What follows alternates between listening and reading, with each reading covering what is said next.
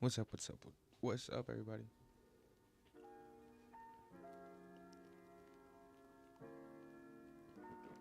Oh man, some good coffee. Good old coffee. Good old coffee. Just making sure the audio's good.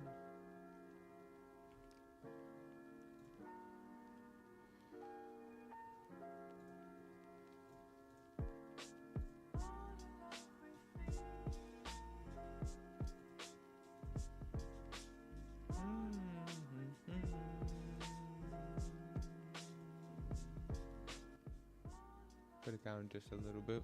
What's up? What's up? Alright, we'll keep just this tab open. Who really cares about that? What did I put? Oh, I put Fallout 3. Yeah, let's play some Fallout 3. Let's get into some Fallout 3.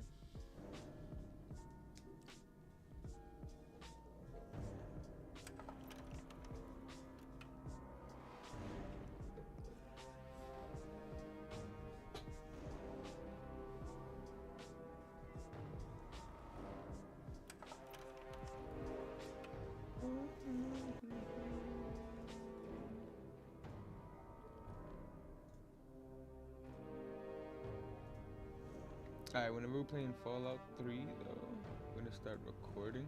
Because we're doing our YouTube videos. Because we just finished off our Fallout New Vegas Let's Play, which is fun. It's always good to go back to New Vegas. I think it's one of the best Fallouts in the series.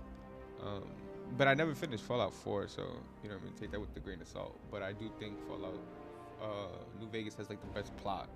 So I always go back to that. I always have to go back to that. It's a really good one. I gotta make, because I've only missed like 1 year that I didn't go back to it, or 2 years maybe. But I always try to go back to that one. Sim Hit and Run. There's always a couple games that I gotta play every year. Fallout New Vegas, we just finished it. It was really fun going back to it. Bring the mic a little closer, so I don't have to be going this way. I do have to. I think the cam's good. Let me know how it is. But what's up, YouTube? How's everybody on YouTube?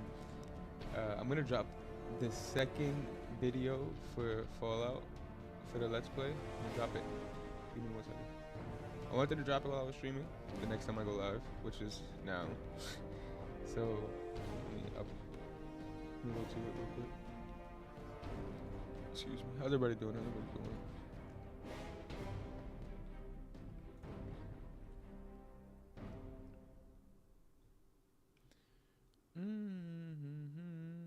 It ended up being only like 3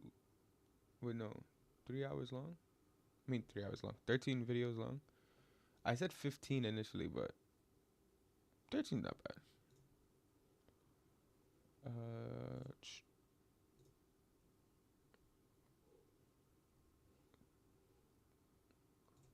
Alright.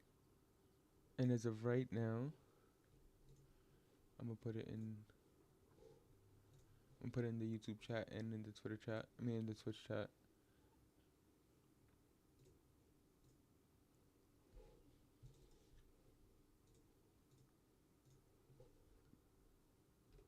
That's the new video right there. Just went live. Put some background music. Just went live right now. Save. Let's go. It was, yeah, like I said, the last video too, it was only like, we could have probably put the last 2 videos together, but it was good that we did it separate, because that last part was freaking annoying. But I forgot. You'll see what I mean. But yeah, thanks to everybody on YouTube though who's been watching and stuff like that. I appreciate it. I put in the Twitch chat already. I put in the YouTube chat.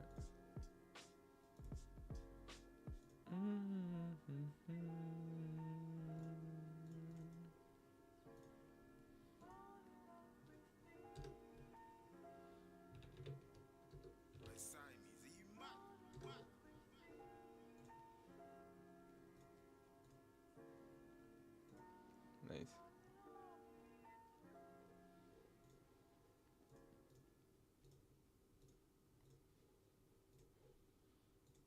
I wonder if I would have typed in the restream chat, if it would have popped up there. Alright, close that. Alrighty then. Let's get into some Fallout. I already have 2 vids recorded for Fallout 3. A traveler, eh? So if you catch the stream, you're technically you might be watching something that's ahead than the video. So I guess that's like the perk of watching the stream. Alright, so now we have to travel to... I was pretty tired yesterday. I'm not gonna lie. I'm awake now. Woke up pretty early, but I'm awake. So we gotta go to the Super Duper Mart because I didn't get to level up enough to take care of the bomb or the repair. So I thought there would be more quests around here. Oh, we can go to the guy's shack. Yeah, we can go to the guy's shack because he... Sadly, sad things happen to this guy.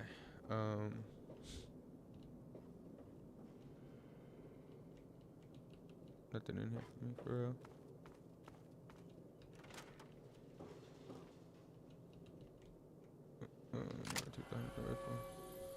You can say whatever you want. He's dead. I'm sorry to like put that out there like that. He's dead. Oh, my strength goes up. Nice. Like, didn't want to like put it out, but he's not here anymore, so we have to find another way to deal with it.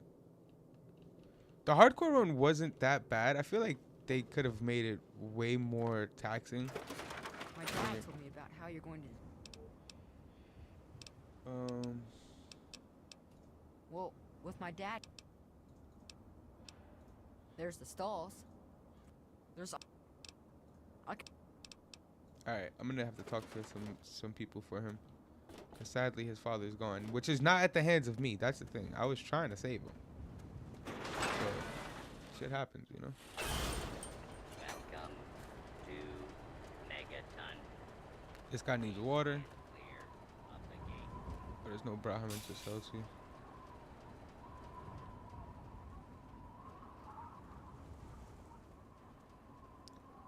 New Vegas's vibe, I guess, is like instantly with like the radio and just everything that they have with it.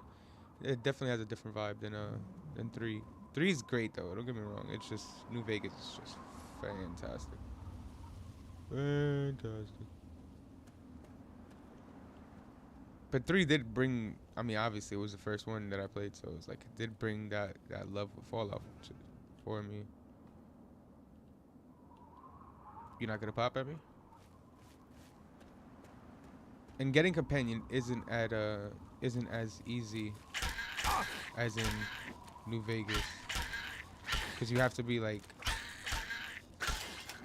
in this one you have to be certain karma levels. And there's the level up that I needed. Just 9 more experience. I'll probably go back to Megaton.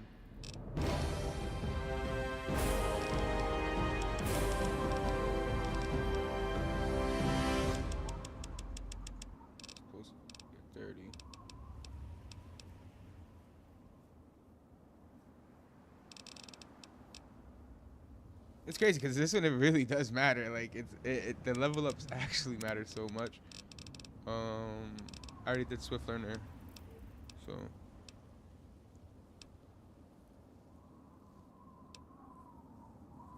three more skill points every time you advance in level. This one, yeah, educated. The perks, let me not say anything yet. Yeah, they're pretty good though. I think they're better than New Vegas.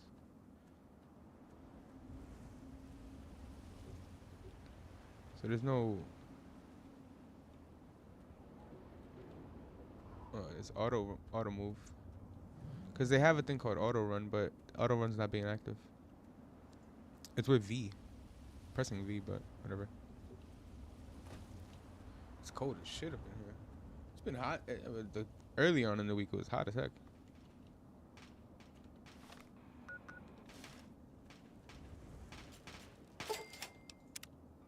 going on? Whoa, whoa, whoa, whoa.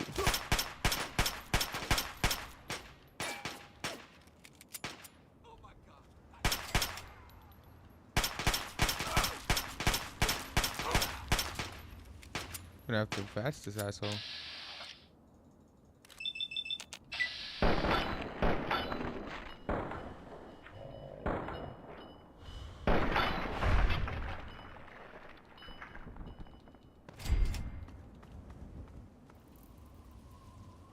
Every time I hear that sound, it sounds like a freaking rad roach.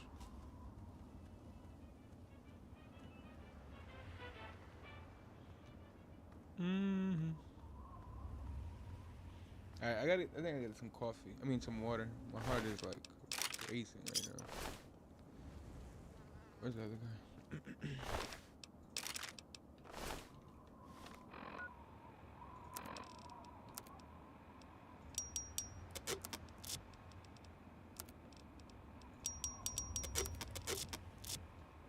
Put that at 1. And 4.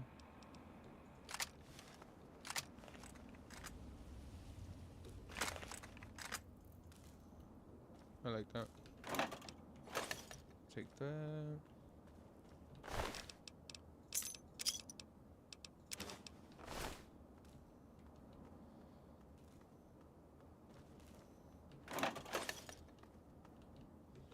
Alright, let's heal up real quick, cause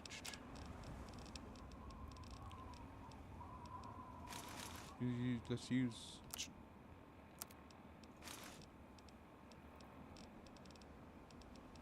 I know we're gonna have to fight, so let's use this for now.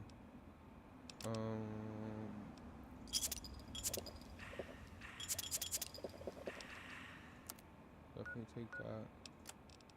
And in the notes. Sorry, I stole it. You deserve to have it back. Remember the old scrapyard. Boom, boom. But that's the ruins. That's crazy how they. I love that. Something that's a lover. All right, bet. So.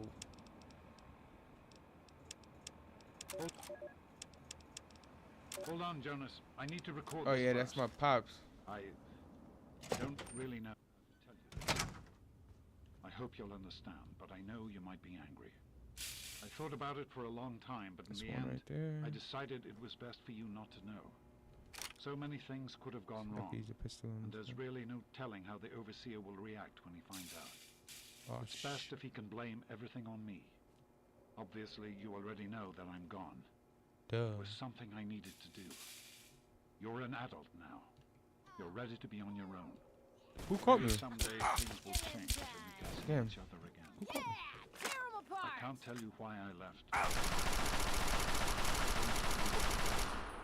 Who knows, life in the vault isn't perfect, but at least you'll be safe. Just knowing that will be enough to keep you Oh. going. Don't mean to Nah, rush that you, hurt. Doc, That but hurt. it'd That feel hurt. That better hurt. if we got this over with. Okay, go ahead. Goodbye.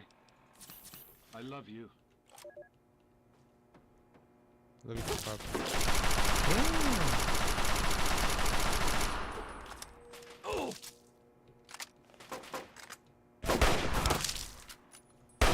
I was using a shotgun, that's why it hurts like hell. Rip her freaking head off! Damn, he hurt though. That was a fucking good nade. Oh man, that was a good nade. You can't even be mad at that. That's such a good nade. That was such a good nade, man. Alright. We're cool. We're cool. We're cool. Laser pistol. Dirty water. What else is here? Activate the intercom. Why would we do that? Why would we do that? I guess we could drag all of them over here, which is smart. 2 stealth boys. Some stealth boys. We like it. We like it. Oh. This side isn't open. We do need water though. Coca-Cola. Coca-Cola.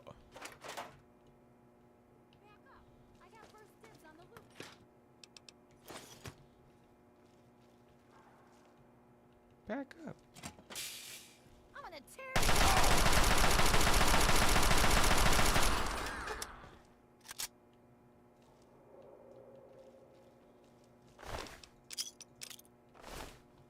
she's the one that threw the grenade at me? I should have never let her live.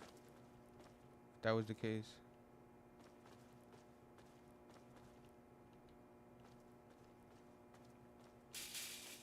Damn, too much noise, dude.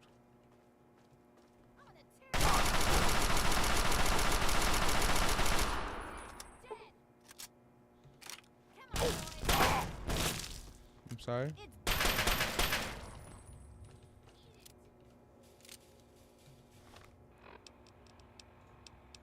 Heal.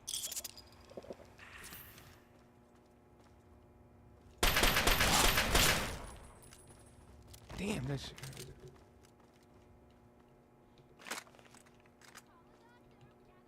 Call a doctor.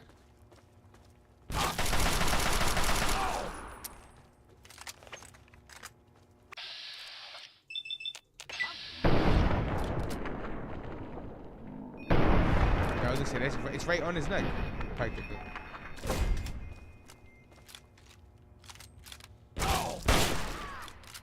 Damn, she got me good though. That thing hurts.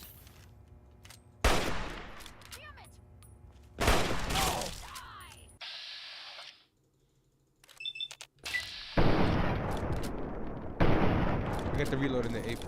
No, it didn't VATS reload. It definitely should have VATS reloaded there. Damn, she's eating my health.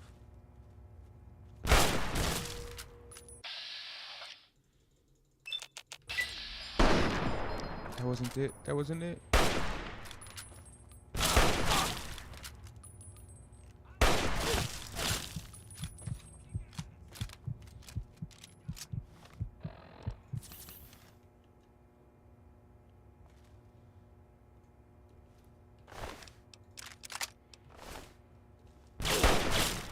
This motherfucker, dude.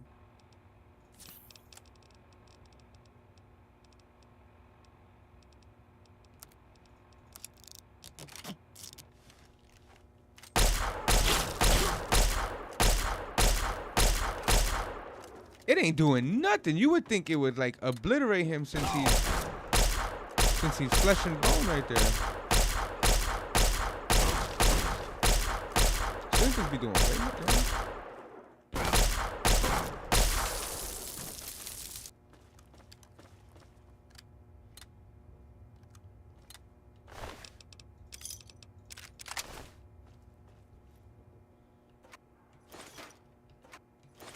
Alright.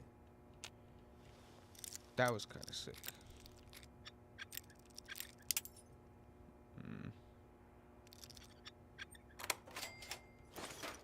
10 mil. Chinese pistol. We're definitely selling the Chinese pistol. That's the only thing it's worth. We took hers.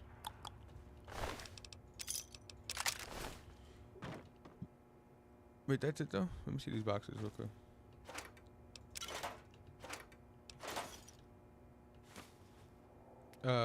Definitely. Where's that sensor module? Definitely take that. And if I find scrap metal too.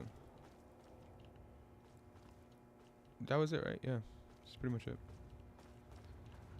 Alright.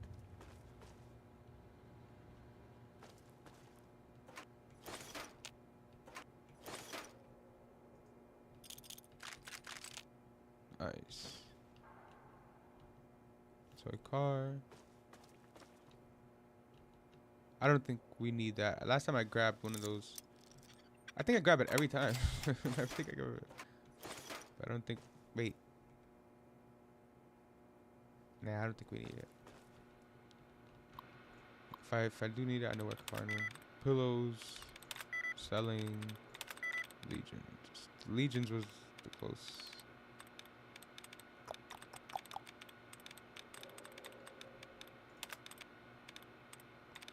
Good. Alright. Desires. Legions, desires sounds close. Veggies? Nah. Legions, desires. No. Fuck. The desires, desired, but it actually went down. Showing genuine concern.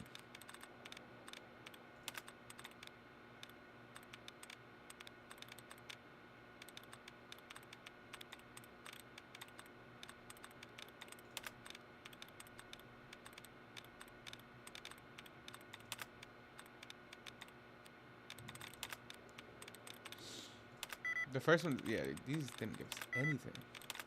Damn, we didn't get anything. Alright, it is supposed to be easy. Screens. That is removed. Current? Oh.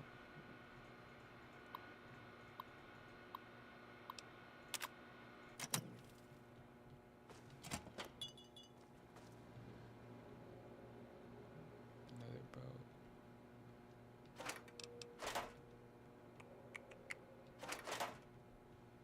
This is much more responsive than New Vegas, though. That's one thing for sure. We're back. Somebody open up the. Oh, there you go. You see, I remember. Something ain't right here.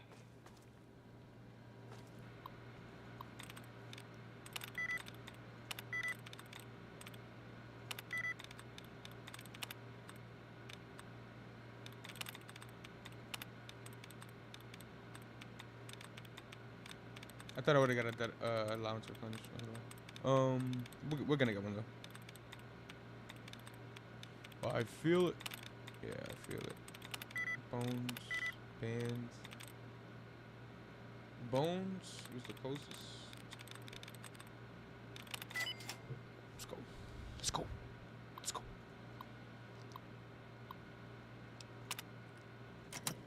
Let's get him out of there. Let's go right now. Loading. Personality. What's up, brother? Bronco. R0.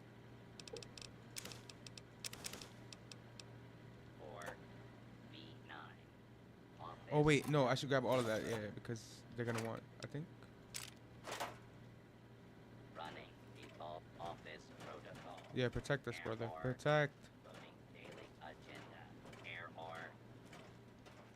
Security breach detected. Please stand back. Science comes in handy. Right away, right away. Commencing attack on hostile target. Warning. Hostile in. Do we get XP for that? I don't think we do. Nuka-Cola, Nuka-Cola, Nuka-Cola.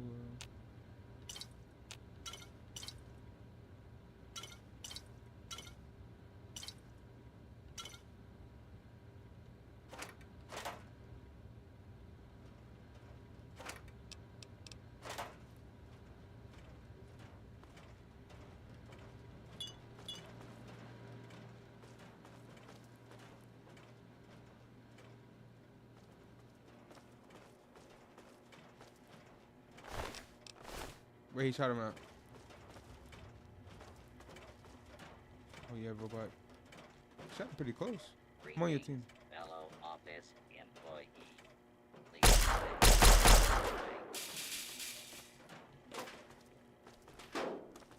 scanning for office. Oh, oh, oh, oh, oh, oh. Hold on now. Shoot that. Accepted. Have a nice day. Alright, let's take care of this. Come on.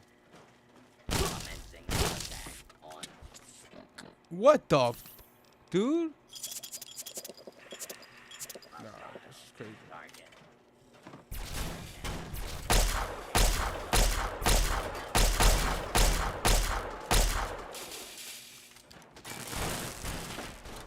No, they took my son out.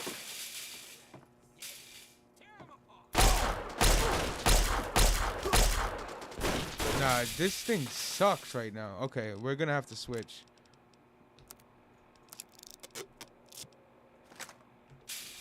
Where did I drop that? Where would I drop that? Where would I drop that? Where would I drop that? Where would I drop that? Where did I drop it? Where did I drop it? And where did I drop it? Damn, I don't even think I saved. I don't even think I saved. I don't even think I saved. Fuck, fuck, fuck, fuck, fuck, fuck. We didn't save. Just want to throw it out. We didn't save. We dropped the fucking gun.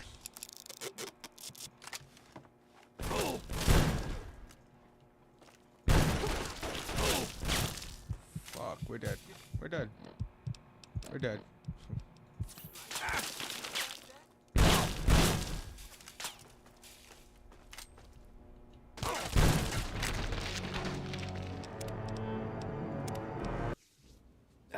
That's a learning lesson, folks. That's a fucking learning lesson. Ah, man.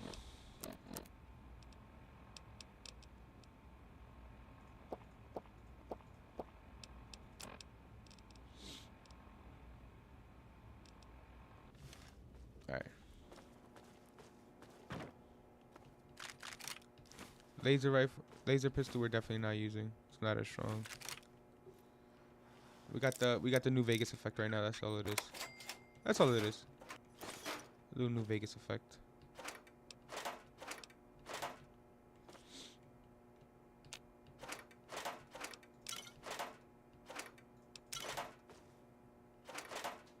Don't they ask for a cherry bomb? Take the food. I know you heard that, girl. Come true. Come true.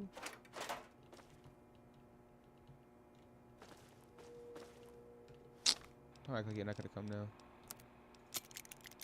Alright, let's do all this now so we don't have to do it later. Drink some more water. Alright. She's not coming.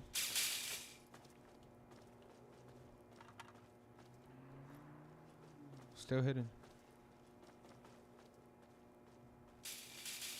Damn. Couldn't be. I couldn't hide if I tried.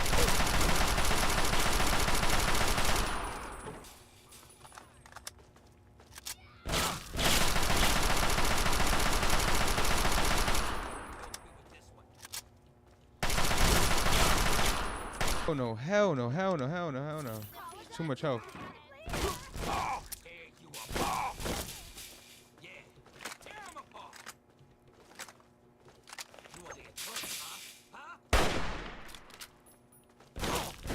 Nah, that's too much health.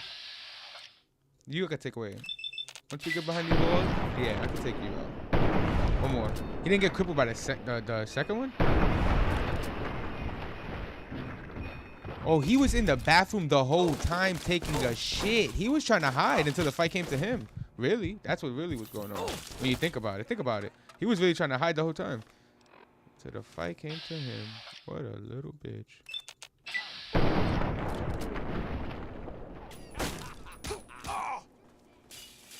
Damn, this Vault 101 security ship didn't got no protection to it.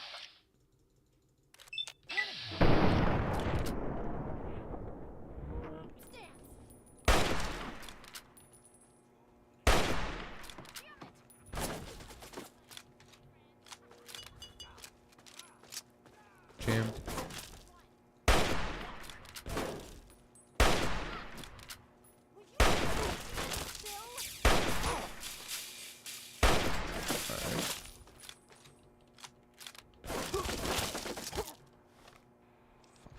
Killing me right now.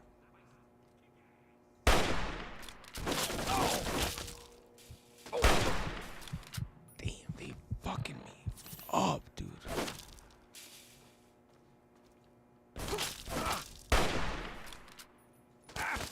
Damn, it's not even shooting though.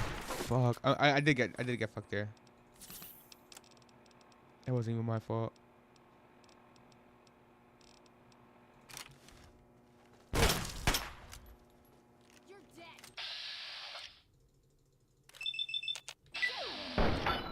You missed the first one? She's right in front of you. You missed the 5 after? Get the fuck out of here. He is blowing me right now.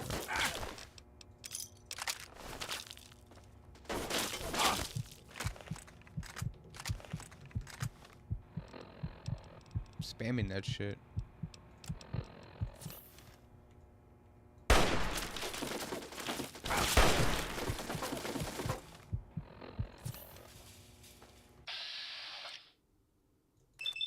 No.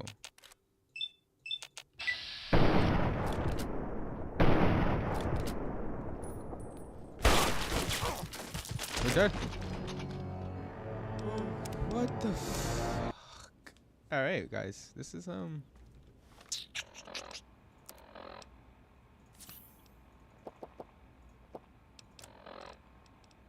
I can promise you we don't usually have these issues. We're playing on very hard, yes, but still. We're not new to this, we're true to this.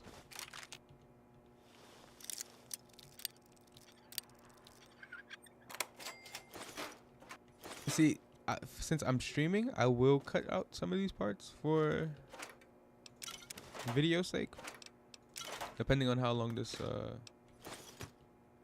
like I feel like we should stop the first video.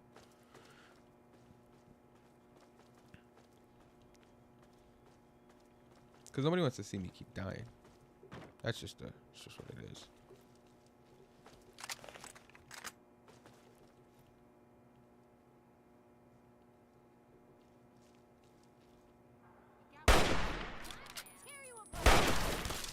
It's go time. Wait, lady, you were here the whole time? I was looking for somebody to. 1, 2. That's not enough, damn. That's a good headshot.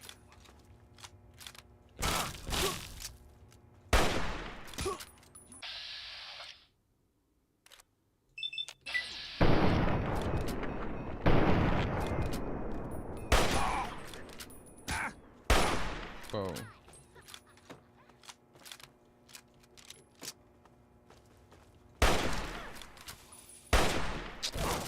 That's so that's bogus.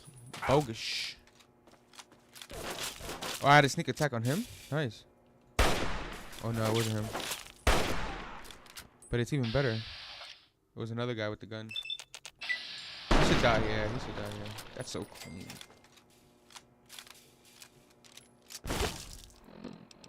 From where?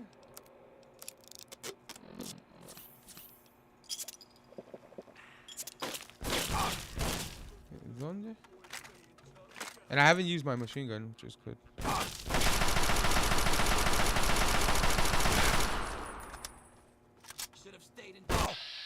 the fuck? Oh, I got the sneak shot on him. He should die. Nice. There you go. There you go. Now we're looking like we know what we're doing. Because at first we did not. That was for sure. Definitely did not. Spin pack it up real quick. Let's see if we can use one of these. We gotta add this one to the arsenal. Alright.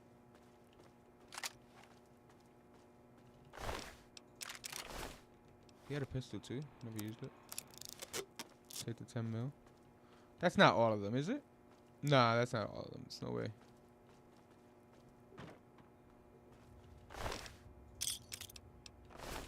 Time to tear you apart. Told you. Knew that wasn't fucking all of them.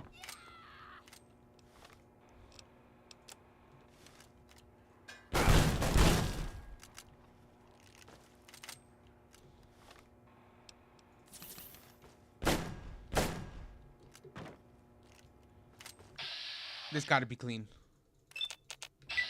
One? Just one with my AP?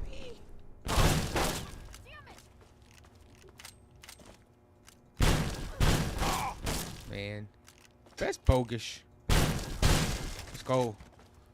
First to reload, mother effer. Yeah, this time we got it. I feel it.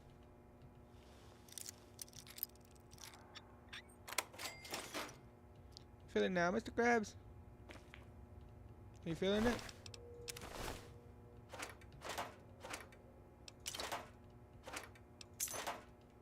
Alright, let's get out of here. There's still one guy in the bathroom we should probably take care of.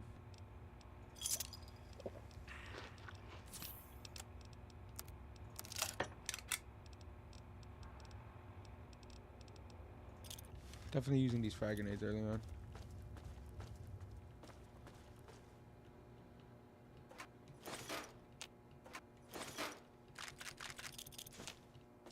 If this ammo was in the other area, psh, you would get through the area easier because you could get to the area at first.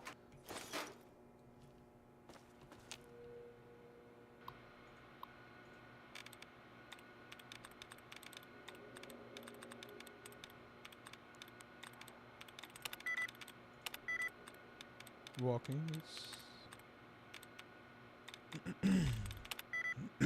ING is the thing then.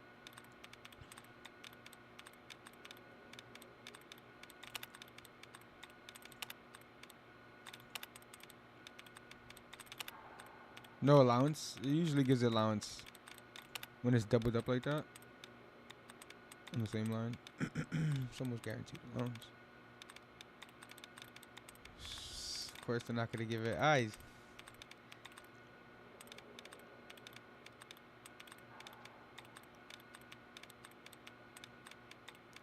Fucking dub. Fucking L.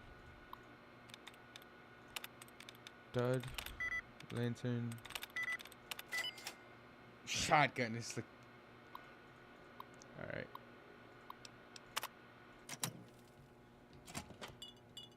Poor guy.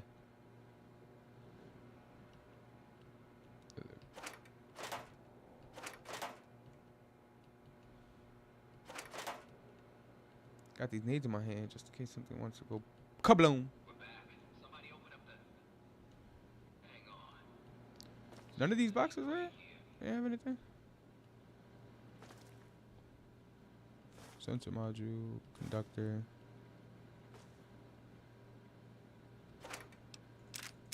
This one. Alright. Metal brace, surgical tubing. Take all that.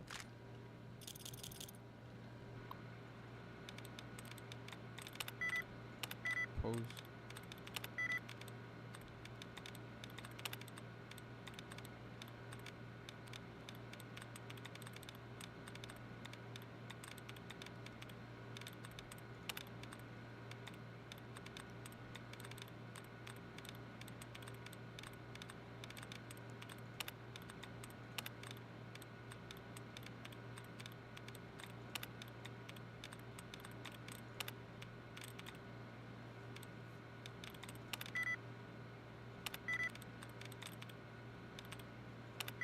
Man, like, fuck. Fruit, agent, and fried. Okay, fried is the closest.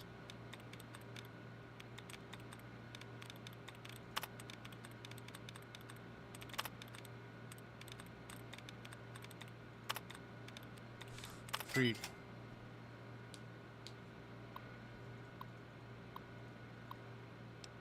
On maintenance.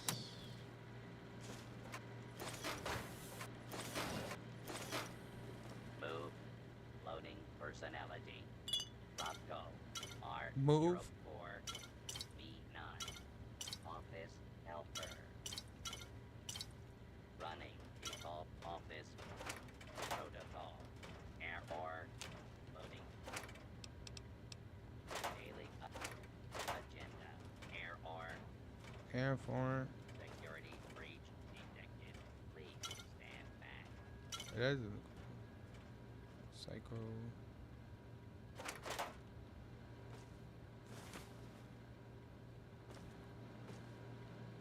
Alright.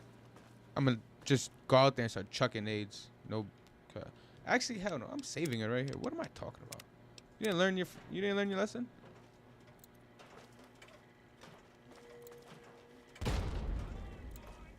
Scanning for hostiles. No, oh shit. Not be on order. Will be restored.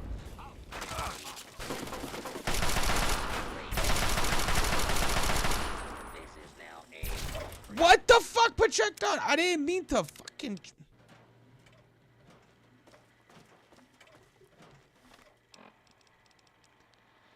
Cocksucker, I didn't mean to do that, obviously.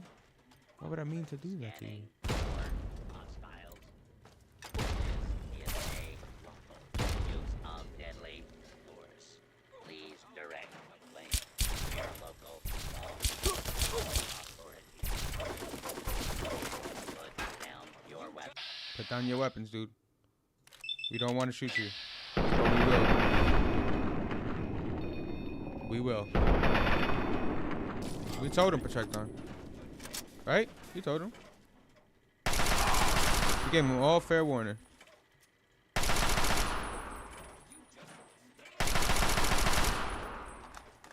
Law-abiding citizens Alright, Protector, you gotta do something, though. You just looking goofy out there, though. Making me look bad. Not gonna lie. Come on. Do something. Yeah,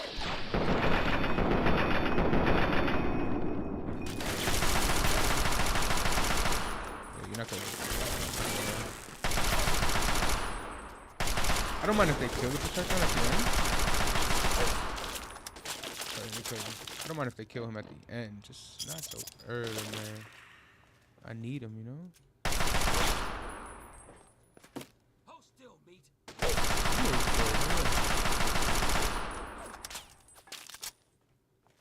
Yeah, come through that door. Call a doctor. We got him. That was actually pretty close. Bleeder.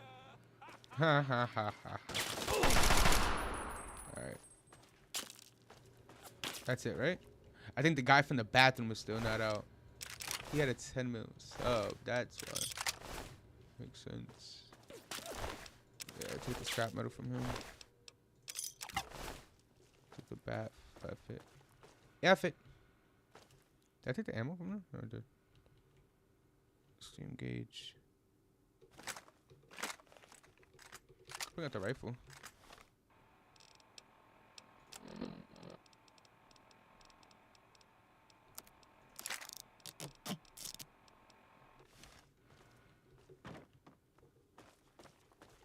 Did this guy come out the bathroom?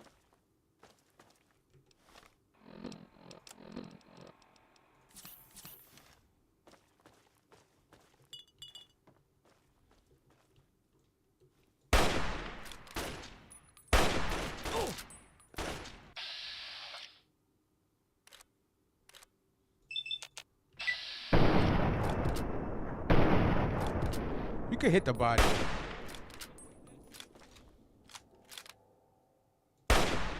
Don't run.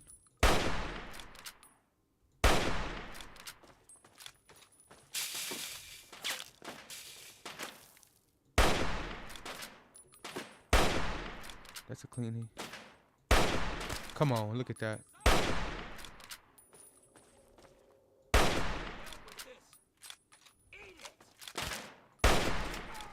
That guy really ran? What a bitch.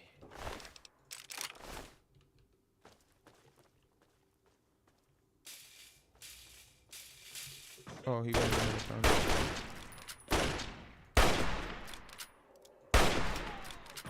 Alright, that's everybody.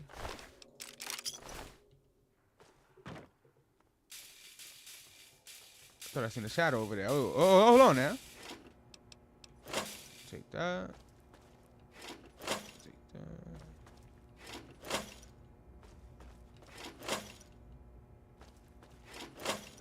Run these cash registers. And then we'll close it off. Take enough. Come on. We did a good job at the Super Duper Mart. Cleaned it bit up. Alrighty then. Just for the bottle cups. You know? Just for the bottle cups. None of them had a Chinese assault rifle. I was almost certain one of them had it. But all good. No stress. The armor sucks. It really does. We're gonna use. We're out in the road.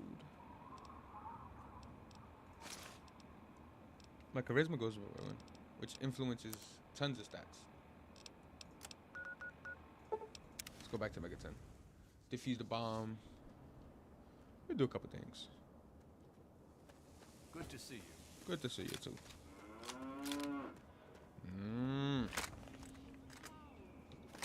Alright.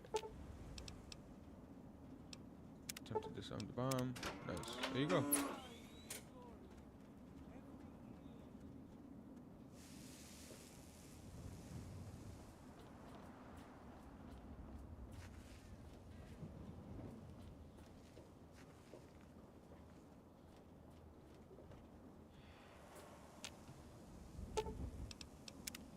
Attempt to fix it. Got this one. Oh, and the one at the start. I didn't get it. I'll go back and get it. And drink the waters of the globe. This one up here. And then the last one over there. So I got some scrap metal to turn in. I just got this last lead pipe to fix. I mean leaking pipe to fix, and the resplendence I of disarmed the the bomb. promise of our I also went to Super Duper Mart, so it's a good. That's a good couple tasks right there, man. Boom.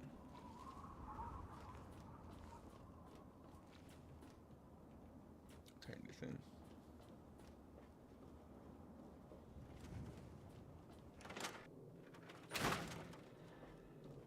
So, how's this? Really? I did. So you're saying that they acquired a well-protected... Yup. Well, keep what you got. Just traded for a big food shipment myself. I still need to study I need some... And that'll cover...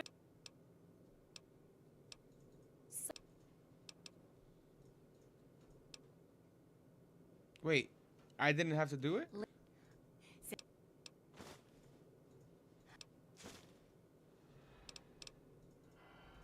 Anyway,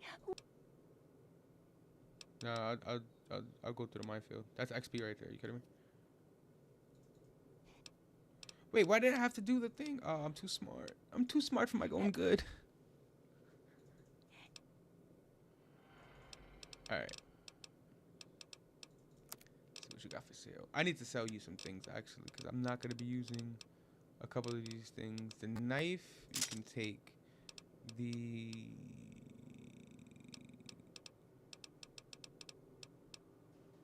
Chinese pistols you can take.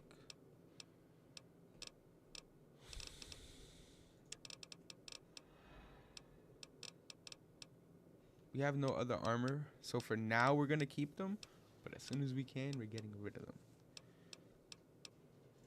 Baseball cap I could get rid of because we don't need it. Keeping that, keeping this.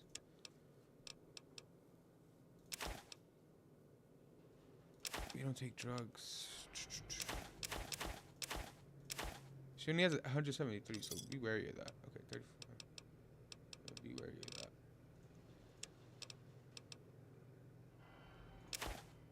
That's 34 exactly. Alright, let's buy some things from her.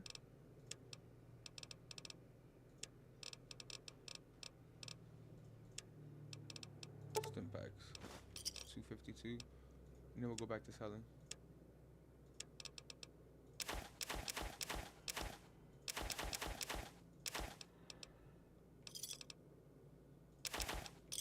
We're gonna try. This is what we did in 3. We always try to buy a bunch of stim packs to, like, and don't carry food and stuff like that.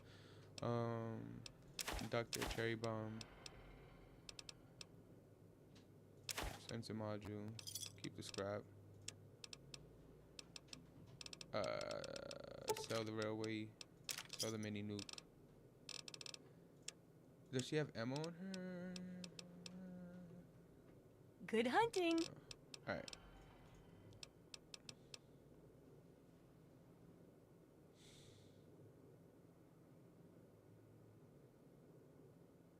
Damage goes up by 1. Alright, that's it. Thank you. I appreciate it. Who else do I have to go to, though?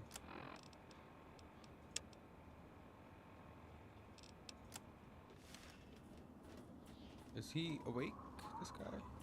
I don't think so, because the light... Oh, right there. Well, there. Huh? Yeah. All fixed. How? If. Huh? Yeah. Well. That's 30. All right.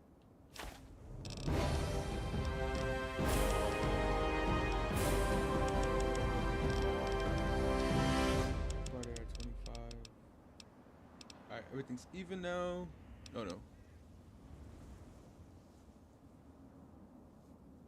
Put it to 25.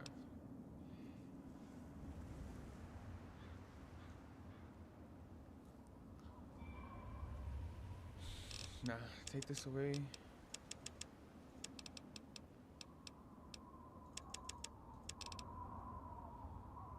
Put that 1. But even that's still high for our guns not having anything. Oh no, that's only guns like that. Then yeah, we're better off putting energy weapons. Our small guns though are also at 15. Let's put that up there. What did we unlock? You can speech and each rank raises your speech and barter skills by 5 points. So we can keep that for later. Time, comprehension, child at heart, interaction with children usually in the form of thief. No. Swift learner.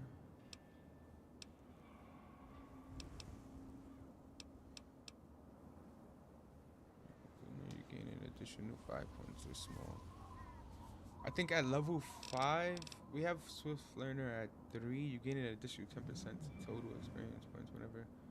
I mean, we could probably get this to 5. I think we could get this to 5 and then go to intense training.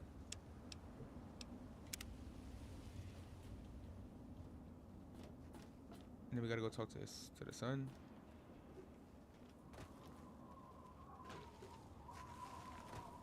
Each of us shall be mother and father to a trillion civilizations. Wait, where's the son? Is he up top? Peace shall know an end today. Oh, he's up top. Okay. What's good, young man? You did it. You disarmed my. He went. Oh. 500.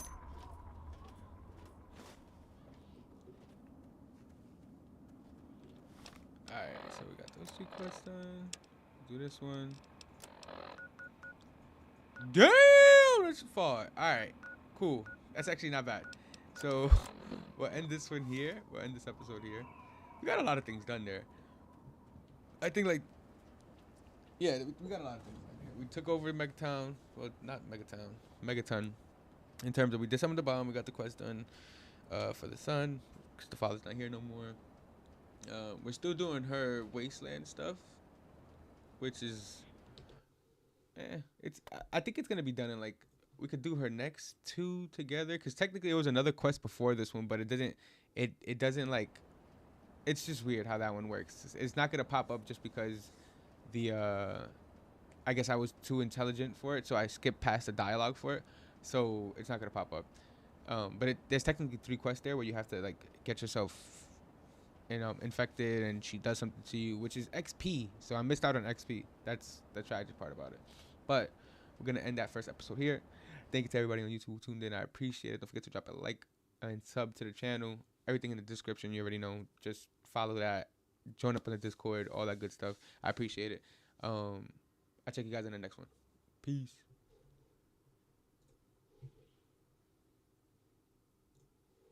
All right, so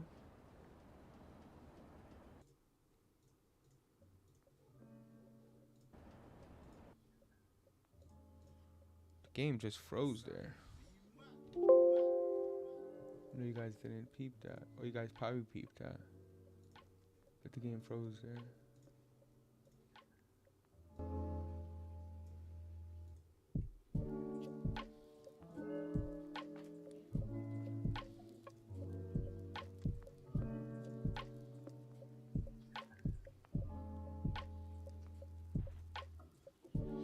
Alright, let me get some water. Let me go put some of these things back. Load up the game and get to the next one.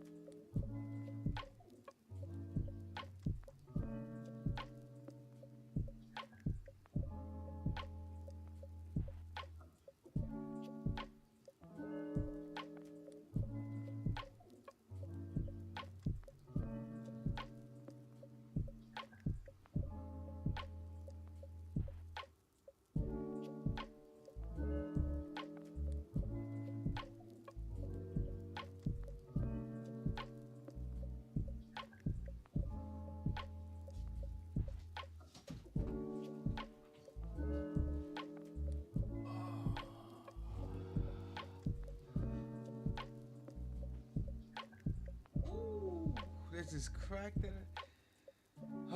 That feels amazing. You ever get those? You ever crack and then you're like, oh my god. Feels mad good. Yeah, that shit just felt so fucking good. Ooh. Ooh, that shit felt amazing, dude. I just realized I never even posted the vid on Twitch. I mean on Twitter. Definitely gotta post it there. That's sweet.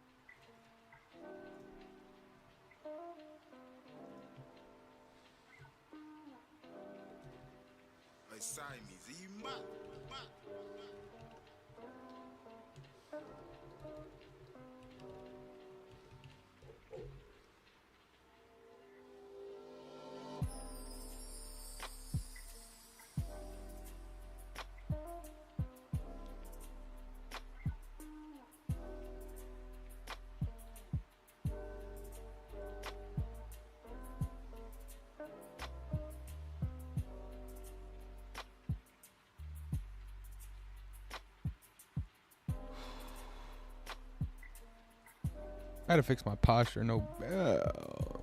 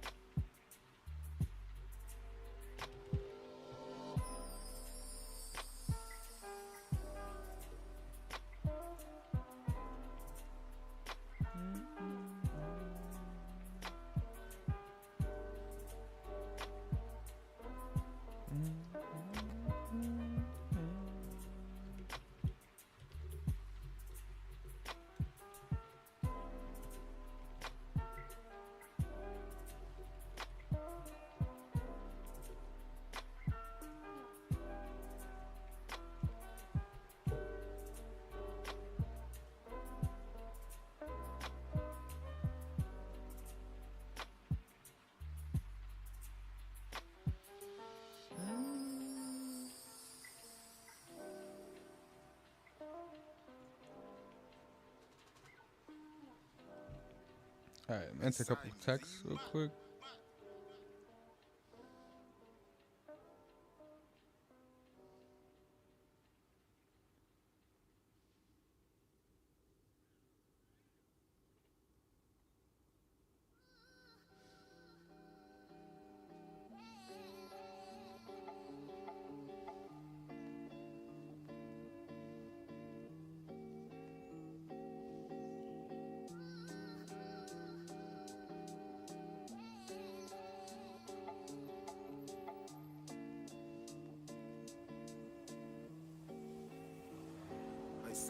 All right. If you haven't, go tune into that video for sure. For everybody who watches this later on, everybody all that shit. Make sure y'all drop that like.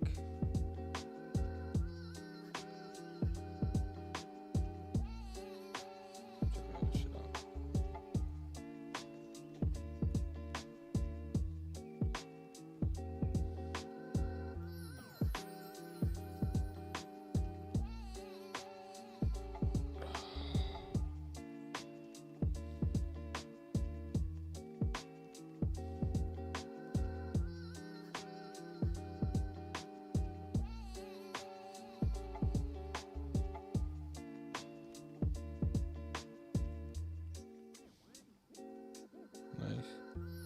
All right.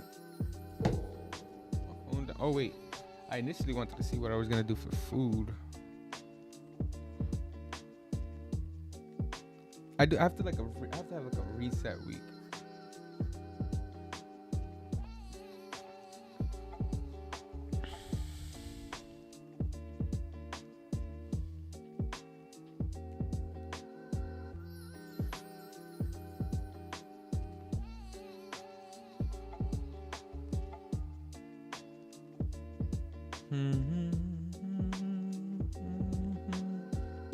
At this time, I'd probably be having like a little bagel. Not at this time, actually. Like 30, 45 minutes before this.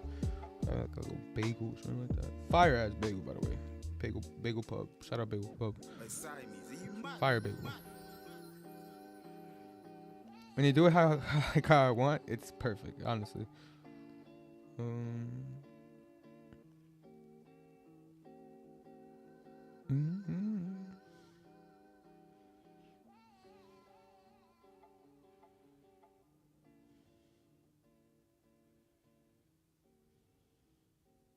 Inflation sucks, so why not do something about it?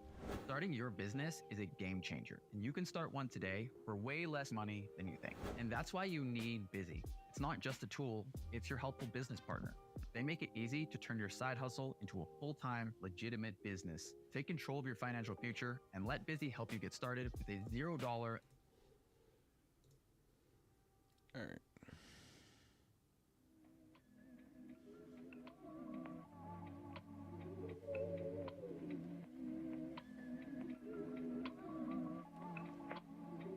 Like Siamese, are you mad? Are you mad?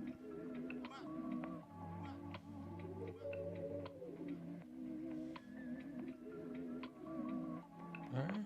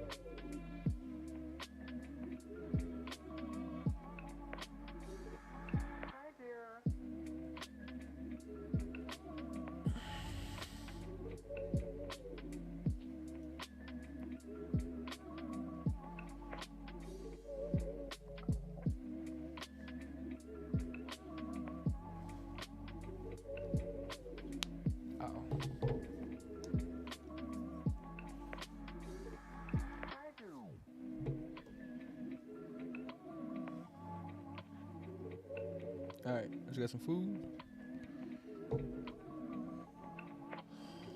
Like Siamese, are you mad? Are you mad? Like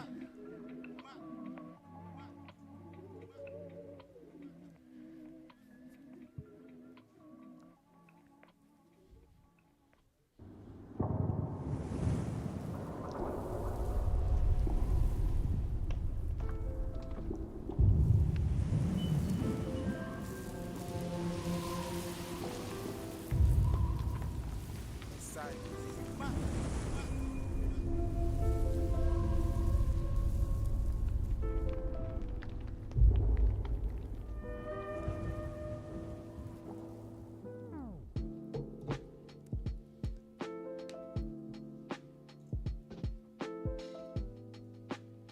I do want to see something.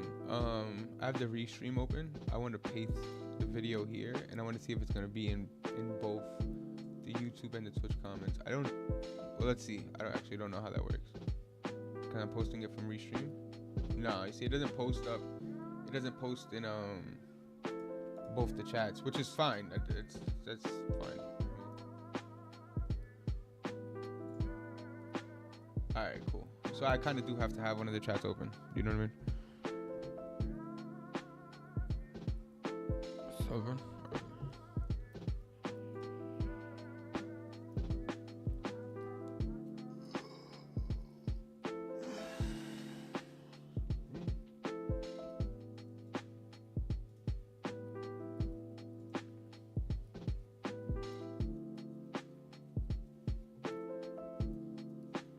Oh, give me 1 second. See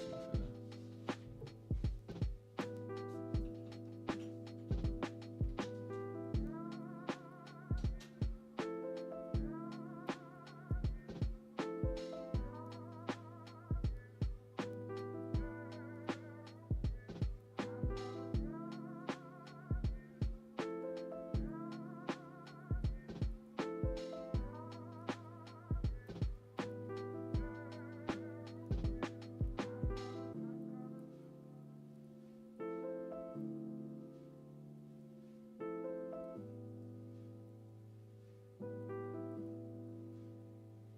Siamese, are you mad?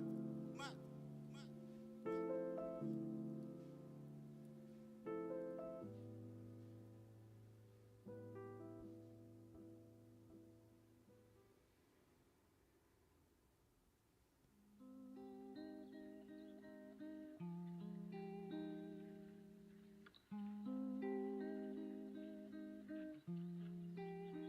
Like Siamese, are you mad? Mad.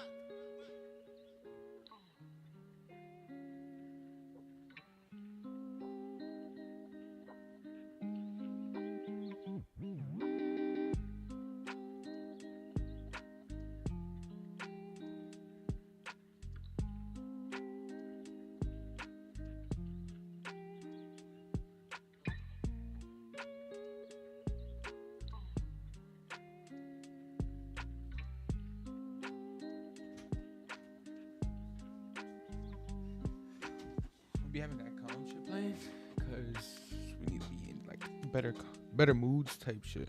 No cap.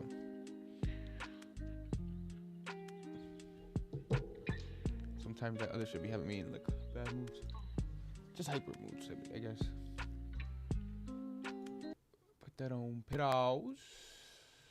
Get this up. Not if you butt. Man, this cold as fuck. It's freezing. It's really cold.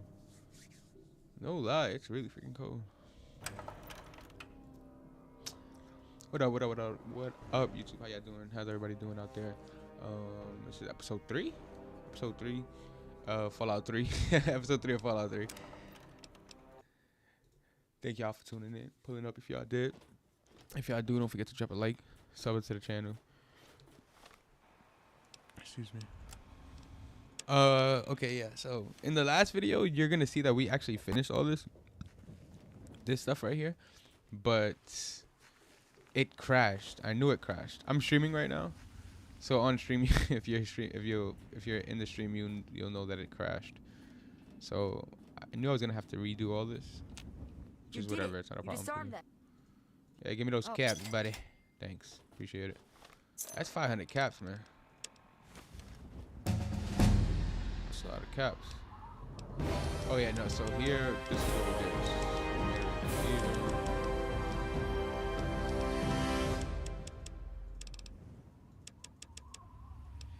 Put one on small guns, and we swift learned. All right. At the end of the videos, I'm gonna have to make sure I save it every time, just because Fallout 3 it crashes way more than New Vegas though. I'll say that much. New Vegas, I know when it crashes, kind of like that moment with the rockets and stuff like that. I kind of know when it's gonna crash, but with this one, I guess it's just been like kind of randomly crashing. Now she wants us to go. These 4 are DLC. This is the main quest, and this is what I'm doing right now. What we got? We could kind of like. Put this down real quick, sorry. Alright, yeah, I can't be doing that a lot. But 10 Penny Tower. Landing. 10 Penny Tower was uncovered because the guy told me about it. I don't know if that's where the goons are. I mean the goons. Tarkov. I miss Tarkov a little bit, man. Definitely gonna go back to it soon. We're just gonna go to Minefield. Should we just go to the Minefield? Or should we just like explore a little bit? Nah, let's go to the Minefield.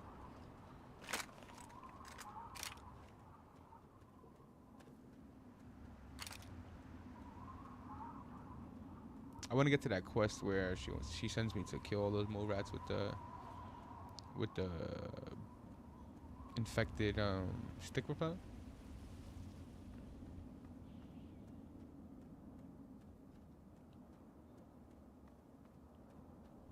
That's one thing too. There's no radio in 3. It's just silence. Thoughts. The only one.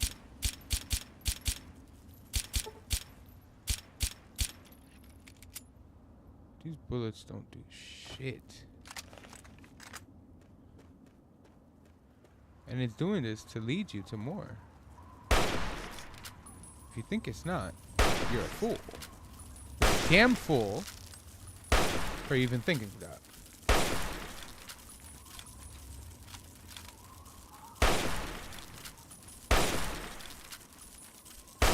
It becomes a point where we have a lot of ammo, so we're not stressing it, but we do need to find.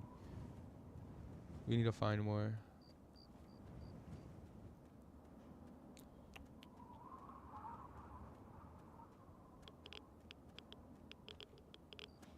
That's a landmine, no? No, that's right away.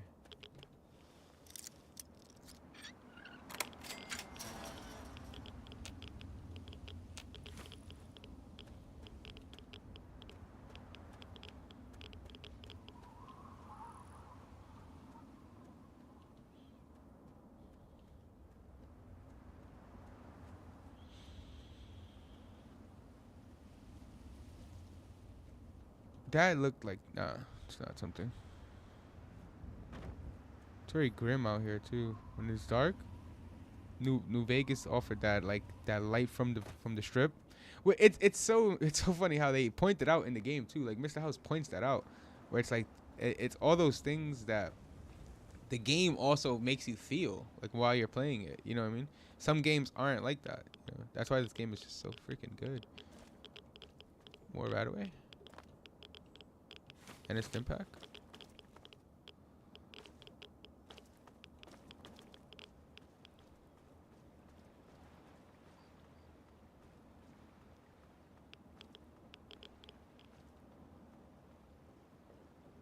That sound itself is kind of iconic. That.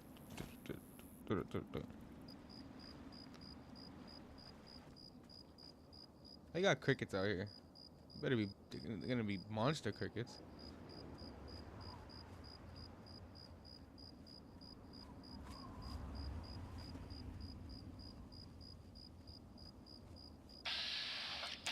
Bloat fires. Have a 0% chance of hitting it? Why? Because of the...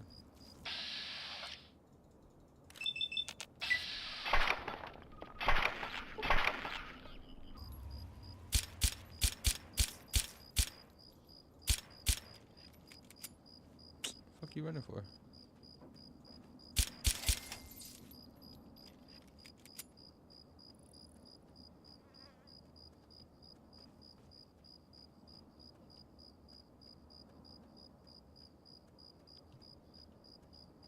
See what this rocket's about.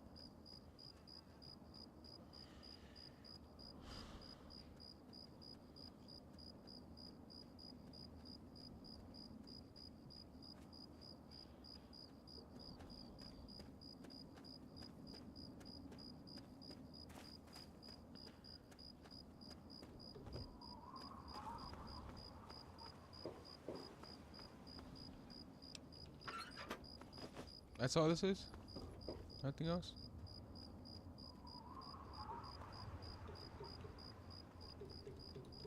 I despise that. You can't jump over shit.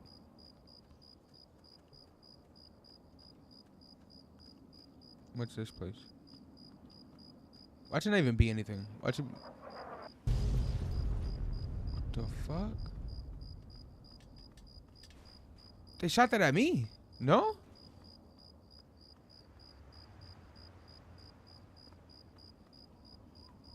Nah, what the hell? They definitely shot that at me. Because why did the metal start breaking around me?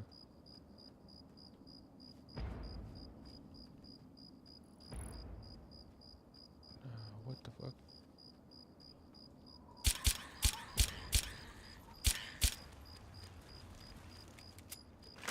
I forget what the more rats we could beat the shit out of them. Come over here. Get your ass over here. Wait till I get that. See, somebody is attacking me. Oh, shit.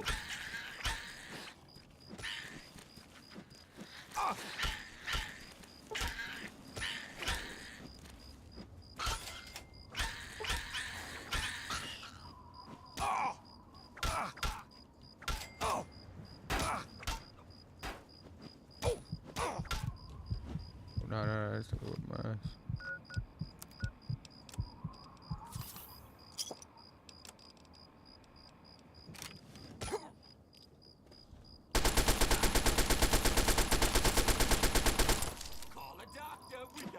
Call a doctor.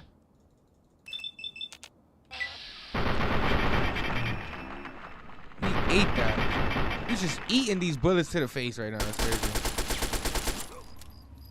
It's fucking insane. Back up, dude. Fuck.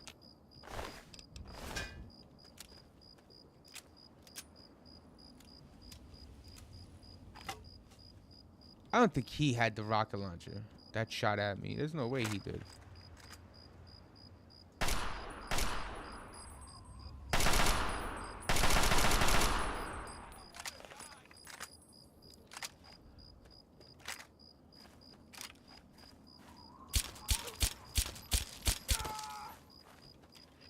I probably headshot this guy with the pistol.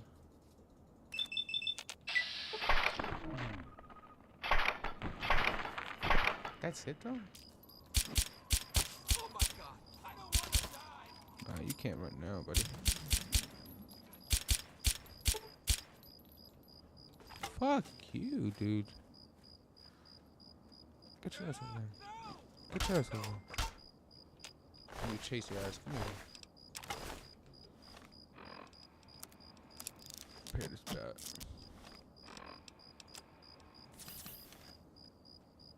I don't got much health. Is she the only one that we could buy stuff off of over there? I think so. Right now, she is.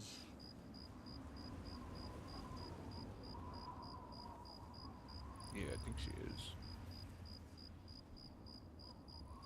Cause I don't need it. No, wait. The guy inside, does he sell? No, not yet. I don't think so. They have to get cooler.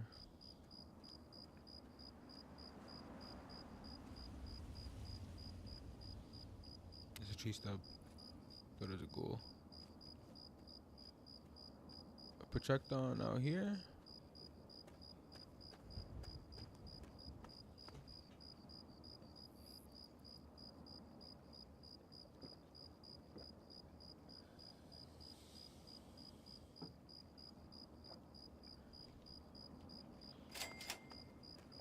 Alright, the scrapyard.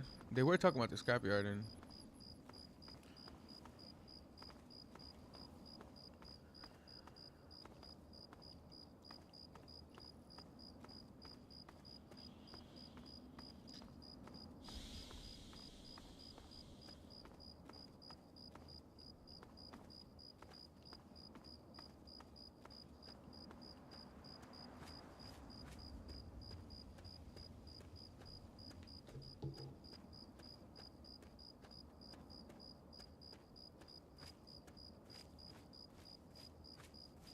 sorry.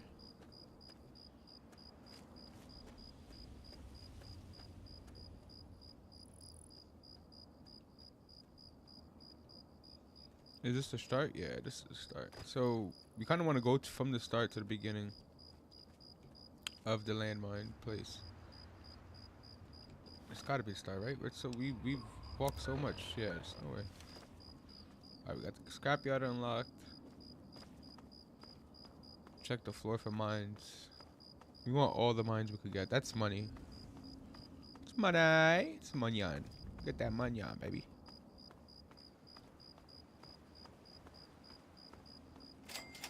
Alright, cool. Discover the minefield.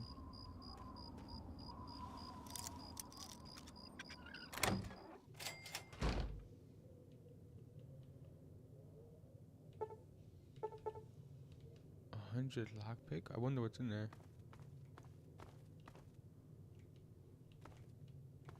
That definitely made me intrigued. I really wonder what's in there. That little ass box. Interesting.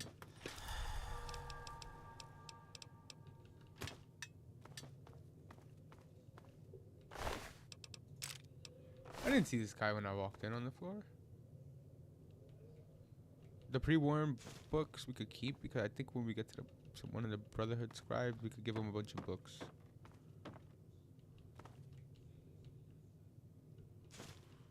If it takes up space, then we just drop it. But I think we're good.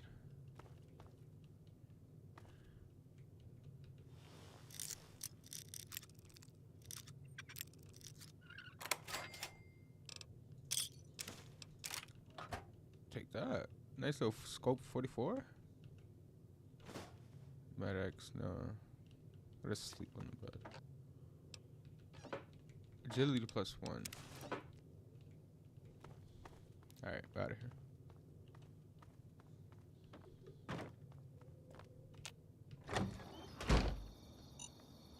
Fuck, what the fuck did I just say? What the fuck did I just say? What the fuck did I just say?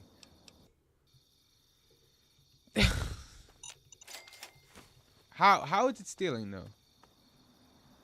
We're protecting ourselves. They're not just gonna blow up. You crazy? A letter from Voltec. Fucking guy's trying to snipe at me. Nah. Cause the cars start blowing up. No, we're not doing that. We're getting all the ones we can. Sorry, buddy. If you don't like it, don't put mine down.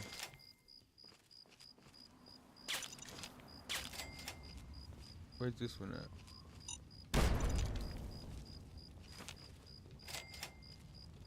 That car's gonna blow up. What the fuck did I just say?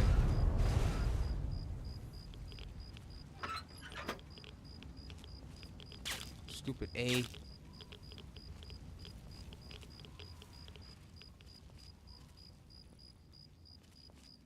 Yeah, just shoot. Dude.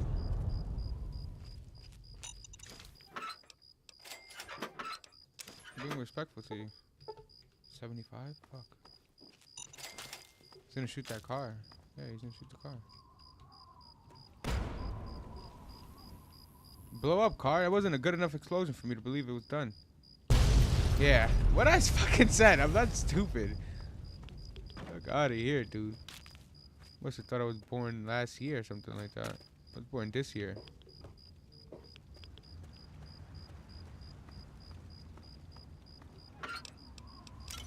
I know what I said. Fuck, that hurt. Chill out, dude.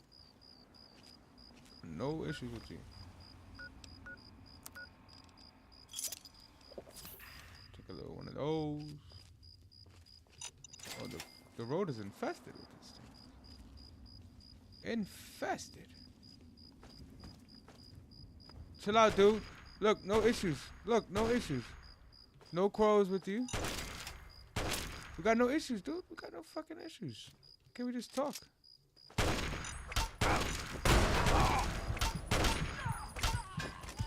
Fuck yourself. Just trying to be cool, man. Just trying to be cool. Definitely got more mines around here. Take those.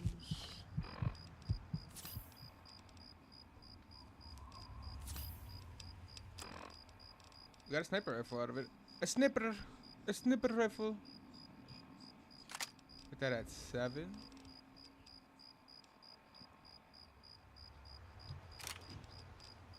Alright, cool.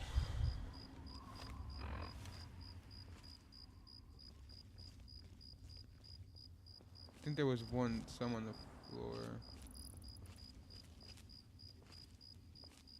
Take the bat. Cherry bomb, Coca-Cola. Take the food. You don't need it. You don't need it. Fuck. Does it matter now? And then there's ammo, no? Isn't there ammo up here? Yes, there is. Yes, there is. I'll take this ammo from him. It's to the left. It's not top left. No. 308, 308, shotgun shells. Calm.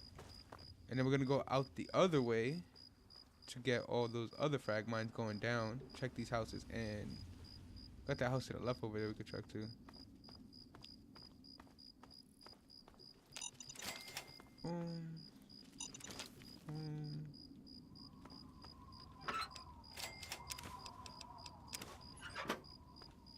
Take that. Take that, take that. Voltec. I think there's one mailbox that has what's inside? Like a book or something? One of those magazines. Chilling in the house. Yeah, this is the house that has the rad roaches. Okay, all the roaches in here. Nasty ass rad roaches.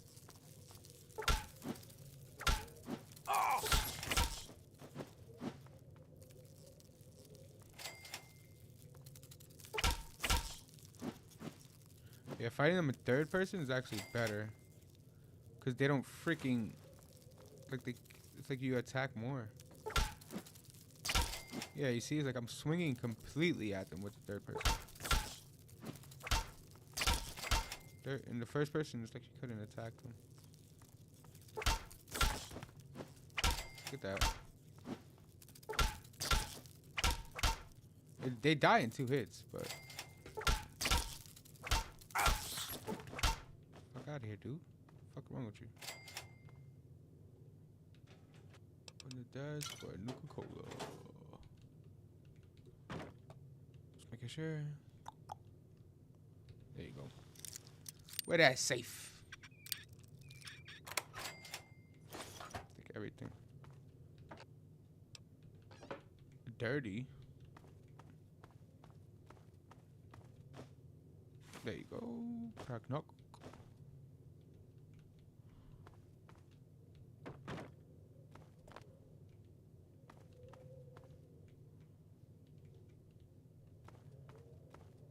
Take that, take that, take that, take that. Alright. That's that house.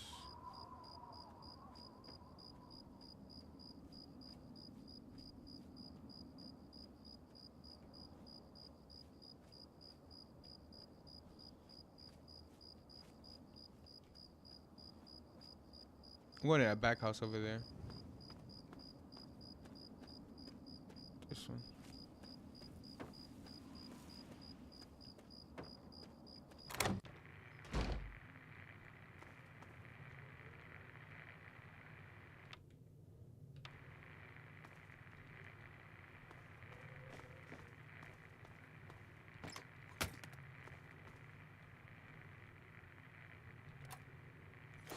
Nice.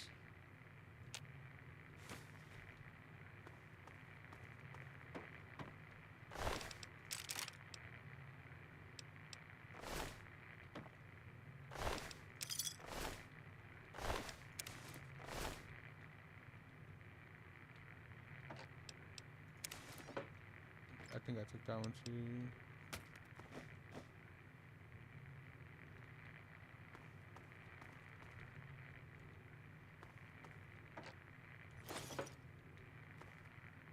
The safe is around here somewhere.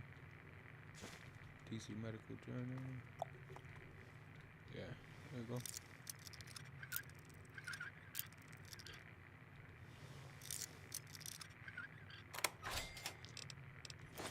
Take all of that as well. Alright, these are good houses.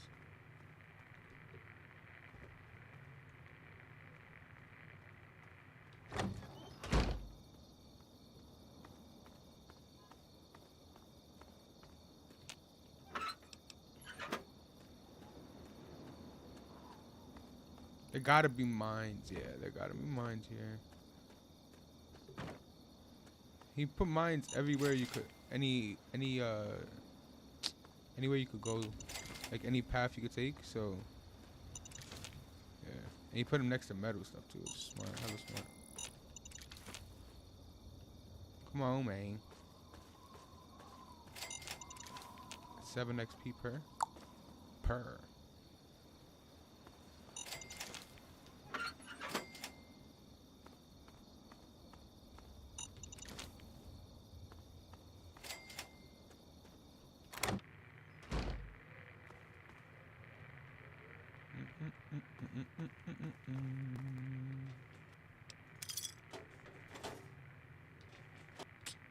You got 32. Safe is downstairs.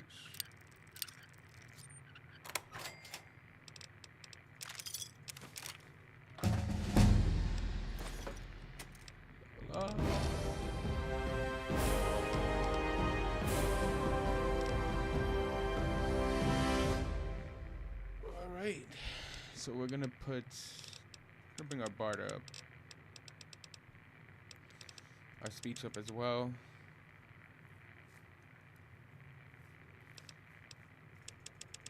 Make it pretty low.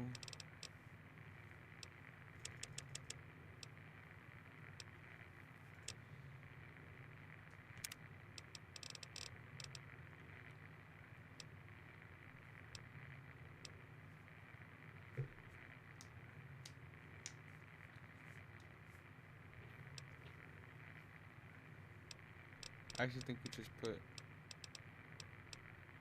Oh, we can't get it to 5. You can't even get it to 5. Oh, okay. All right.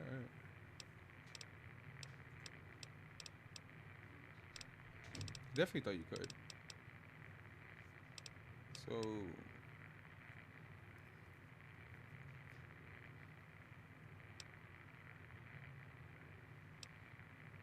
Should we do intense training then? Find mover. We do need caps, but we've been doing pretty decent with them.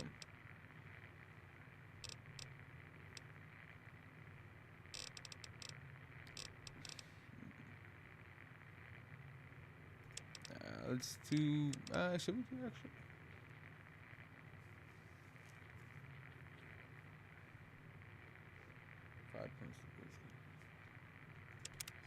Because then that makes up for the 5 points we didn't put on it.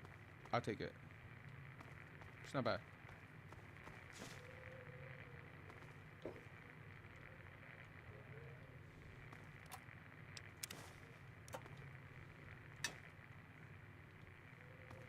We are coming up on that weight limit though. Gotta be aware of that.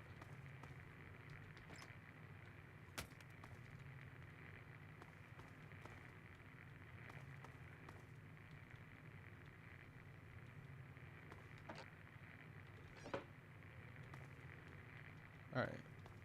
Nothing much. Let's get out of here.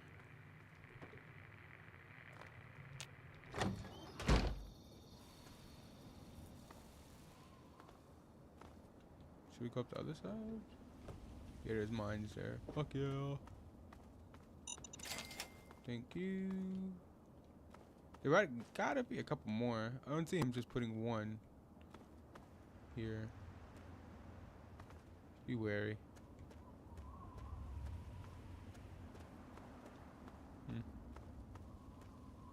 Maybe they just put one. Alright, let's get out of here. Repair a couple things then. Oh, the bottle cap mine. We didn't sell it.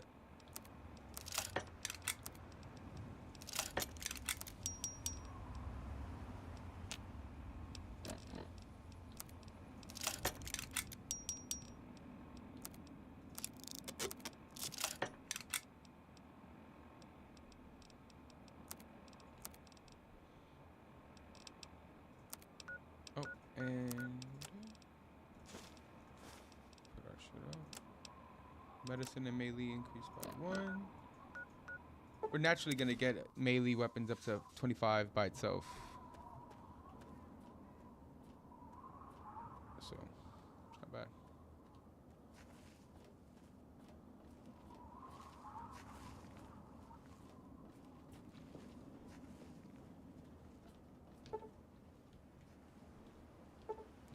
Oh, just wait an hour.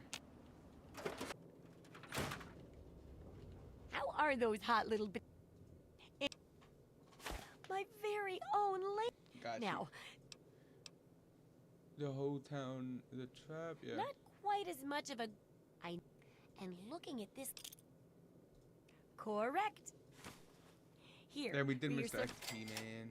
Sorry. Let's start doing it. So let's buckle down and get to work on. Yeah, the Mirelets. rat- I mean the more rats. but I- I'll test the return up for you. I don't care about. Do you sell? Nope. No. I don't need any of this. Can you? Let me see what you got to sell. Yeah. She got 278. Does she have more stim packs? Yeah, we need to buy those stim packs from you. That's 280. We'll give you our bread back with the bottle caps. Another Chinese pistol. Fucking tons. Wait up. That's too much. No. Exit. Cancel that. Good hunting. We're gonna sell you though, for sure. Cause we don't need all those, and we're not gonna carry all those. Oh, weapons. We're gonna sell you 14. That's 210. We'll sell you another 5. Send you 5. Nope.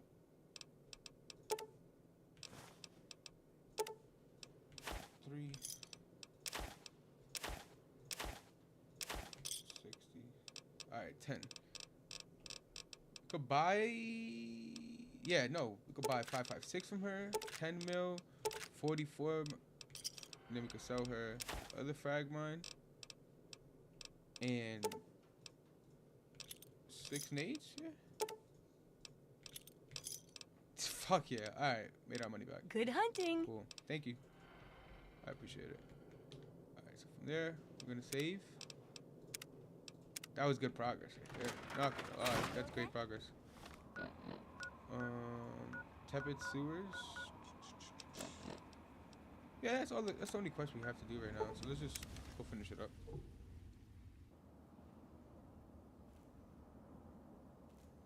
Nice. And then we just go from there. Oh, I didn't even sell any of my stuff there. All good. Bottle cap right there, boy. Gotta think smart.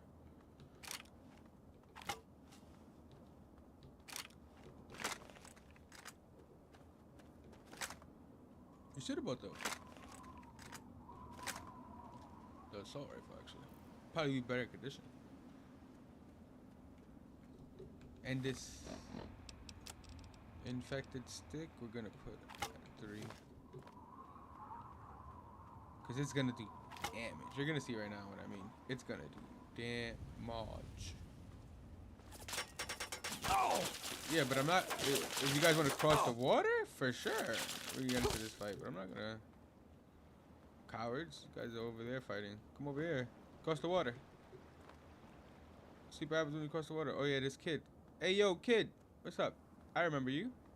Those monsters. I remember. You won't. My. Please.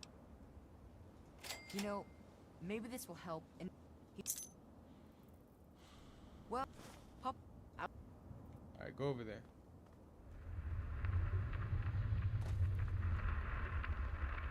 I'm gonna go to that town when I can, alright? I got a big task ahead of me. Are the Mirelocks gonna pop up here? No. I can stop here too, yeah. Talk to them. Excuse me.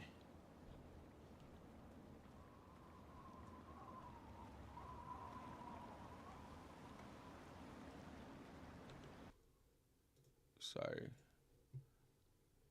I don't have both chats open. I just have my one chat open. So if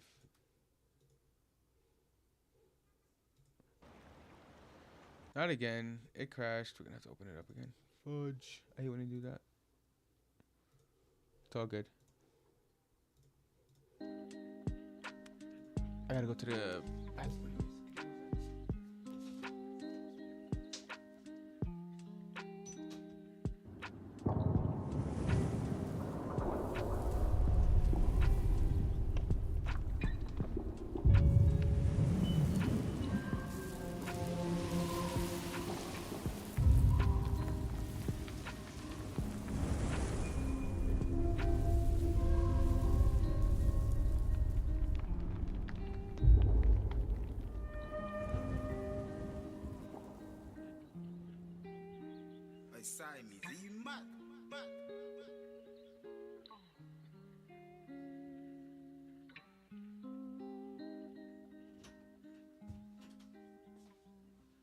Alrighty then, let's get it. Let's get it.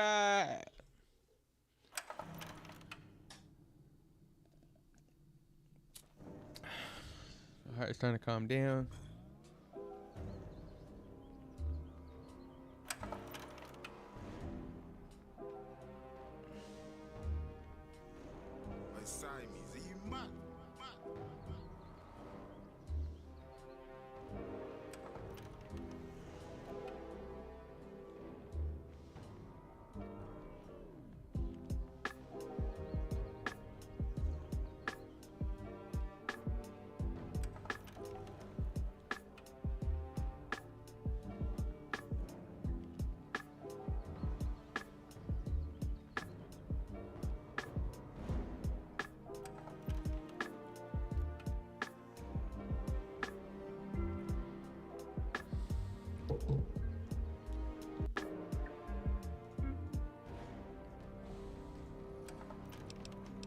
Alright, let's go. Sorry about that. No, wait, fuck. I have to walk out. I have to run all of that again. F. That's an F. Fuck. Should we know that again? Sheesh. I gotta remember that. It can't be. Because that's annoying.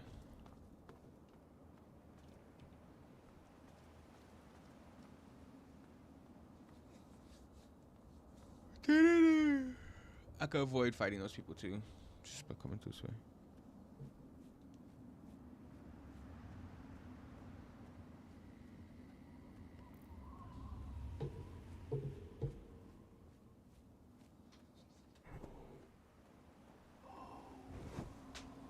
So good. Is that kid coming? Yeah. I'll meet you halfway, kid. You don't have to run all the way. Those monsters. What? You look.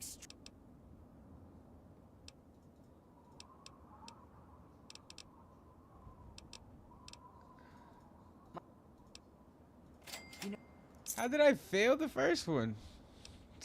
F. I'll head over. Oh.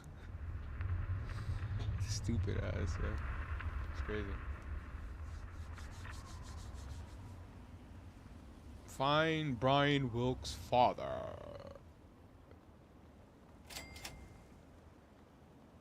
Alright, we got this location uncovered. Well, look at this. We got, but my boys are some. What do you got? Nope. Instantly. 20 caps is not worth anything I have. Yeah, I have to go. Thanks, though. Appreciate it. Preach, preach, preach. But we got to go. See? Hunting my alerts, eh? Anchorage War Memorial. That's where we have to go eventually, though. We do have to go to the Anchorage War Memorial. Oh, young man. Do you not care for yourself? The fuck? You don't care for yourself, dude? Get a grip on life. Somebody shoot you in your head. We're gonna leave that in the video, though. We're not resetting. We're leaving that. Learn your lesson, young man. It could have been a tragic one. Oh wait, why do we have the baseball bat? We are using the raw pallet stack. The raw pallet stack. I wonder how good it is against mutants. Trash. You're not going to the league with that arm. Fuck out of here. Trash. You're not going anywhere with that. Trash. Inch with that. Inch with that. Hold it right there, pal. You're giving me everything you want. I will knock you back, bro. Just. No. You got yourself. Man, what the? Are you stupid? Are you stupid? You should have never. You tried to rob the wrong dude.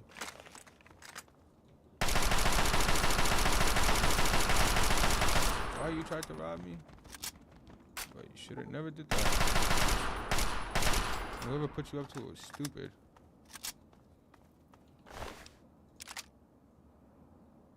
Actually, take that.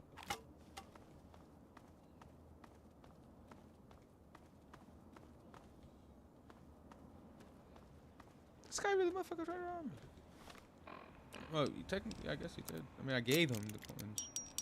Shit, I want to kill him. Oh, it's right here under us. Alright, cool. Right? Where is it? Is this not it? Oh, it's the easy entrance. Good thing we got lockpicking. Yeah. We're lockpickers. We have lockpicking. Yeah.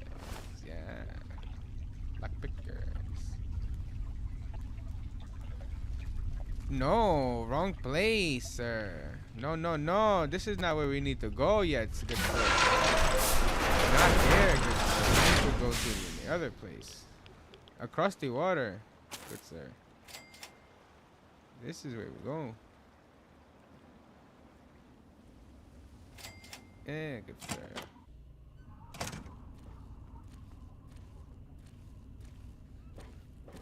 Yeah. Keep the dog out of you, good sir. Yeah, this is gonna be easy.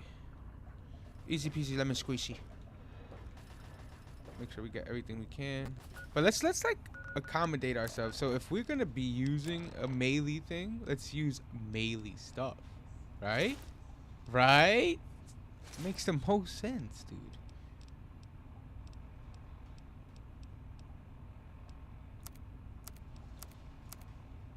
Oh, we're selling that. We're selling better.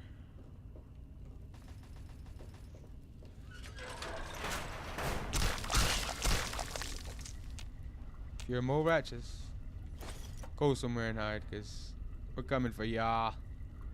We're coming. Turn off the turns though. We don't want to get shot. Returning equipment. Unlocking.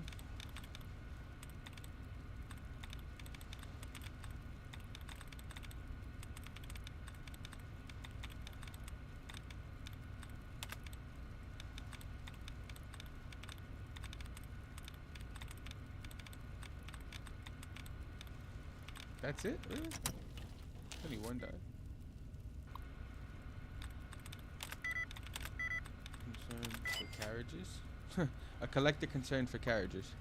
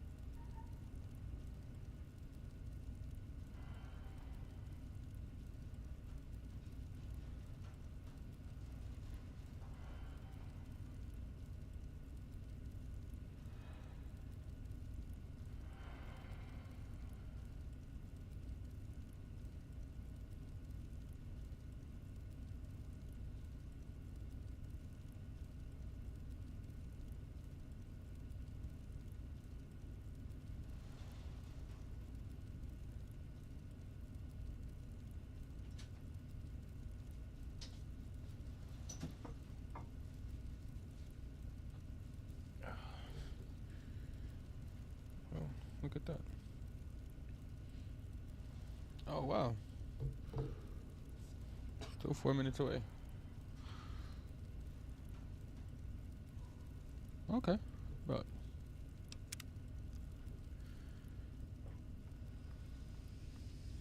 wait. Why is a raider here? Should have recalibrated it to kill you.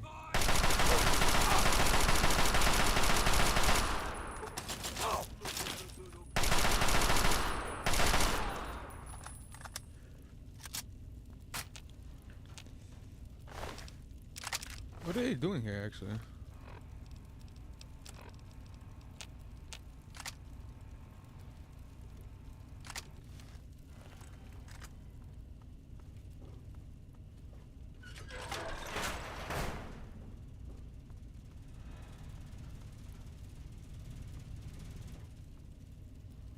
They killed the more rats. What do we gotta do?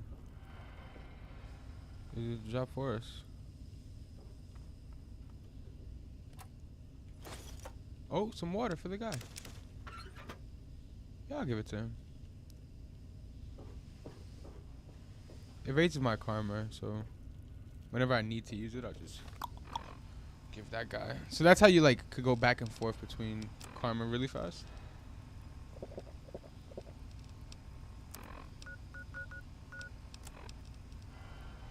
Test it. Oh no, we still have to test it. Why would they tell us to leave so soon? Have some nerves, boy. Nerves of steel, that is.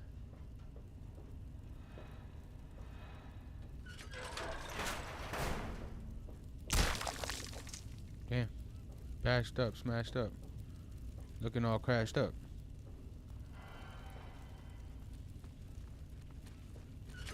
They call his boys. Oh.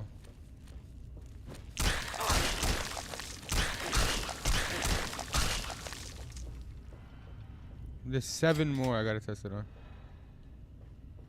Are there even 7 more available?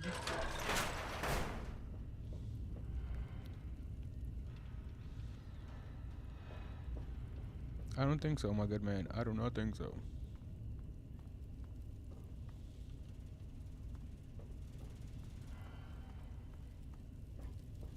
There's the downstairs area, I believe.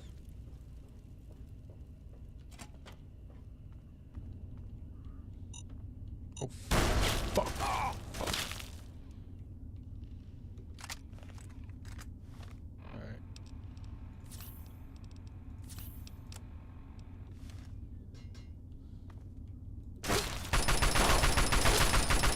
It's a riot shotgun.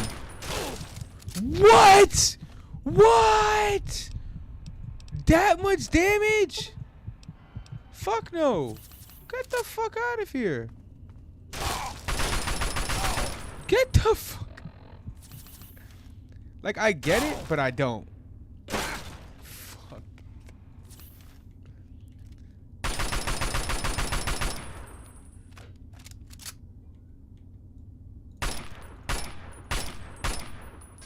She didn't even blow up.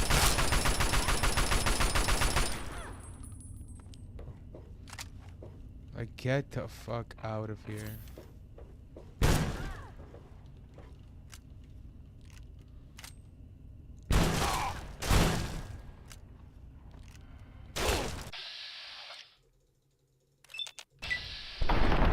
One more. Come on. Can we get both off? Let's fucking go. Holy. I might take that armor too. Fuck.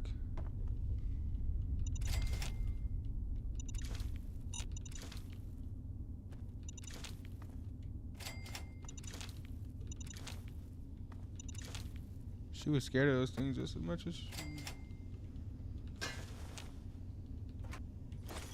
Fuck, dude.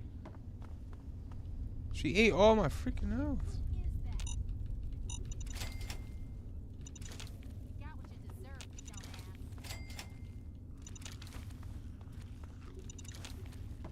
Are those ghouls in there? There's no way there's ghouls in there. Those are the Morats. Yeah, there's gotta be the Morats. Yeah, they're the Morats.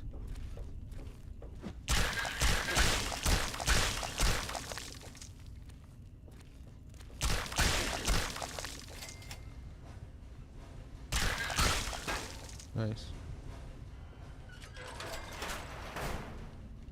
Are there more rats?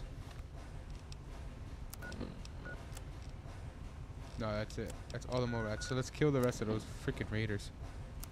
Those guys are assholes, dude. And we'll take the shotgun and yeah.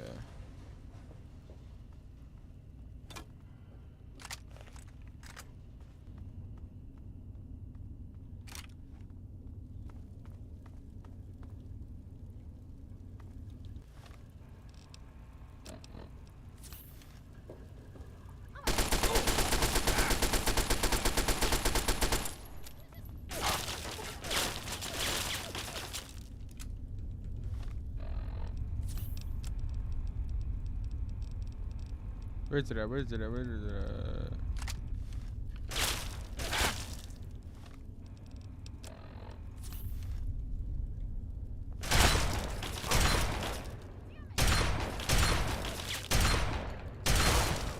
Fuck!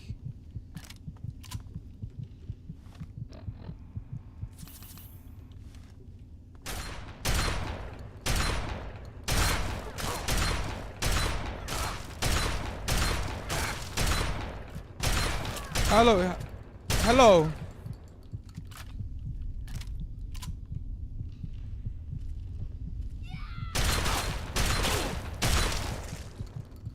It's fucking intense, dude. Holy. Holy, that was intense.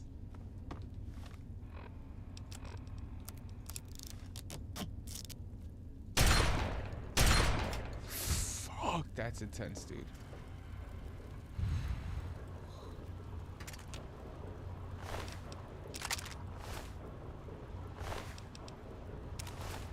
Taking that armor for sure.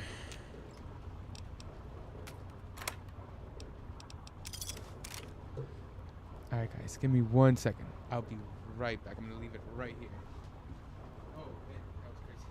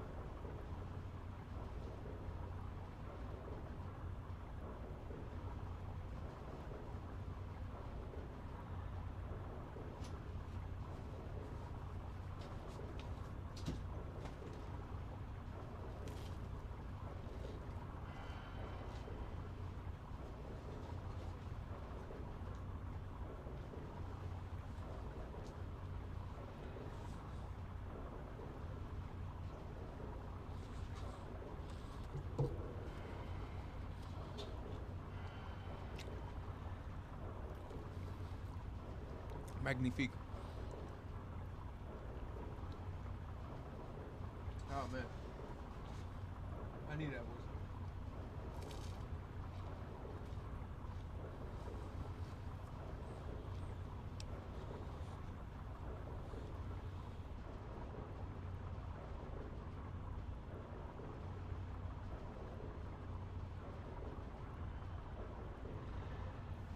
All right.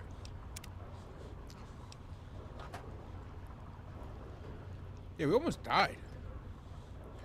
Fucking combat shotgun, crazy strong.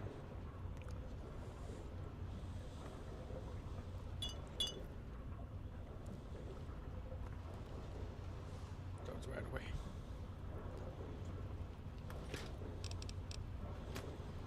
Need to find water.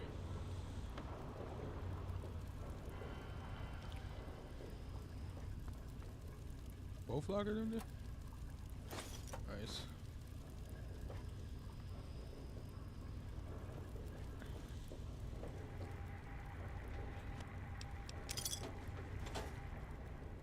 Did I choose Fortune Finder yet? I don't think I did. Because if I did, then that should have been like 18. If that's like normally 9, it's 18. Or 16, something like that. You know, it's not going to be too cheap.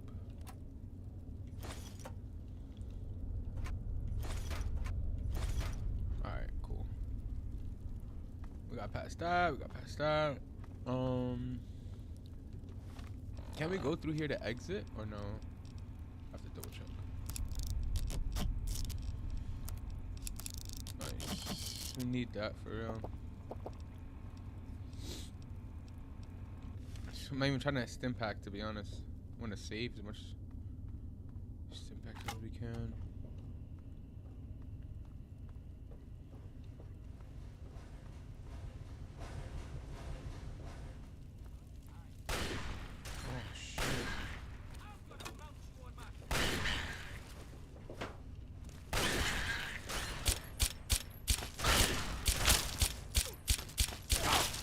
No fucking chance, huh?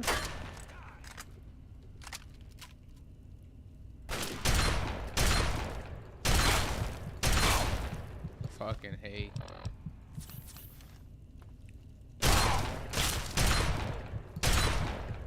No fucking chance, dude.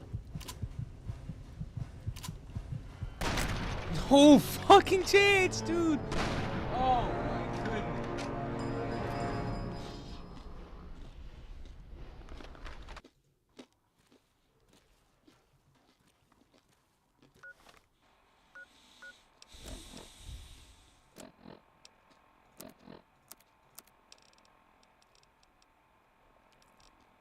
Damn, we don't even have one combat yet. Fuck.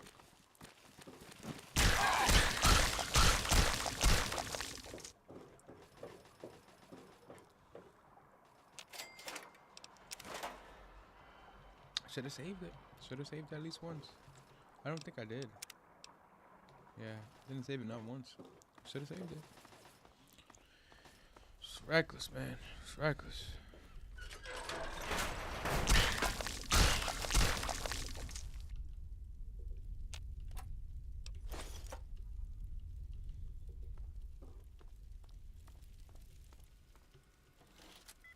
Can I reconfigure the targets?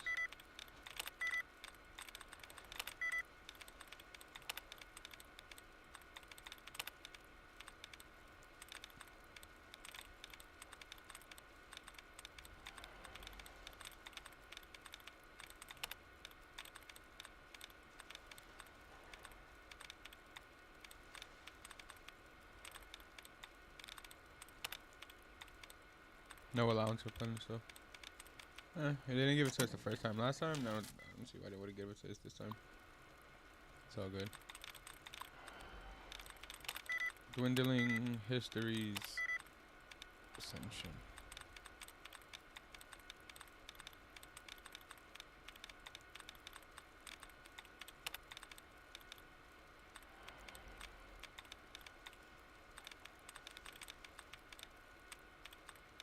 Like wasting too much time.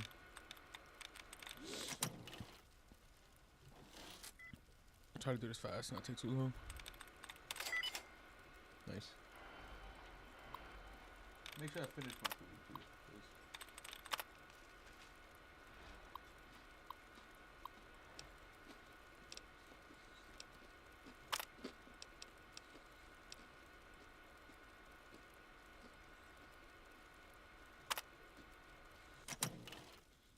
No, but activate him.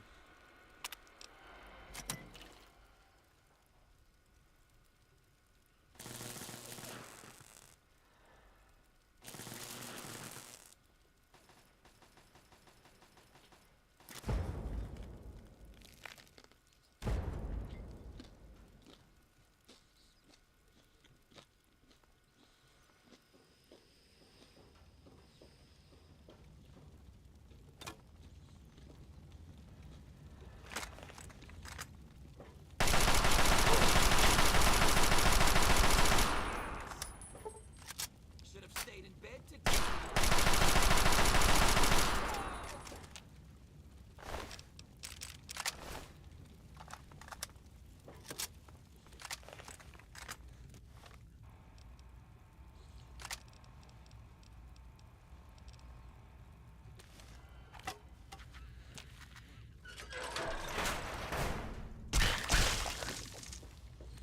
It legit only takes 2 hits. That's it.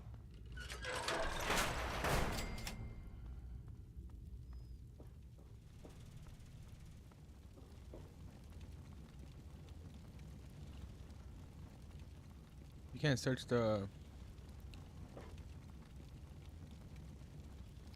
turret? Or no? Okay. I guess not.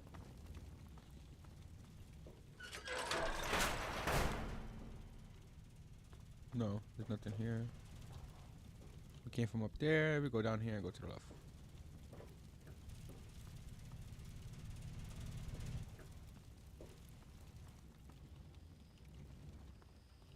Where's the... We come down here. We go to the...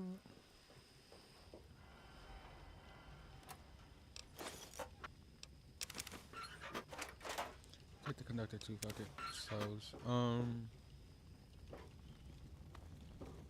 Oh, we go straight forward. Yeah, we went around to kill those extras, and then we go straight forward.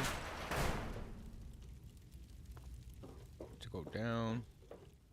Seriously, gotta get fucking mollywopped by that.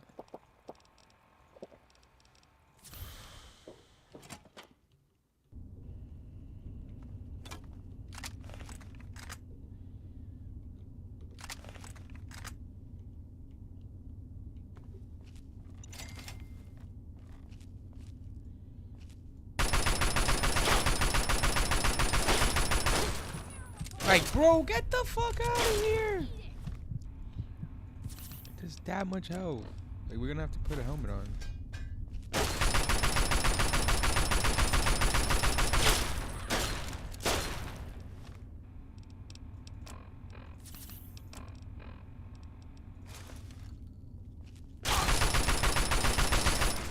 That was better than the first attempt because fucking hell.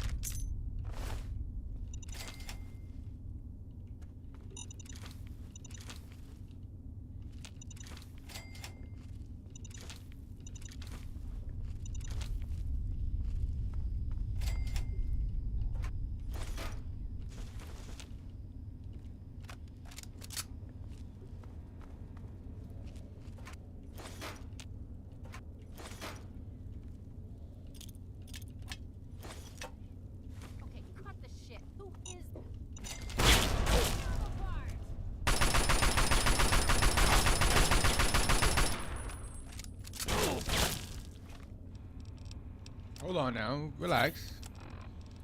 Take the chop mat. Come on, come on.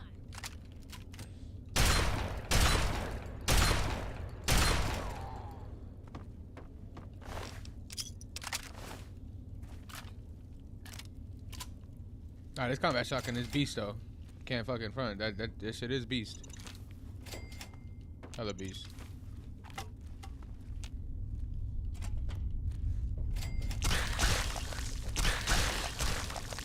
That's it, right? No, there's one more standing by the door. One more, standing by the door. Gotta catch him. He's a fucking whore.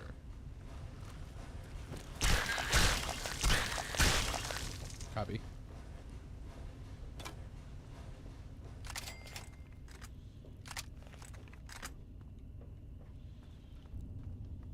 Well, we could just use the shotgun here. Does the other one have a shotgun? No, he should have an assault rifle. Unless there's 2 more left, he should have.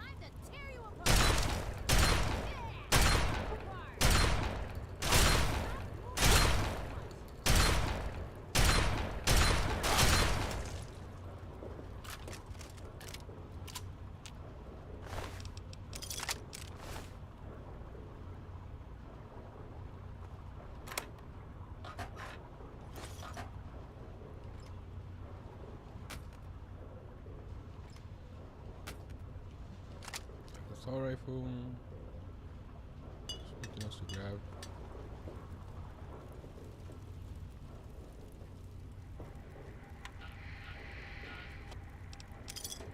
Cups.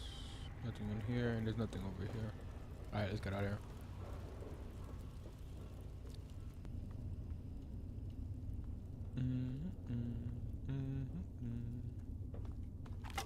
No, let's keep the combat shotgun out, because I'd rather kill the guys and use the repellent on the guy on the things. Switching though was definitely the play. Oh no, I didn't switch in a last time.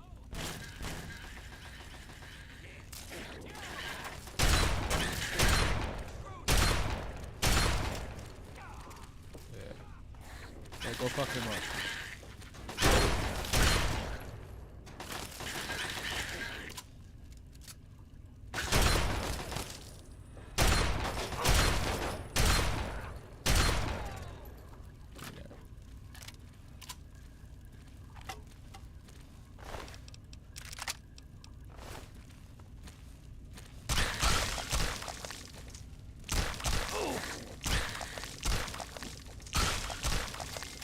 He actually ate a little bit more, I think, unless the hits counted for the other mole rat.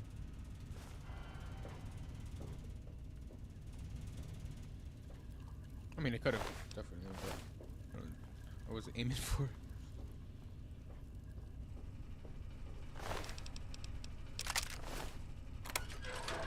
Rock salt key. This is XP.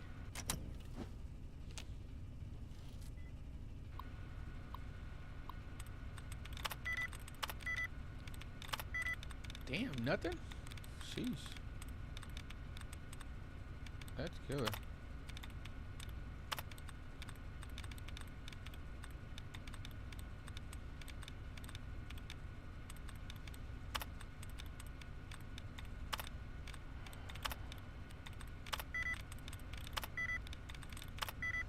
None of those. Beating. Lurking. Alright, so it has to be. Oh, wait. Fearing. Give me an allowance to replenish. Beating.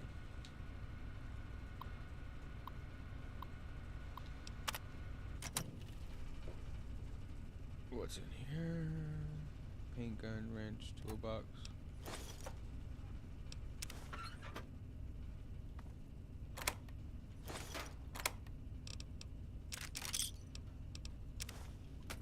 Power fist we could sell. Nice. Nice room before we left. Just calm. Fuck with it.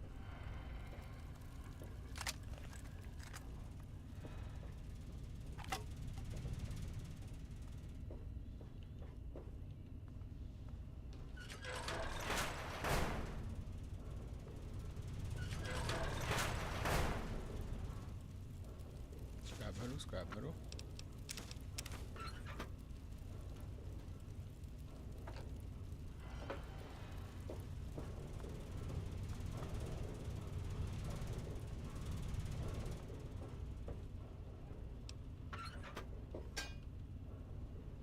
Scrap metal.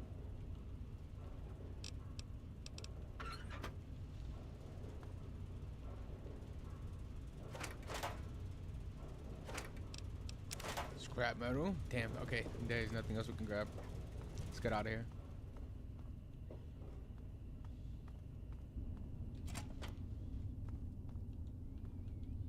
Where's this lead to? This is somewhere different. Nice. Okay, we got a different exit.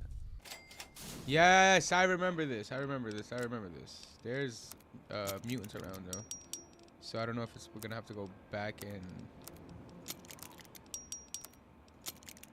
I don't know if we're gonna have to go back to fast travel. Yeah, because there's enemies around technically. I remember that though. Alright, so we have that unlocked, so we could go there whenever we want, whenever we're ready to fight some mutants and stuff like that.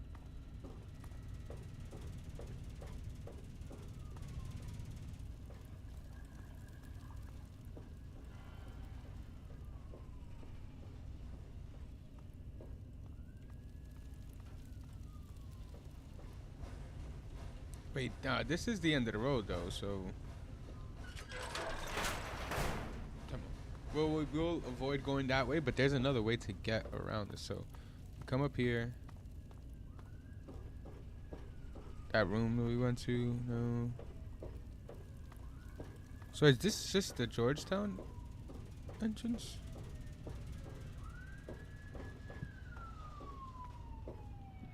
Like that's going up there, right? And then we go through here.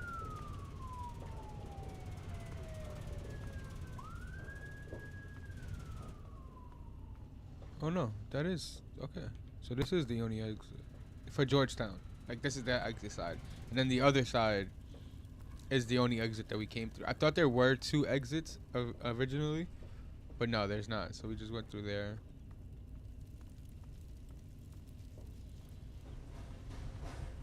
Go through there.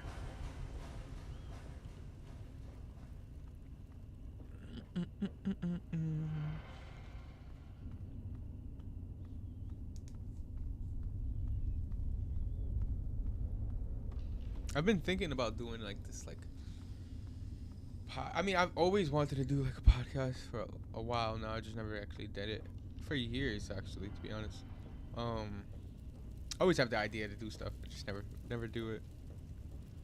Go forward. So I've been thinking about doing like a video game podcast primarily, but like I don't know if I want to just stay on that. 'Cause I do like talking like basketball. I do like talking about other stuff, but like I'm super passionate about basketball and like video games.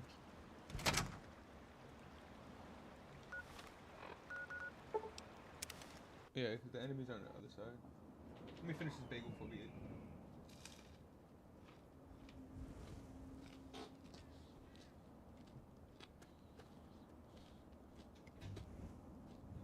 Hello? How's it going?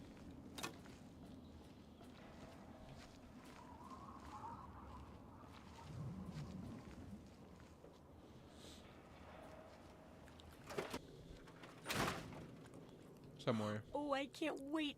It worked like a charm. Oh, Why would you lie when you did it? Substantial field testing, precise reports, and such. So, how... Those poor I should mention that. Proper... There's a lot we don't know about my... I hesitate to ask, but I'll need... And that should be it. Well, I never get to study anyone who's severely injured. But obviously, you can handle a... Next time you get badly... I mean... Alright.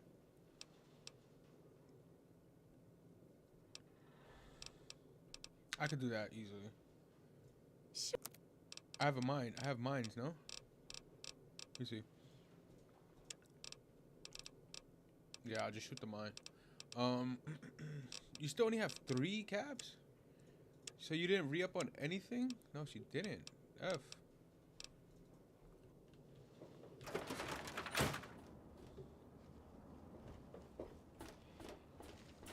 I'm gonna stand outside and do this. I'll come back and I'll give my guy his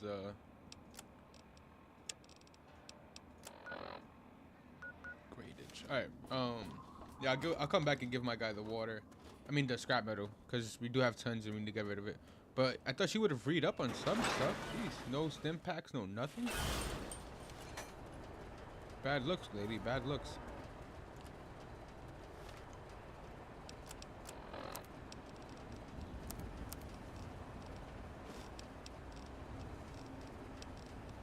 Oh, I could just actually frag mine myself.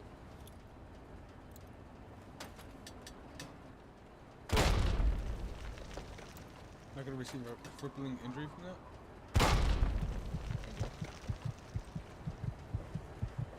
Welcome to Megaton. You can't take no damage. Evening. What's up?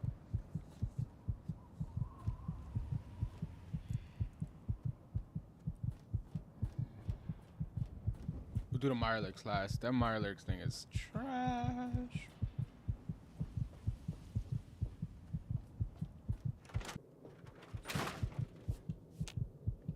Well, how do you feel? What do you mean how I feel? This really hurts. Oh, I know it does. Now. That. Ugh. How can you be walking around like this? That's you fully human? Okay. Yes, knowing more.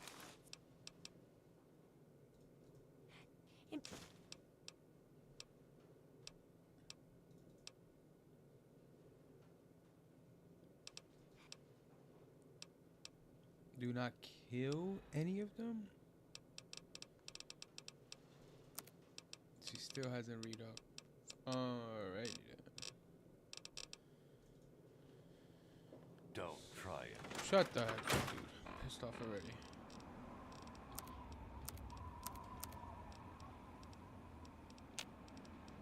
Gotta walk around with this thing.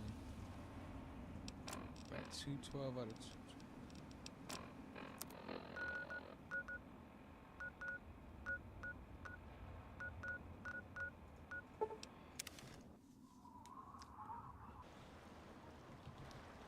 Go here. Here. Wait, no, wait. Oh yeah, no, we could do that. We could do that. We're gonna unlock this town, and then we're gonna scoot on back.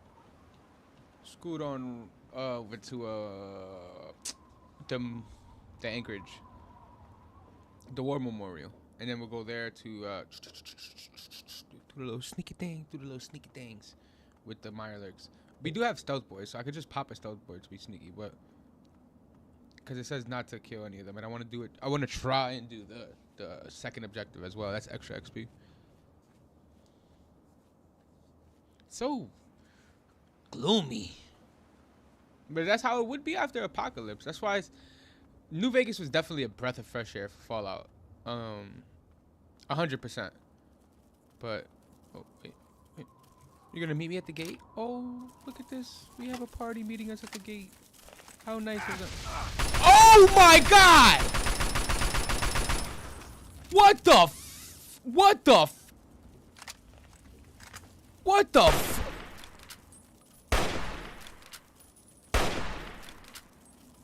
Hit something! What the fuck? Hit something, dude! What the fuck?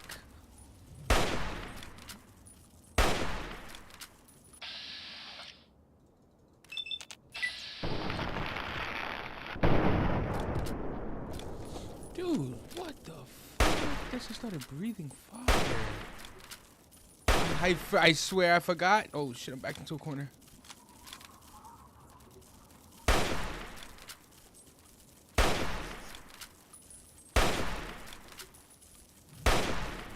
Not gonna lie, if I could. Oh shit, that scared the fuck. Nah, that was genuine scared. After like when the first time, I swear I forgot that I could breathe fire. I'm telling you. Woo, that was crazy. Did I unlock it? I still haven't unlocked Grey Ditch. I think I have to walk further in. Wow. I didn't expect that. I swear I didn't expect that.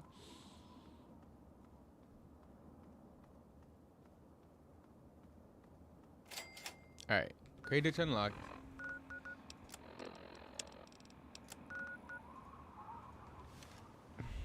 Enemies. But I'm hidden. I don't like that though. There you go. Cause it says hidden, and when you're hidden, that means, you know what I mean, whatever. So I shouldn't even be like, it shouldn't even be a problem. No, so here I did get the easy access unlocked. So I think this would be the best way to go. I could be wrong, but I think it is.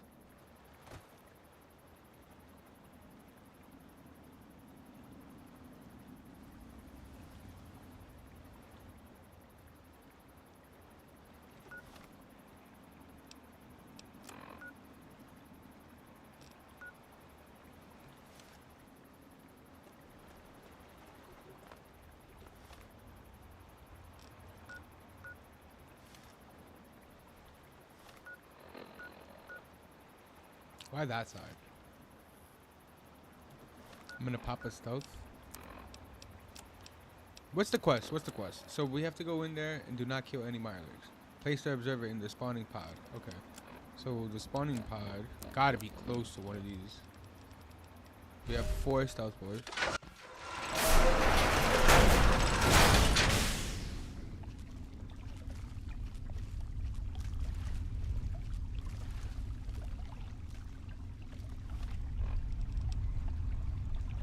It's not even close to here.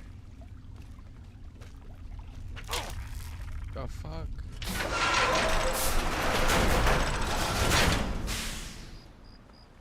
No, it's not even close to there.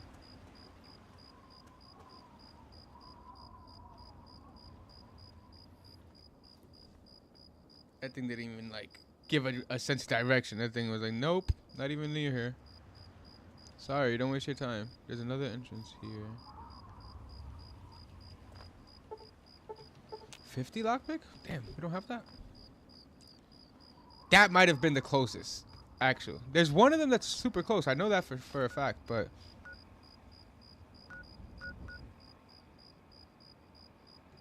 Wait, are they sending us back there?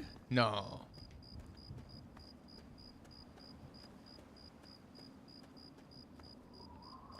See, now I'm confused. Are they sending us back there? Yeah, you see, that's... We're just supposed to guess where it's at? No way. No chance they just want you to guess.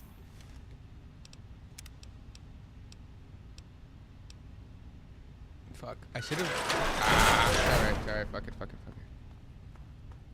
Because I should have saved it. I mean, I should have just went the other way.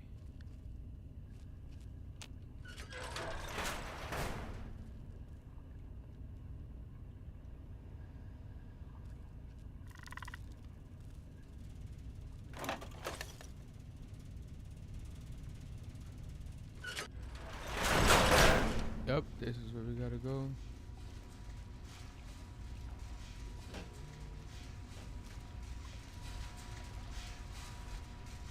It's gonna be down here, like.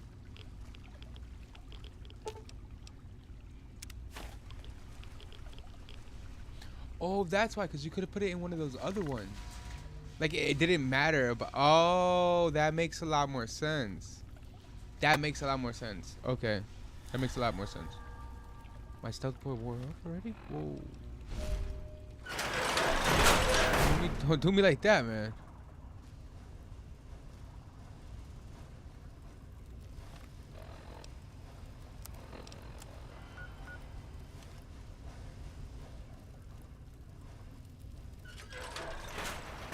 I'm trying to get up on out of here, man. That's all I'm trying to do.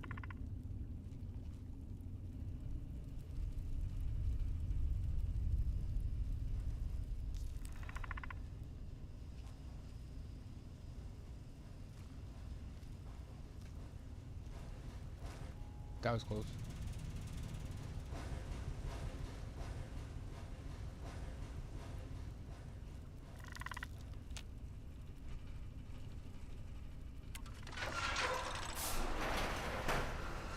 And that's okay, so that would have been easier. Fuck. Alright. It's all good. Doesn't matter. We did use a stealth boy, that's why, because we used 2 of them, so we could have just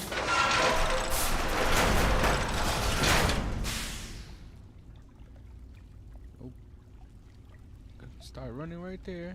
Definitely would have found you. These doors are loud as hell, though. Tell you that much.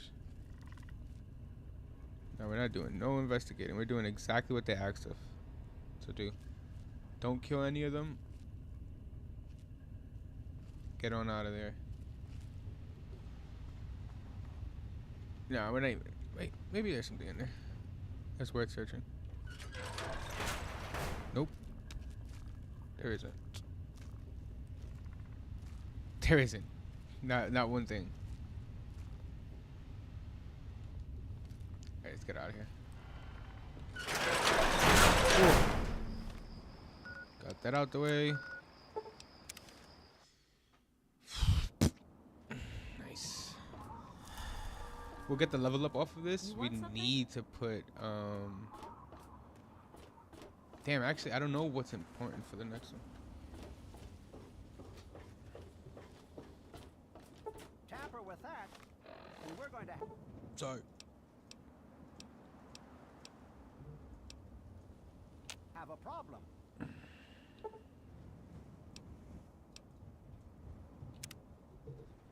Text me.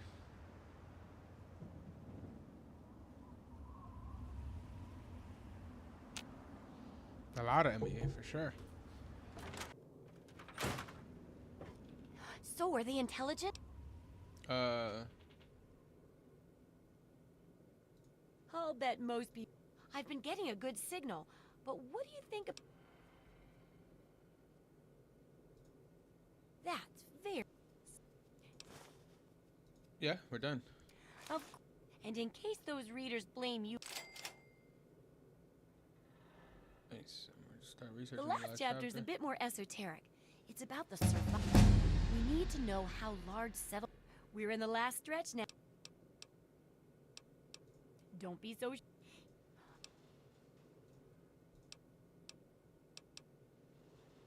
Okay.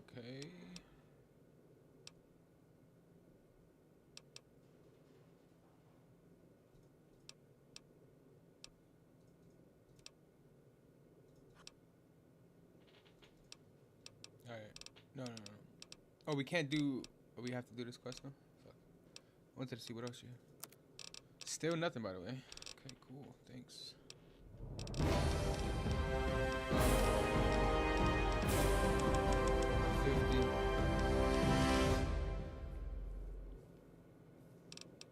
At 50. I want to move this to 20 just cause. Move that to 60 just cause.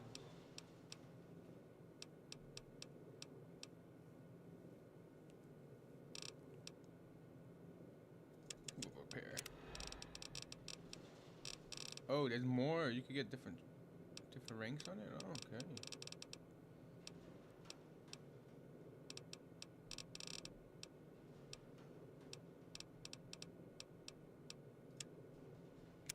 Find more money out there. Oh, no. Walter, come here. What do you need? Huh? Yeah. If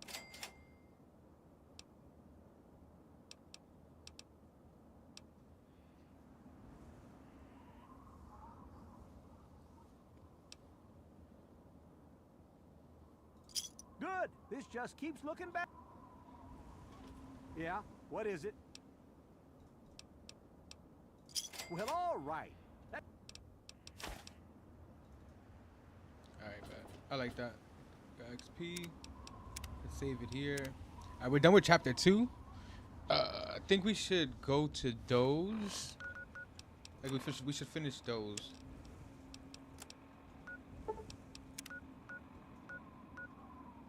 Rivet City's all the way over here.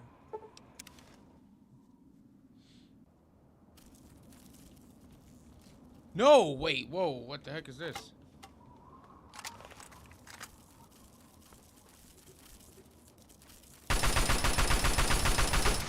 Fuck, I forgot this stuff. Now we could use combat shotgun, right?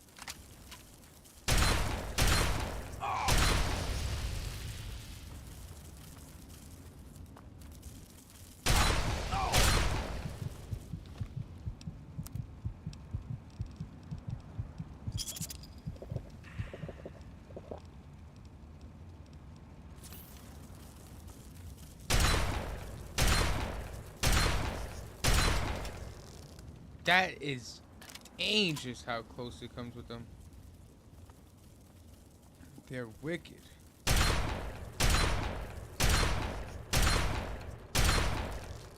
like the fire in as well.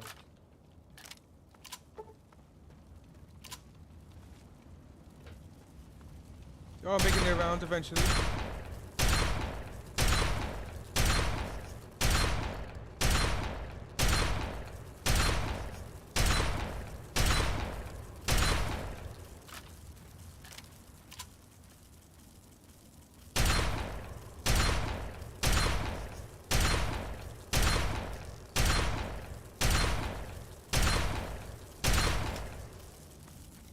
Fuck, they're like trapping me. No.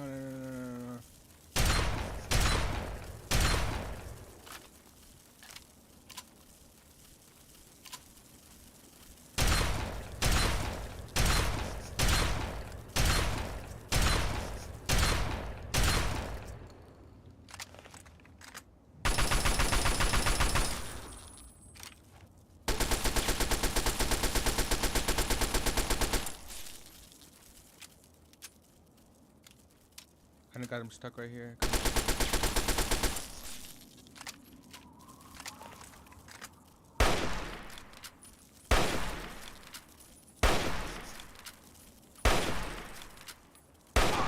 Fuck!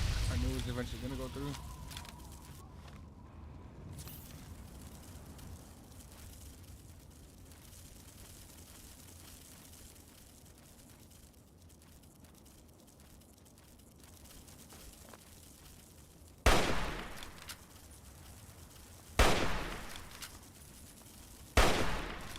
They took over the whole town, son. This is crazy. Are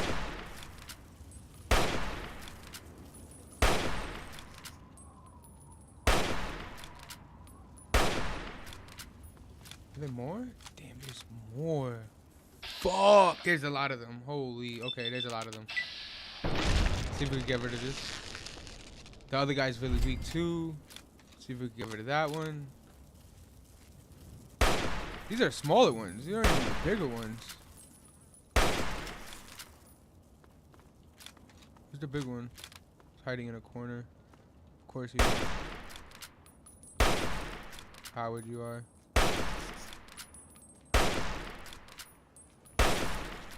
That doesn't kill it.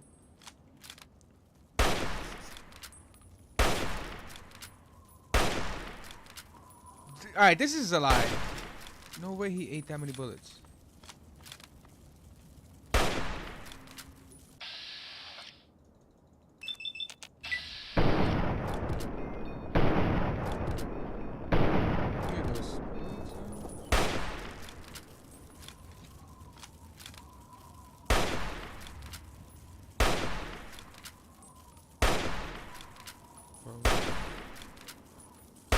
We're not even gonna have any bullets to traverse.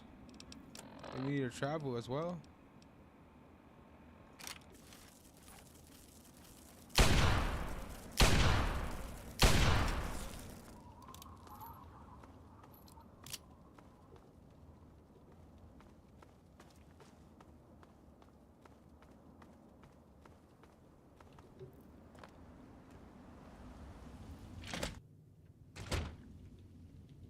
They definitely want you to go into the home. Because when you TP here, when you fast travel here, it's the first place that they put you in front of. Or the only place that they put you in front of. Guns and bullets.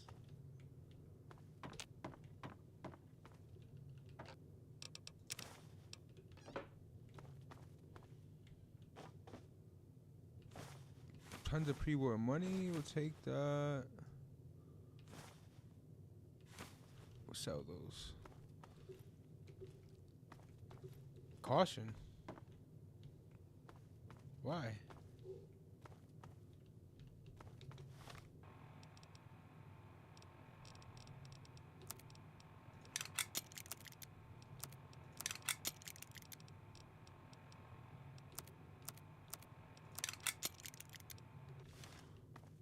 It can only get repaired to a certain amount. That's what's the difference here from New Vegas.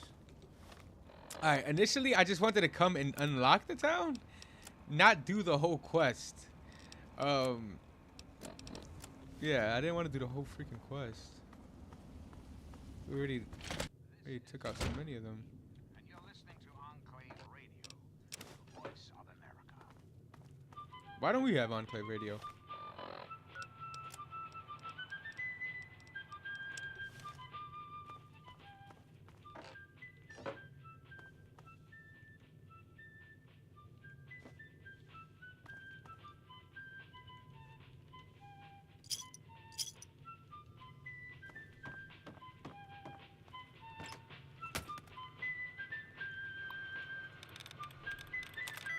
Gently, filthy, lovely.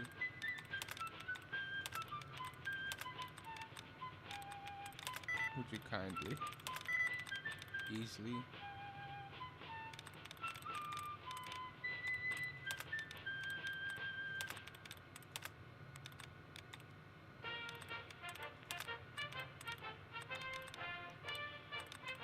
What else? Like, none of these were it, right? Am I wrong? None of these were it. We chose lately, we chose none of it. Little? What? It. No, fuck. I chose. That was by accident. Hatred, Paris.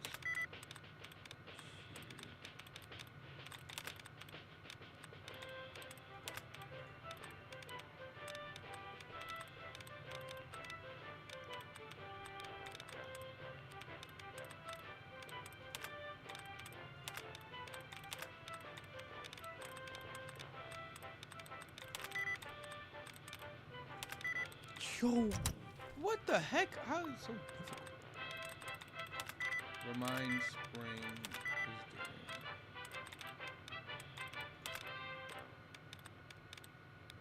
And now, one of my inspirational quotes from the mouth of your president, John Henry Eaton, straight to your heart. Do I not destroy my enemies when I make them my friends? Sweet America, hello again. This is President Eden. I'd like to have a chat. When I was a child, growing up in rural Kentucky, I had the best friend a boy could hope for. My dear old dog, Honey.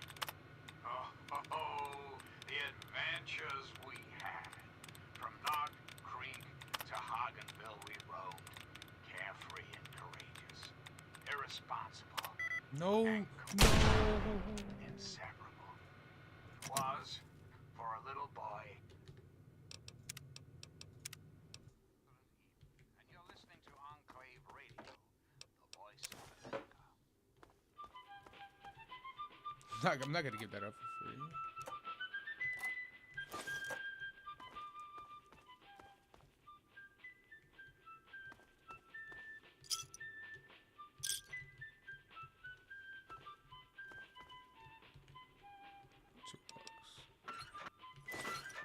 Look at that.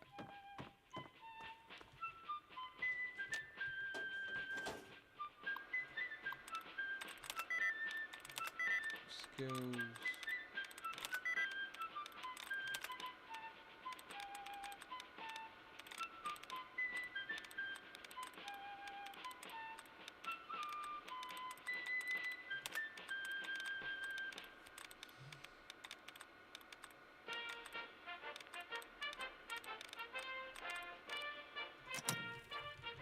I don't like looking for the duds first, because stable police is unable. I mean, I'm not even trying, to be honest. Like, at the same time, I do have to try.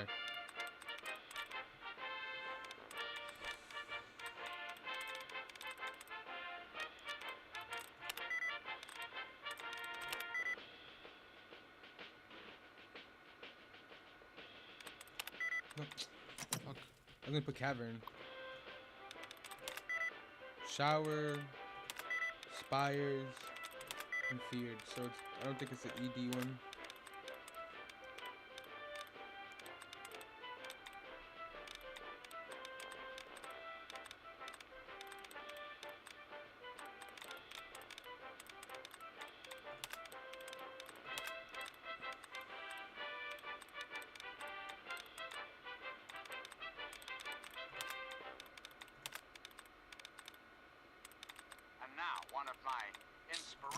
Fuck. quotes. From the mouth of your president, John Henry Eaton. Tracks. Your heart. Do I not destroy my enemies when I make Allowance for my penance off for that? Sweet America, hello again. This is President Too Eaton. early. I'd like to have a chat. When I was a child, growing up You only in chose rural tracks so far. Kentucky, I had the best friend a boy could hope for. My dear old dog, Honey. Oh, the adventures Tracks. we had. From Nod Creek to Hagenville we roamed, carefree and courageous. Snacks. And completely inseparable.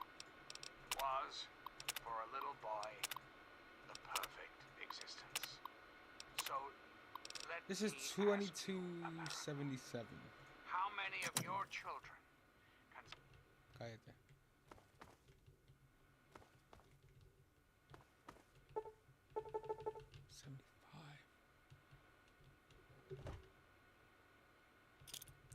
There's a grenade back there. What else is here, huh?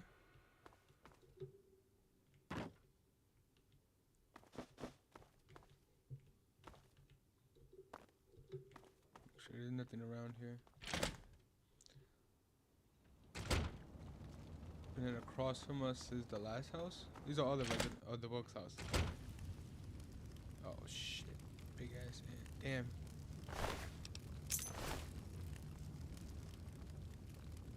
So it all happened here.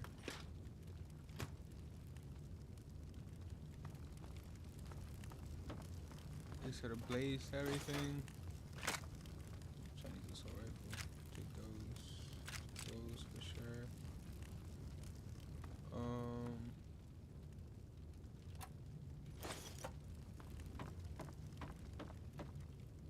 Damn, they went through hell literally. 32 pistol, took the rounds.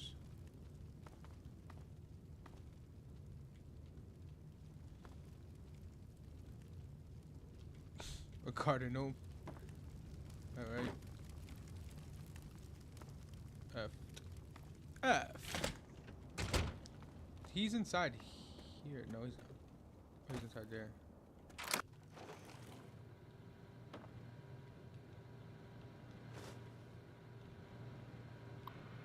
Doctor, let's go. Let's go.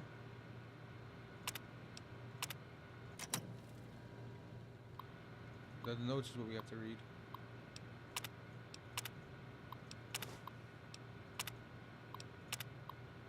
Investigate Marigold Metro Station and remove the source of the fire ants. The robot was released, I'm assuming. That's what happened.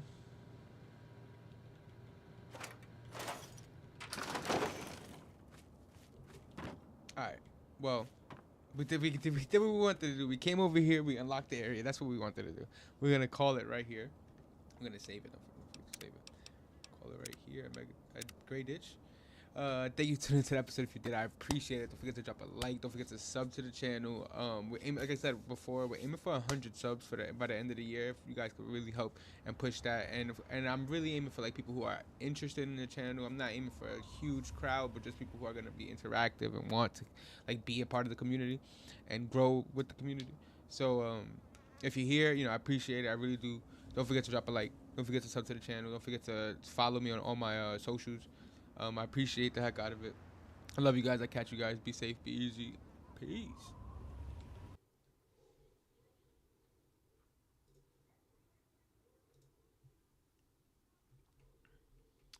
That was a long recording. That was a super long recording. Good thing we saved it again because it crashed. It crashes when we do. Excuse me. It crashes whenever we go to. Whenever we go to alt tab delete, whatever.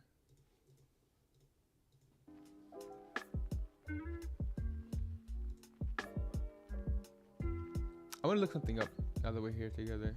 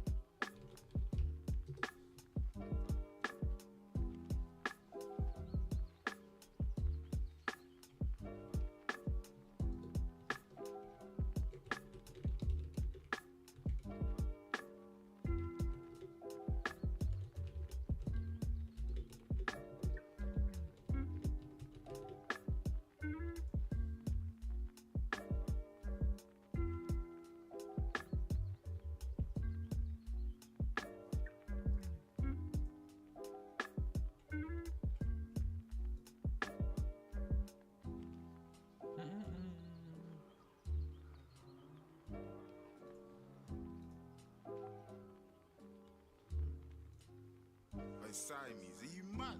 Are you mad?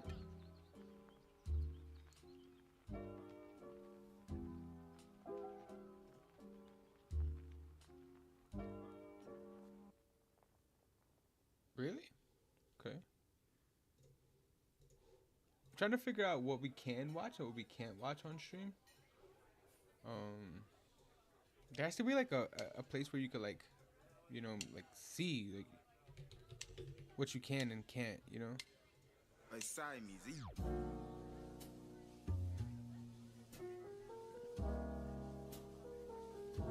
Oh wow, Twitch. Wow.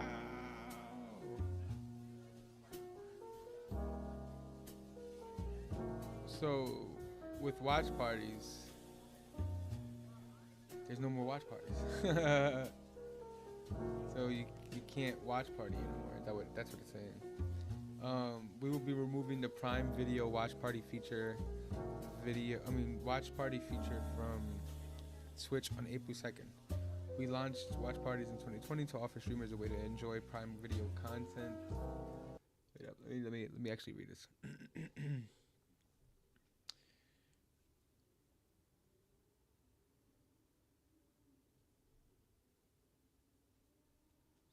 Alright, my fault. We launched watch parties in 2020 to offer streamers a way to enjoy Prime Video content with their communities. Well, so let me actually, so you guys can see. We launched watch parties in 2020 to offer streamers a way to enjoy Prime Video content with the communities. While some streamers incorporated watch parties into their streams, usage of watch parties on Twitch has declined over the years, so we are removing it and investing those resources in other features. Nice.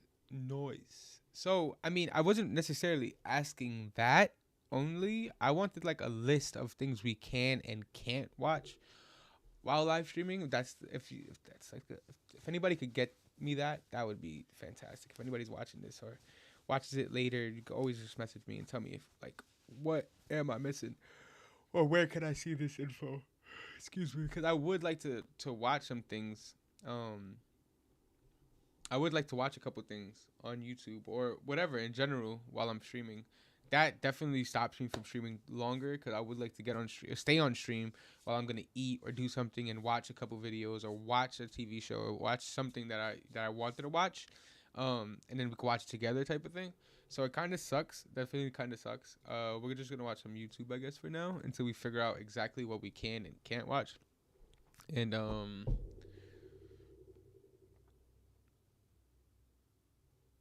gonna go to our history.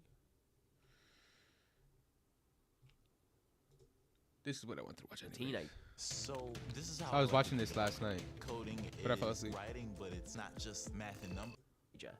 Life seems pretty idyllic in Vault 101. Okay, well, so as a and Arroyo create a prosperous community together with the aid of a newly found Gek. Just don't mention those devastating death claws.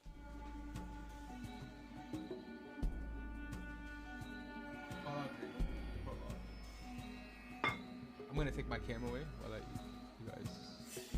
Next up, we're heading back east to Vault 101, the home of the Lone Wanderer from Fallout 3, whose early life we see play out in the prologue of that game. Kicking off in 2258, Fallout 3's prologue starts right at the very beginning of the Lone Wanderer's life, as they're brought into the world and into the arms of their father, voiced by Liam Neeson and his wonderful Irish purr. But boy, we've got a son, Catherine. And across the next 16 years, we see the Wanderer grow up, toddling around their playpen, having their 10th birthday, and sitting their GOAT exams as a teenager. Life seems pretty idyllic in Vault 101. Well, as idyllic as you can get for a life underground in a grim grey vault.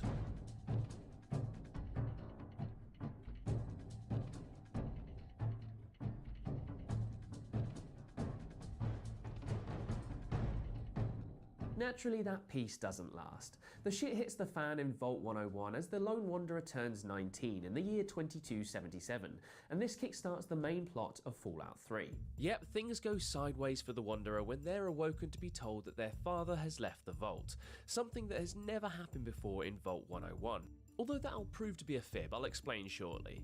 With the Overseer and his men going a little crazy in the circumstances, the Lone Wanderer is forced to flee for their safety and into the surrounding capital wasteland, the irradiated remains of the land surrounding Washington DC. Yeah, it's a real out of the frying pan and into the fire moment for our young hero.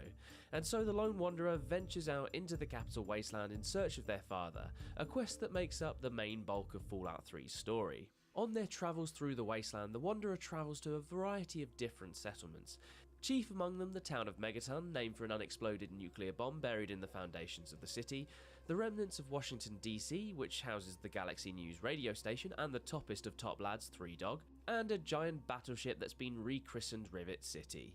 While chatting with Colin Moriarty, one of the inhabitants of Megaton, the Lone Wanderer discovers a great deal more about their parents' history, namely that they weren't actually born in Vault 101, which is actually a double shock as we also discover that 101 was designed never to be opened as part of those sinister social experiments I mentioned earlier. Anyway, as they continue to explore the waste, the Wanderer eventually meets a scientist called Dr. Madison Lee, who worked alongside their father.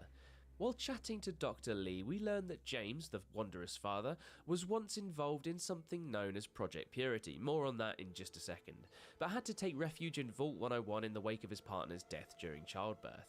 On top of all these meaty revelations, the Lone Wanderer gets embroiled in the power struggle between the two heavyweight factions in the wasteland.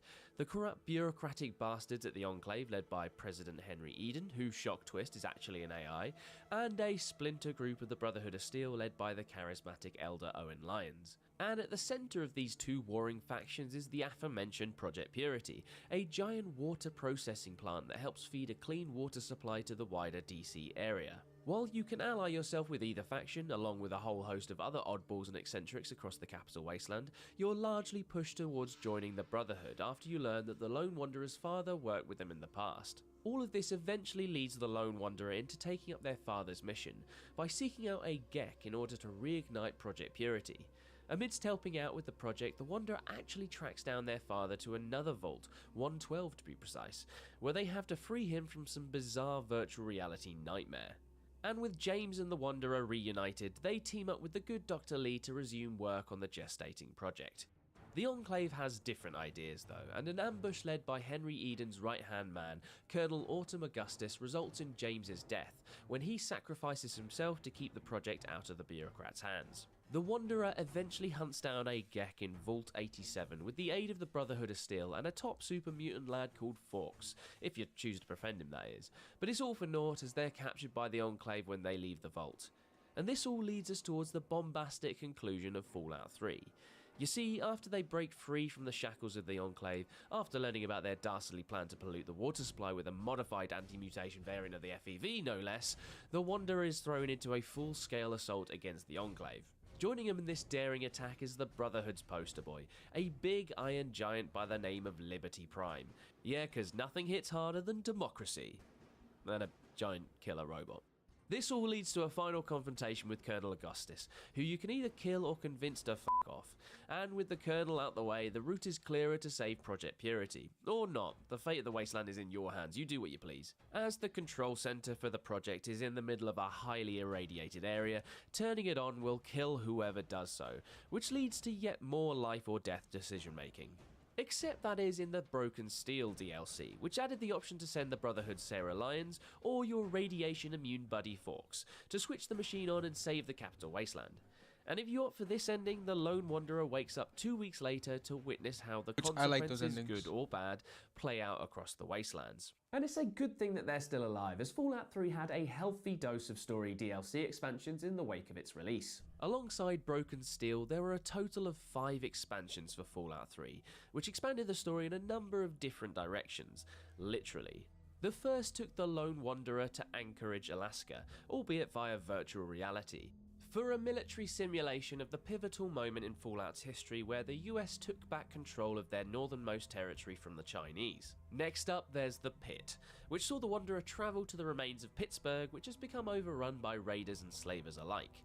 Then there's the meaty Broken Steel expansion, which, as I've already mentioned, altered the ending, raised the game's level cap to 30, and sees the Wanderer root out the remaining members of the Enclave after Liberty Prime is destroyed. The fourth expansion, Point Lookout, takes the Wanderer to the state park of the same name in Maryland, where they have to settle a feud between an irradiated ghoul and a giant talking brain. And if that doesn't sound bonkers enough, Fallout 3 is rounded out with a trip to the mothership Zeta, a UFO that actually started out life as an Easter egg in both the original Fallout and Fallout 3. And with that, we are done in the Capital Wasteland.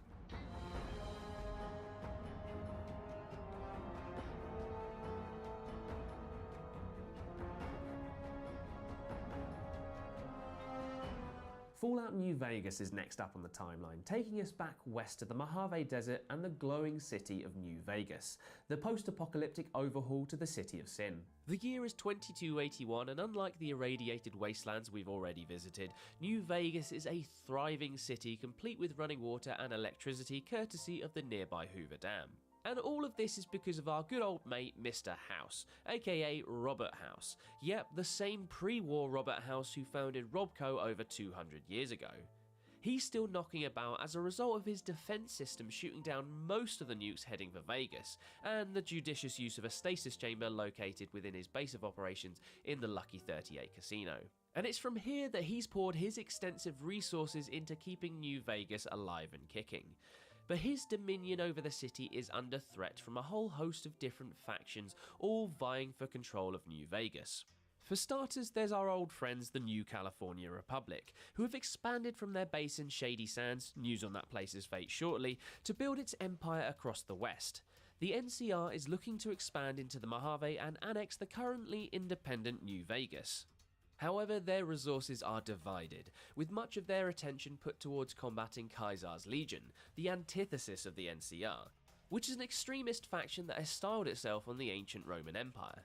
Their end goal is basically to wipe out the NCR and enact a military dictatorship over the city of New Vegas, so quite different then.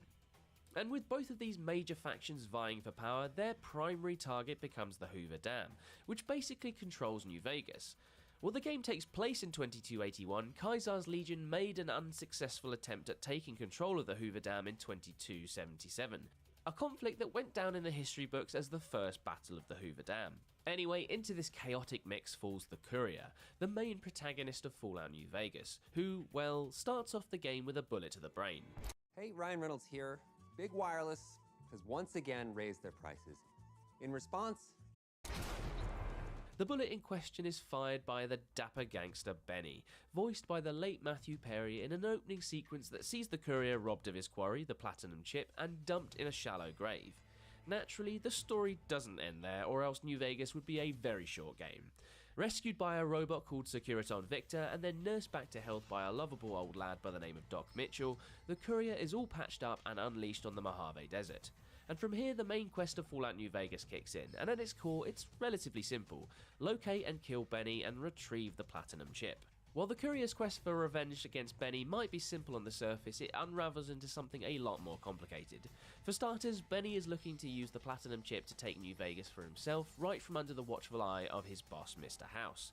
You see, the Platinum Chip, a pre-war invention, contained an all-important upgrade program that was originally designed to help protect Vegas, but in the wrong hands could completely change the balance of power in the city. Invention, and this is where the storytelling of Fallout New Vegas falls into the hands of the player, as there are 4 different endings available depending on what factions you pledge your allegiance to. It all boils down to a great big bloody battle for the Hoover Dam though, with the Courier on the attacking side as part of Caesar's Legion, on the defense with the NCR, as part of a sneaky beaky infiltration with Mr. House, or lastly by taking Benny's mission and claiming New Vegas as an independent territory. Depending on your actions, you get a neat little slideshow of your impacts across New Vegas and the Mojave Desert. But the story of New Vegas doesn't end there, as much like Fallout 3 before it, there was a healthy dose of post-release story content. The story of New Vegas continued across 4 meaty story DLCs, which saw the Courier roped into a variety of different misadventures. The first, Dead Money, whisked the Courier off on a heist within the Sierra Madre Casino on the behalf of a crazed member of the Brotherhood of Steel, while the second, Honest Heart, saw the Courier travel to Utah's Zion National Park and get caught up in a tribal war between 2 different factions. The leader of one of these factions is one Joshua Graham, aka the Burned Man, who is set on fire and thrown into the Grand Canyon by Kaiser due to his failure to take the Hoover Dam during the first battle. Anyway, he's now a raving mad post-apocalyptic Mormon, as you do. The third expansion is titled Old World Blues and sees the courier kidnapped and sent to the Big MT research facility to take part in a series of heinous scientific experiments by the suspended brains of a group of pre-war scientists. While the fourth expansion, titled Lonesome Road, concludes the story of the courier by taking them to the extremely hostile regions surrounding the Continental Divide. Here they become embroiled in the story of Ulysses, a former courier himself, whose decision to not ferry the Platinum ship to Mr. House led to the events that came to be in the main campaign of New Vegas. Long story short, Ulysses has a bit of a bee in his bonnet about the courier and lures our hero to the Divide to enact revenge on them.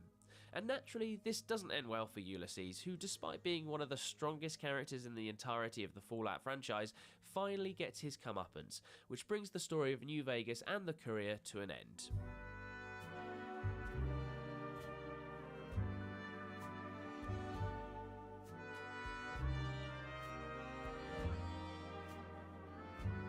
Right, it's finally time to catch back up with our old friend the Sole Survivor, who we last saw over 2 centuries ago when they were cryogenically frozen within Vault 111. It's not a happy reunion for our nuclear family though, as at some point before the Sole Survivor is awoken from their cryogenic slumber, they witness the murder of their spouse and the kidnap of tiny little Sean to boot.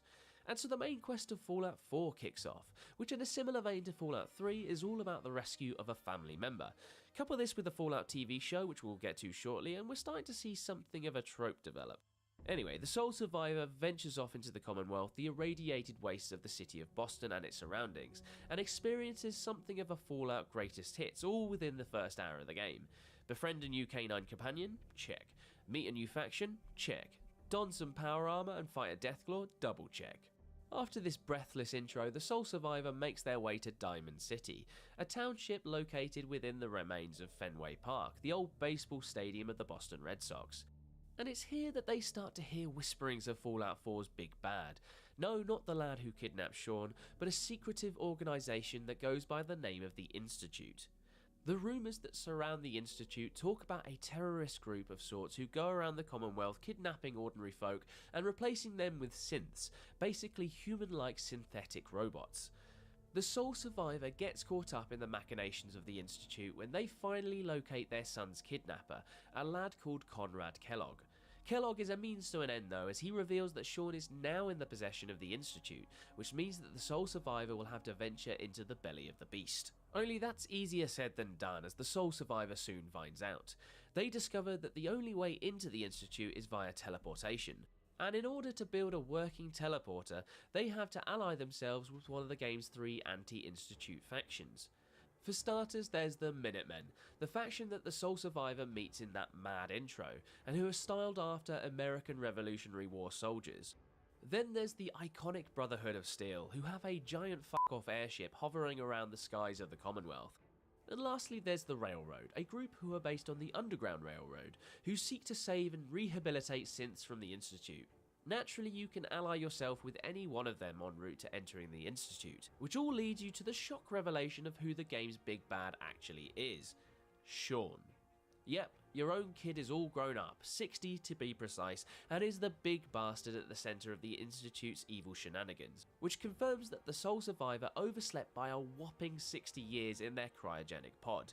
Sean, who now confusingly goes by the name Father, reveals that he was originally kidnapped so that his precious pre-war DNA could be used to experiment on with the synths. And so we reach that moment in a Fallout game where the story choices fall back onto the player. And this one's a bit out there. Sean invites the Sole Survivor to become his successor after his death, and if you accept this enticing offer, your son reveals to you that he's not long for this world as he has cancer. But if you refuse Sean's offer, things get a little bit more explodey. You see, the Sole Survivor hightails it back to their faction of choice to devise a plan to destroy the Institute, which eventually leads them to blowing up their son's evil organisation by detonating a nuclear reactor, which brings the main campaign of Fallout 4 to a close. But wait, there is of course a whole host of story DLC still to get through in the Commonwealth. Yep, the story of the Sole Survivor continues in 4 more story expansions, with the first Automatron introducing the cast of Robot Wars to the Commonwealth. Not sure if that show made it across to the States, but I'm going to stick with the reference. Anyway, the Sole Survivor gets caught up in a war with the Mechanist, a supervillain of sorts that looks like a kid's drawing of a robot, which, to be fair, turns out to be exactly the case. Next up, we've got Fahaba. Not sure on my local pronunciation, but I thought I'd give it a go.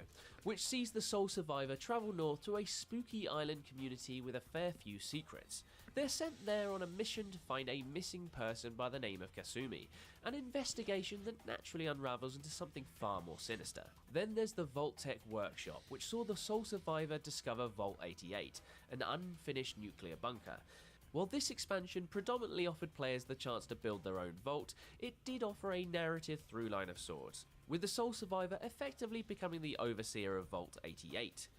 And lastly, there's the absolutely bonkers Nuka World, which, well, sounds exactly like it is. Here, the Sole Survivor secures a lucky ticket to the hottest amusement park on the eastern seaboard, only it's completely overrun by raiders and nightmarish creatures. It's always the way. The Sole Survivor explores the ruins of Nuka World and eventually defeats the head raider, giving them the chance to run their own theme park. What a way to round out Fallout 4. That's good vibe. 2296. So it's only 20 years though, after 3?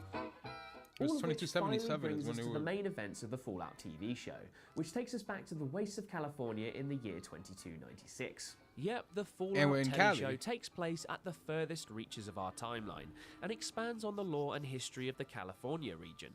At the heart of the show is Vault 33, which houses a seemingly idyllic society who are waiting for their chance to head to the surface and re-civilize the planet. Little do they know that they've missed that boat by a long shot. Anyway, Vault 33 is part of a trio of neighbouring vaults, the others being 31 and 32, which work in tandem to keep their populations going. Into this mix we meet our plucky young hero, Lucy McLean, her brother Norm and her father Hank, who also happens to be the overseer of Vault 33. Their lives are pretty peachy until a group of murderous raiders ambush them from within Vault 32 and kidnap Lucy's father Hank, which naturally kickstarts the game's main campaign, show's core plotline, as Lucy pursues her father's kidnappers above ground. Up on the surface we catch up with what is left of Cooper Howard, and he's still going, which is a bit of a surprise as he's well over 200 years old by this point. He's seen better days though, as he has been poisoned by radiation to the point of becoming what's known in the Fallout universe as a ghoul. Life is imitating art in the case of Coop, who now ventures around the wastelands making his living as a gunslinging bounty hunter.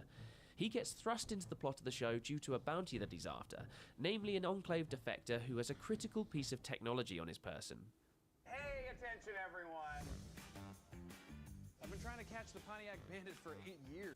The Brotherhood of Steel is also after the Enclave scientist, and one of their young new recruits, a lad by the name of Maximus, finds himself on a mission to help secure the bounty as well. And so the telly show falls into a plot that is largely about people hunting MacGuffins. Well, the simple version of the synopsis is that at least. But naturally there is far more than that going on in the show's balmy wastelands. As the show progresses, the worlds of the Ghoul, Lucy and Maximus come crashing together, with all three chasing after the Enclave scientist, who by this point is just a severed head with the tech embedded in his neck. Yeah, the show leans hard into Fallout's grim violence. As Lucy and Maximus team up, they eventually discover the fate of Shady Sands, which was destroyed via a nuclear blast back in 2277. Maximus learned this firsthand, however, as Shady Sands was his hometown, until, well, it became a giant crater in the dust. While looking for medical supplies, the pair stumble onto Vault 4, which they learn housed a team of scientists that have, well, they've done some pretty horrifying experiments to say the least. The Vault is now home to many of the surface refugees from the Shady Sands blast zone, good honest folk just trying to live their lives peacefully. Meanwhile, Lucy's brother Norm is discovering the equally screwed up history of Vaults 31 to 33 in the wake of the Raider attack. As he investigates the ruins of Vault 32, he eventually uncovers the true conspiracy behind the trio of neighbouring vaults. It turns out that Vault 31 is actually home to the cryogenically frozen management employees of Vault-Tec, and the mission behind the trio of vaults is to play out Vault-Tec's idealised version of a civilised future post-Great War. And this all leads to the major revelation at the heart of the Fallout show. Hank McLean is a pre-war Vault-Tec employee who entered Vault 33 after waking from his cryogenic slumber. It turns out that his wife discovered a clue to the truth behind the 3 neighbouring vaults, and this led her to leave Vault 33 with Lucy and Norm. They eventually wound up at Shady Sands, and when Hank pursued them there, he was the one responsible for destroying the city when his wife refused to come home with him. Lucy learns all of this when she finally finds her father at the New California Republic base at Griffith Observatory. After a big climactic battle between the NCR and the Brotherhood of Steel, the NCR are able to get their hands on the Enclave Defector's piece of tech, which turns out to be a cold fusion device, a source of unlimited power. It's useless without a Vault-Tec passkey though, until Hank is coerced into giving his over, which results in LA finally getting its power supply back on. And the telly show ends with Hank escaping into the wastelands donned in power suit armor, Lucy and the Ghoul teaming up to get revenge on Vault-Tec, and in its final shot, we see Hank coming across the city of New Vegas, which looks like it is now fallen into ruins. I guess we'll just have to wait for the second season to find out what exactly has happened canonically to Mr. House's vibrant city. And that, friends, is the Fallout timeline fully explained. I really hope you enjoyed this video. Because we know that at the end, so that's 29. So this is 20 years after Fallout 3, and again, what time? Fallout New Vegas time period is 2281. 2281. So if 2277 is that, this is 2281, and this is 2297. Okay, 16 years after. 16 years after. Okay, nice. 16 years after. Word. Series veterans were quick to point out that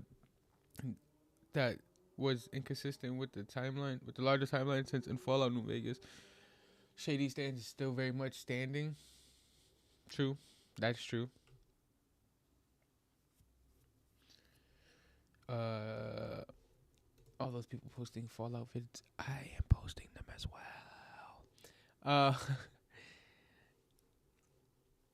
I did want to watch that. Yeah, that was really good. That was really freaking good. Like going through all that. But excuse me. What do I want to watch next? What do I want to watch next?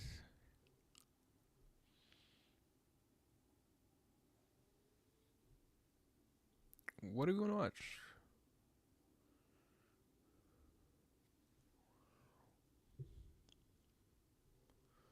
Nah.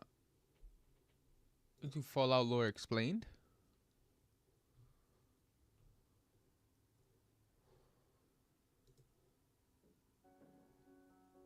Brayden has amazed me. By the year 2054, the United States government was faced with the reality that atomic warfare was inevitable. Oil was becoming increasingly rare. The United Nations had collapsed 2 years prior, and a nuclear exchange had recently erupted in the Middle East, making it the first time atomic weapons were used on a civilian population in over a century.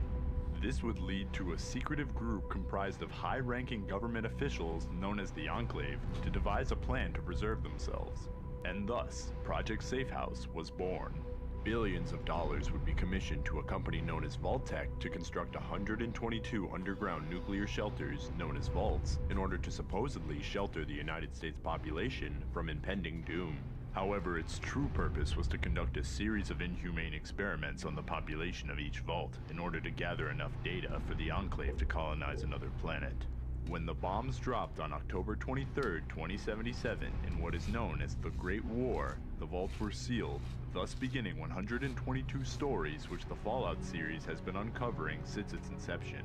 While not every vault has been explored over the course of this franchise, there are still quite a few that have been given rich and interesting stories for us to discover in our journeys throughout the wasteland. So without further ado, here is every vault in the Fallout canon.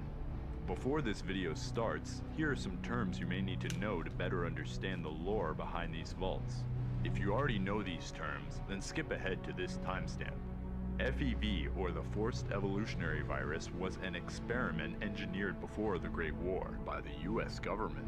It was designed to accelerate evolution in human subjects in order to make them more effective soldiers, but instead, it caused devastating mutations to those exposed to it, giving rise to creatures like super mutants and other mutated horrors like centaurs or nightkin. In the Fallout universe, chems refer to drugs. They're everywhere in the post-war world, ranging from old medical pills to homemade substances that often lead to addiction. Chems such as Mentats, Buffout, Med-X, and Jet are just some of the substances found throughout the wasteland.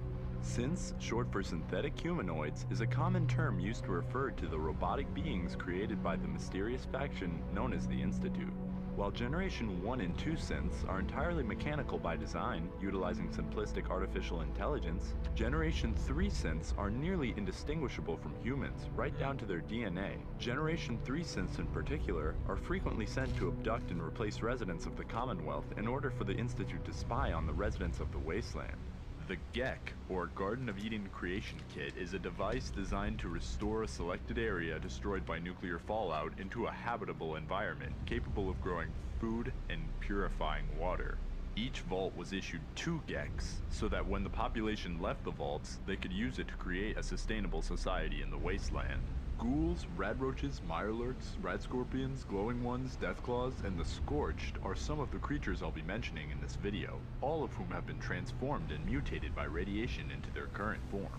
The Brotherhood of Steel, the Boomers, the Institute, the Powder Gangers, the Enclave, the Gunners, and the NCR are some of the factions that I mentioned throughout the video without clarification as to who they are. So here are their descriptions that you can come back to if I mention them throughout this video. And now, let's begin. Located in the South Vegas ruins, Vault 3 is known as a control vault, which meant that the inhabitants were not subjected to any experiments during their time in the vault. Thus, the inhabitants remained sealed for over a century after the bombs dropped, until a water leak forced the inhabitants to open up the vault so that they could trade with the people of the wasteland in order to survive. All was well for a few weeks until the vault caught the attention of a group of raiders known as the Fiends, who subsequently massacred the vault's residents and claimed the vault for themselves. In Fallout New Vegas, if you head to Vault 3, you will find it fully inhabited by the Fiends, led by their chief, a raider named Motor Runner. Since they took over the vault, the Fiends grew stronger and more vicious, and are considered a deadly threat by the New California Republic and the people of the Mojave. Vault 4 and Vault 33 both feature in the Fallout TV series. And because it hasn't come out yet at the time of recording, we know very little about them or their experiment, other than the fact that Vault 33 nobody made is an located in updated Santa video Monica, of this? California, I could have swore and is there was an inhabited by updated a video vault of dweller this. named Lucy and her father, Overseer Hank. Hold up.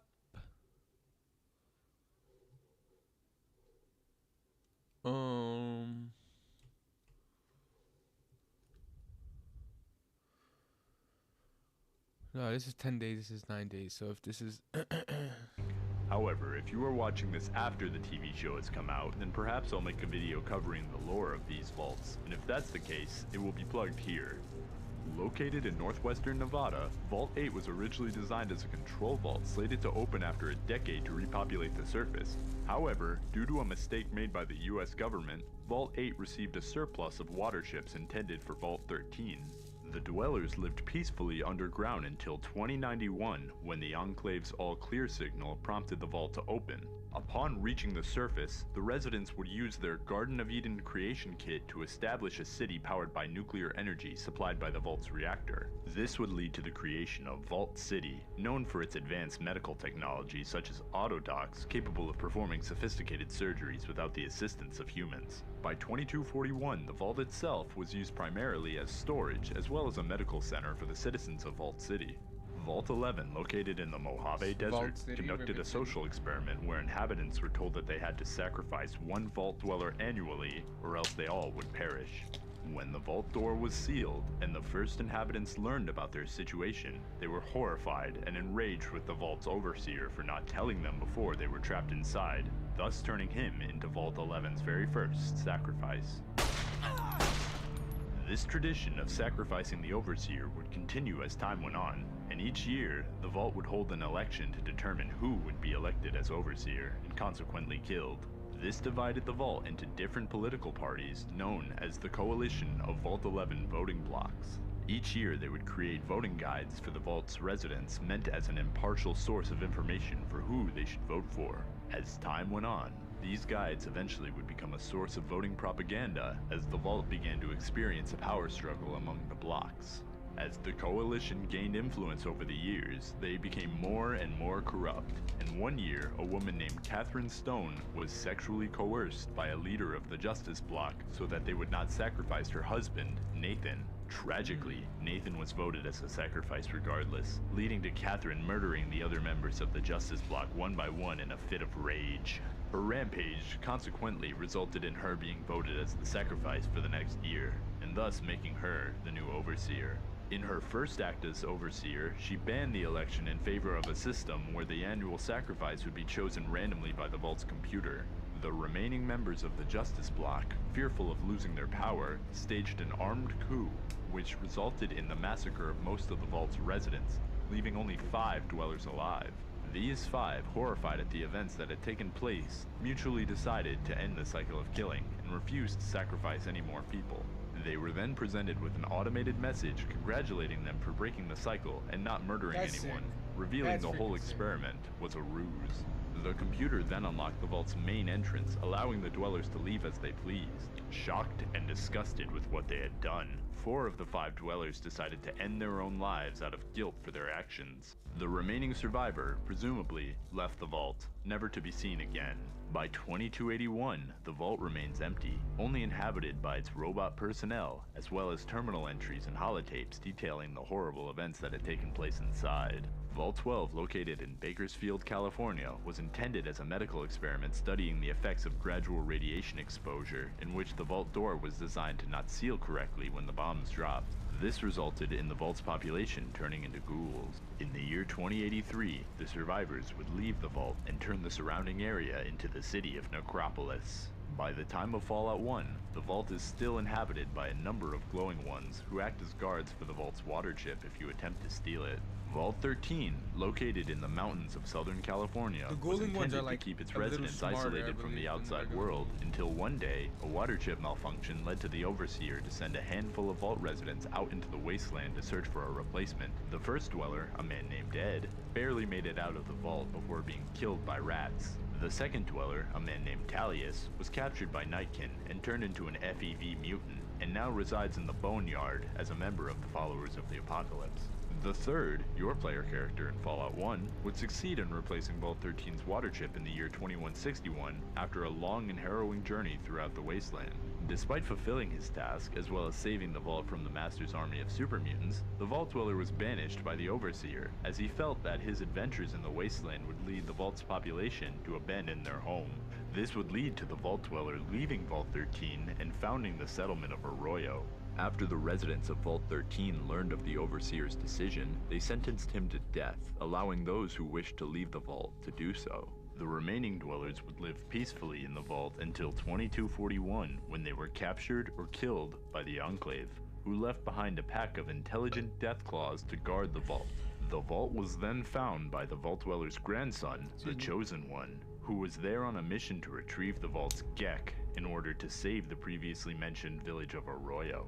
Once he retrieves the Gek, Frank Horrigan and a squad of Enclave soldiers exterminate the Deathclaws, leaving Vault 13 an empty hole in the ground. Vault 15, located in Southern California, was a social experiment in which a large population from diverse ethnic and religious backgrounds were forced to live together. This would cause a schism among the dwellers, which would lead to them abandoning the vault, separating into 3 raider groups: the Khans, the Jackals, and the Vipers.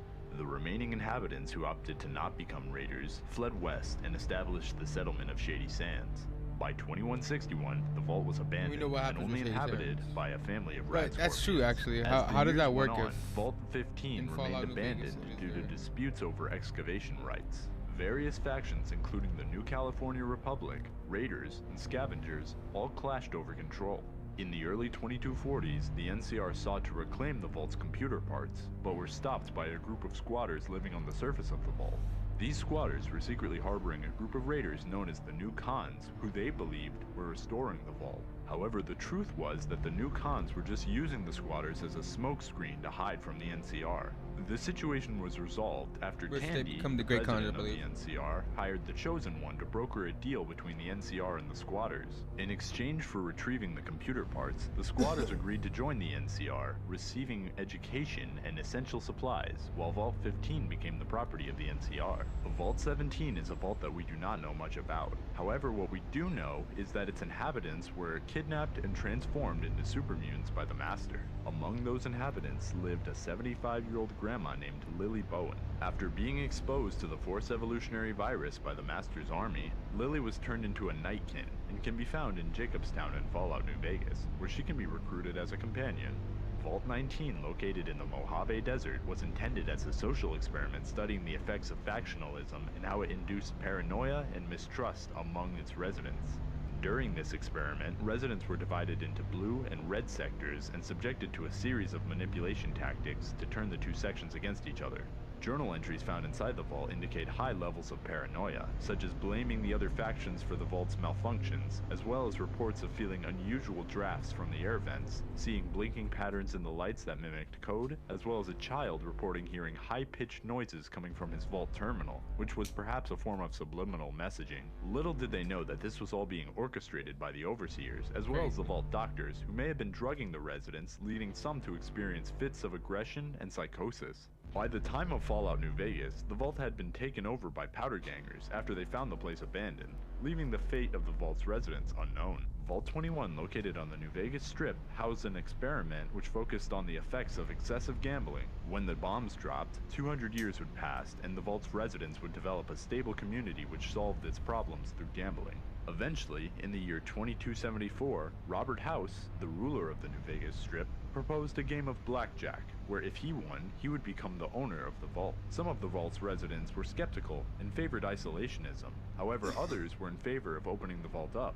As a result, Mr. House tasked the residents in favor of opening up the vault to challenge those who disagreed to a game of blackjack in order to decide what to do. Eventually, the dwellers in favor of opening up won the game, handing over the ownership of Vault 21 to Mr. House. Afterwards, Mr. House unexpectedly attempted to fill the vault with concrete in order to force the residents to move out of Vegas. However, one of the dwellers, Sarah, was able to convince him to turn the vault into a hotel. Convinced of its profitability, Mr. House transformed the vault into a hotel, and by 2281, the vault was still open for business, offering residents of New Vegas room and board as long as they had the caps. Vault 22, located in the Mojave Desert, was intended as a research facility which tested genetically modified crops that were developed at Big Mountain, a think tank known for its unorthodox experiments. After the bombs dropped and the scientists began experimenting on the crops, they accidentally released an outbreak of a modified fungal infection which would lead to the vault being overrun with vegetation. The vault's residents all would eventually succumb to the infection, as the fungus they were experimenting on would colonize their bodies and use them as hosts, turning them into horrifying creatures known as spore carriers.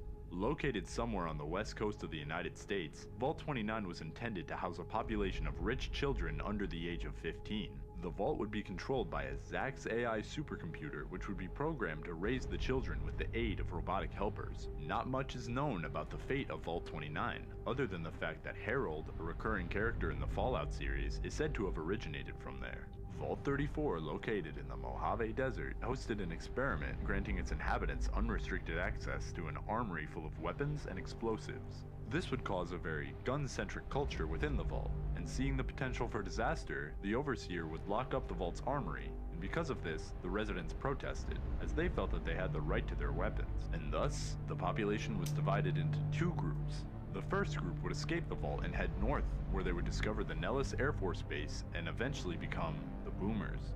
The remaining dwellers would be trapped inside by the Overseer, leading to a riot that damaged the vault's reactor. This would end up filling the vault with radiation, turning its remaining residents into feral ghouls. As of 2281, Vault 34 is nothing more than a ghoul-infested, irradiated hole in the ground stocked with all the weaponry that one could need. Not much is known about Vault 43, as it was featured only in the Fallout comic titled One Man and a Crate of Puppets. All that is known about the vault is that its inhabitants consisted of 20 men, 10 women, and a panther. Vault 51, located in the forests of Appalachia, conducted an experiment in which a Zax 1.3C supercomputer would test the Vault's residents in order to determine who is best fit for the role of Overseer. The computer was primarily taught by a man named Sergeant Robert Baker, who would advise the computer on what made the best leader. As time went on, Baker attempted 2 separate times to hold an election. But when no one could decide on a leader, the computer deemed elections pointless and would forego this method of selecting the Overseer. Baker would then commune with the AI, telling it that a leader was someone who stepped up in times of crises. The AI would misinterpret this message and begin to produce a series of crises for the dwellers in order to see who was most fit to lead.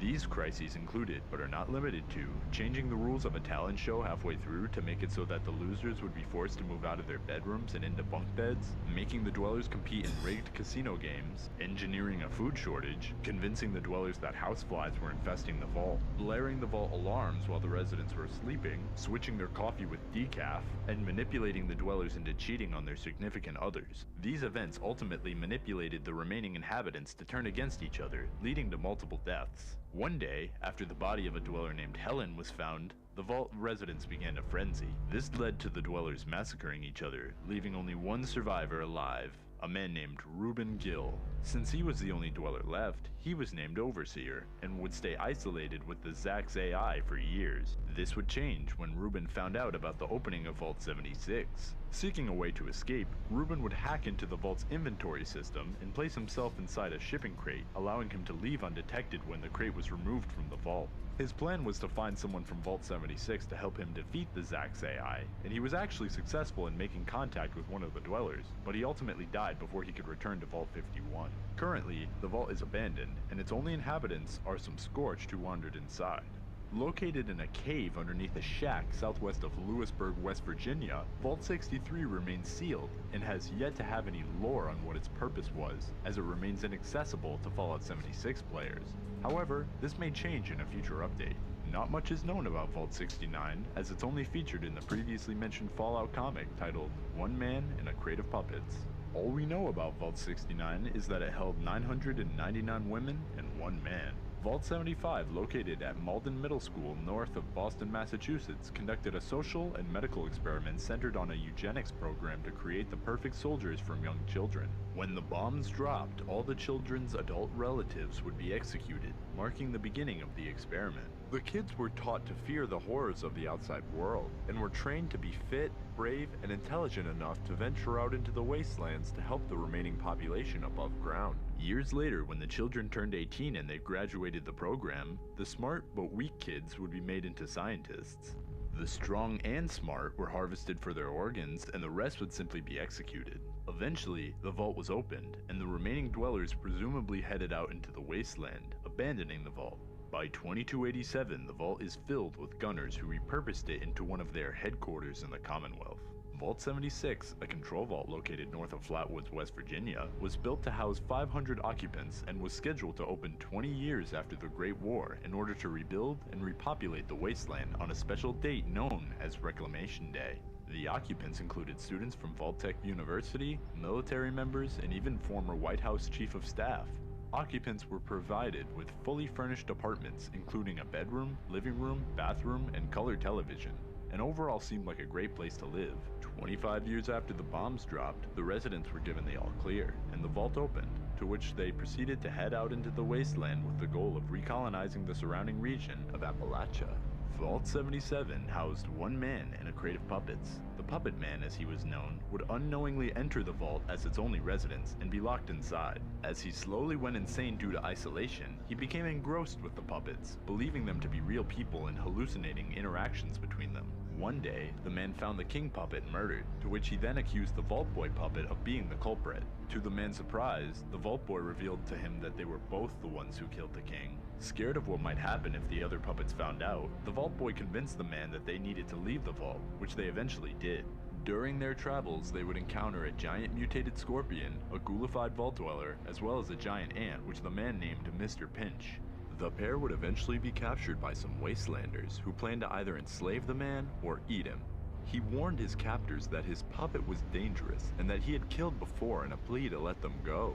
After they shrugged him off as simply being delusional, the man would murder one of his captors, leaving one alive to lead him to the rest of his group. After the survivor had made it to the rest of his gang, he told them that the puppet man had murdered Bob, the other slaver. The men began to hear a noise as the puppet man got closer and closer to the gang. We then see in the final panel that the puppet man had murdered the gang with his bare hands, thus finalizing his descent into madness. In Fallout 3, if you head to Paradise Falls, a settlement full of slavers, you can find a Vault 77 jumpsuit hidden alongside a holotape. This holotape contains a recording of one of the slavers ordering the listener to burn the jumpsuit out of fear that the puppet man may come looking for it. Vault 79, built in secret by Vault-Tec north of Dolly Sods Wilderness, West Virginia, was meant to house 120 high-ranking soldiers and government agents tasked with protecting the nation's gold reserves with the intent of rebuilding the economy after the Great War. The Vault's number was chosen due to the fact that 79 is the atomic number for gold. In July 2072, secrecy surrounding the Vault was compromised when soldiers guarding the site stole millions of dollars worth of gold and ventured to Las Vegas to gamble. Their actions led to a confrontation at the Ultralux Casino, resulting in a shootout with local police. Despite attempts to surrender, all those involved were executed. In 2077, when the bombs finally dropped, the vault was sealed, to which inhabitants awaited further instructions from the US government. However, at some point after the war, a mutiny led by a rogue Secret Service agent named Shorty resulted in a number of deaths among the vault's population. The survivors remained inside the vault, isolated and depressed, with at least 3 agents taking their own lives. On the surface, rumors of the vault's gold attracted treasure hunters, who hire your player character to help them commit a heist on Vault 79. Vault 81, built in Boston, Massachusetts, was intended to host an experiment in which scientists would use the vault's civilians as guinea pigs to develop a universal cure for disease. The vault was designed so that the scientists would be separated into a secret sector unbeknownst to the residents, where they could monitor and experiment on the population. When the vault closed, before the scientists could begin their experiments, they were betrayed by the Overseer, who locked them inside the secret sector of the vault. The scientists would eventually perish, leaving only a single Mr. Handy named Curie. As for the residents of Vault 81, they would maintain a peaceful society. And as of 2287, the Vault continues to thrive as it has managed to establish trade relations with the surface, continuously prolonging its residents' survival, unaware of the Vault's secret experiment. Vault 87, built in northeastern Virginia, was a research facility experimenting with the forced evolutionary virus, transforming its civilian population into supermutants, centaurs, and other mutated abominations. However, these supermutants escaped containment, and they seized control of the Vault only 1 year after it was closed. By 2277, the Vault is overrun with supermutants. However, one of these mutants, named Fox, managed to retain his intelligence, and if you manage to free him, then he could be recruited as a companion. Vault 88, located in Quincy, Massachusetts, was intended as a testing ground for experimental productivity-boosting technology for other vaults, but was left unfinished, and when the bombs dropped, it turned the Overseer into a ghoul. In 2287, she is saved from raiders attempting to break into the vault by your player character in Fallout 4. Upon speaking with her, she tasks you with helping her rebuild the vault, making it a potential settlement for the player character to enjoy. Vault 92, located in Olney, Maryland in the Capital Wasteland, was led by Overseer Richard Rubin and promised to preserve the musically talented of the US population. However, the Vault's true purpose was to conduct a medical experiment using white noise to implant combat suggestions within the minds of the residents. Despite initial success, the residents began exhibiting psychotic behavior, leading to multiple deaths. To make things worse, the vault structure was decaying, as water began leaking into the vault, causing flooding. As the insanity spread, one of the Vault-Tec employees, Professor Malius, pleaded with Rubin to end the experiment, which the Overseer refused. It is implied in an audio log that Malius then planned on making the Overseer pay for his crimes, but no follow-up is provided. As the vault fell into further chaos, eventually... Oh man. Whew. Oh, let's watch this video. Wells Fargo has provided $5.6 million to help launch financial health initiatives at HBCUs and funded over $107 million to scholarships and programming for diverse communities. Wells Fargo, the bank of doing. I despise the human race. Did you say he's a human hero? There's 2 things that I think no matter who you are, you'll always get the heebie-jeebies upon hearing them. It's just something that'll put anyone on edge. The first is if someone screams fire in a crowded space, like a movie theater or a concert venue. And the second is if you're told that a beloved video game franchise is getting adapted into a television program, which is just about as painful as getting caught in a fire. Video game adaptations are all over the place. The hits hit, and the shits shit. Like the Halo series, goodness gracious, what a stinky Methodist that was. Season 1 was made by people that were proud to have never touched the Halo games, so obviously the show was kind of doomed to fail from the get-go. Season 2 was a little bit better, albeit not great by any means, but that doesn't necessarily mean that all video game live-action series are bad. We just recently saw a good one with Last of Us, for example. So with Fallout coming out, I was kind of skeptical, but I knew there was a chance that it could be good, and the trailers looked pretty decent, but I wasn't really going to rip my shirt off and start twirling it over my head like I'm at Mardi Gras begging for beads, shaking my tits. Like, there was still a chance it could end up revolting and just trash. But now that it's released, I'm happy to say that's not the case, and if you've been on the internet over the last couple days, you'll see that the reviews for this are going gushing grannies for the Fallout series. And I think it's warranted. Gushing grannies. It's very good. Like, much to my and many others' pleasant surprises. I thought at best it would be decent, but it's actually pretty great, all things considered. Yeah, it is. I'll avoid spoilers here, but there's 8 episodes, all of which dropped on Amazon in one big batch, so they gave you the entire payload up front, which I've been very vocal, not a huge fan of the binge model. I'd prefer it was a weekly basis, because this just means it's going to fade out of people's minds much quicker than something like an Invincible, which is another Amazon series that they do release weekly. It keeps people talking about it, and it keeps everyone on the same pace, so you can reflect on each individual episode, speculate on where things are going, and digest it that way. I think it's a lot more fun, and it gives the series a longer runway in the public consciousness. So I think it was a bit of a fumble with just dropping it all at once, but there's people that swear by the binge model like it's a fucking religion. Like, they are really into being able to sit down and binge 8.5 hours worth of content all at once and then talk about it for a day and be done. Which is totally fine. I'm not your dad. I'm not going to come in there and start like spanking your cheeks for liking something I don't. It's just I prefer the weekly model, because then you get to all be at the exact same point together and you get to talk about it, and it's a little bit more fun, at least in my personal opinion. But it's not that big of a deal. It's not like it has anything to do with the actual quality of the Fallout series. But I just wanted to mention that. Anyway, Fallout is very clearly made by people that are extremely knowledgeable on the games. And I think it's obviously because they brought aboard Todd Howard. They brought in Bethesda to work on this with them. This isn't a situation like with Halo where they're proudly oblivious to anything that happened in the established lore, and they just make shit up, pull all kinds of garbage out of their butthole and throw it onto the screen. Here, they paid close attention to the continuity of the series. They paid very close attention to all of the lore that has been established in the Fallout universe, and they tell their own story within it, for the most part, that plays by all of the established rules. And I really like that. What should be common sense to everyone in the industry is a very rare delight, it seems, where if you bring aboard the people that helped create this property you're adapting, you get a much better product, because you're adapting with the actual creators on board to help steer the ship. Fucking mind-boggling concept, I know. Someone go ahead and tell all the other dog shit video game adaptations that this is the chemical X to the formula you need. Bring in the actual creators. I mean, this and One Piece, like, it should be pretty obvious by this point. Yet we do still continue to get horrible adaptations in the space somehow.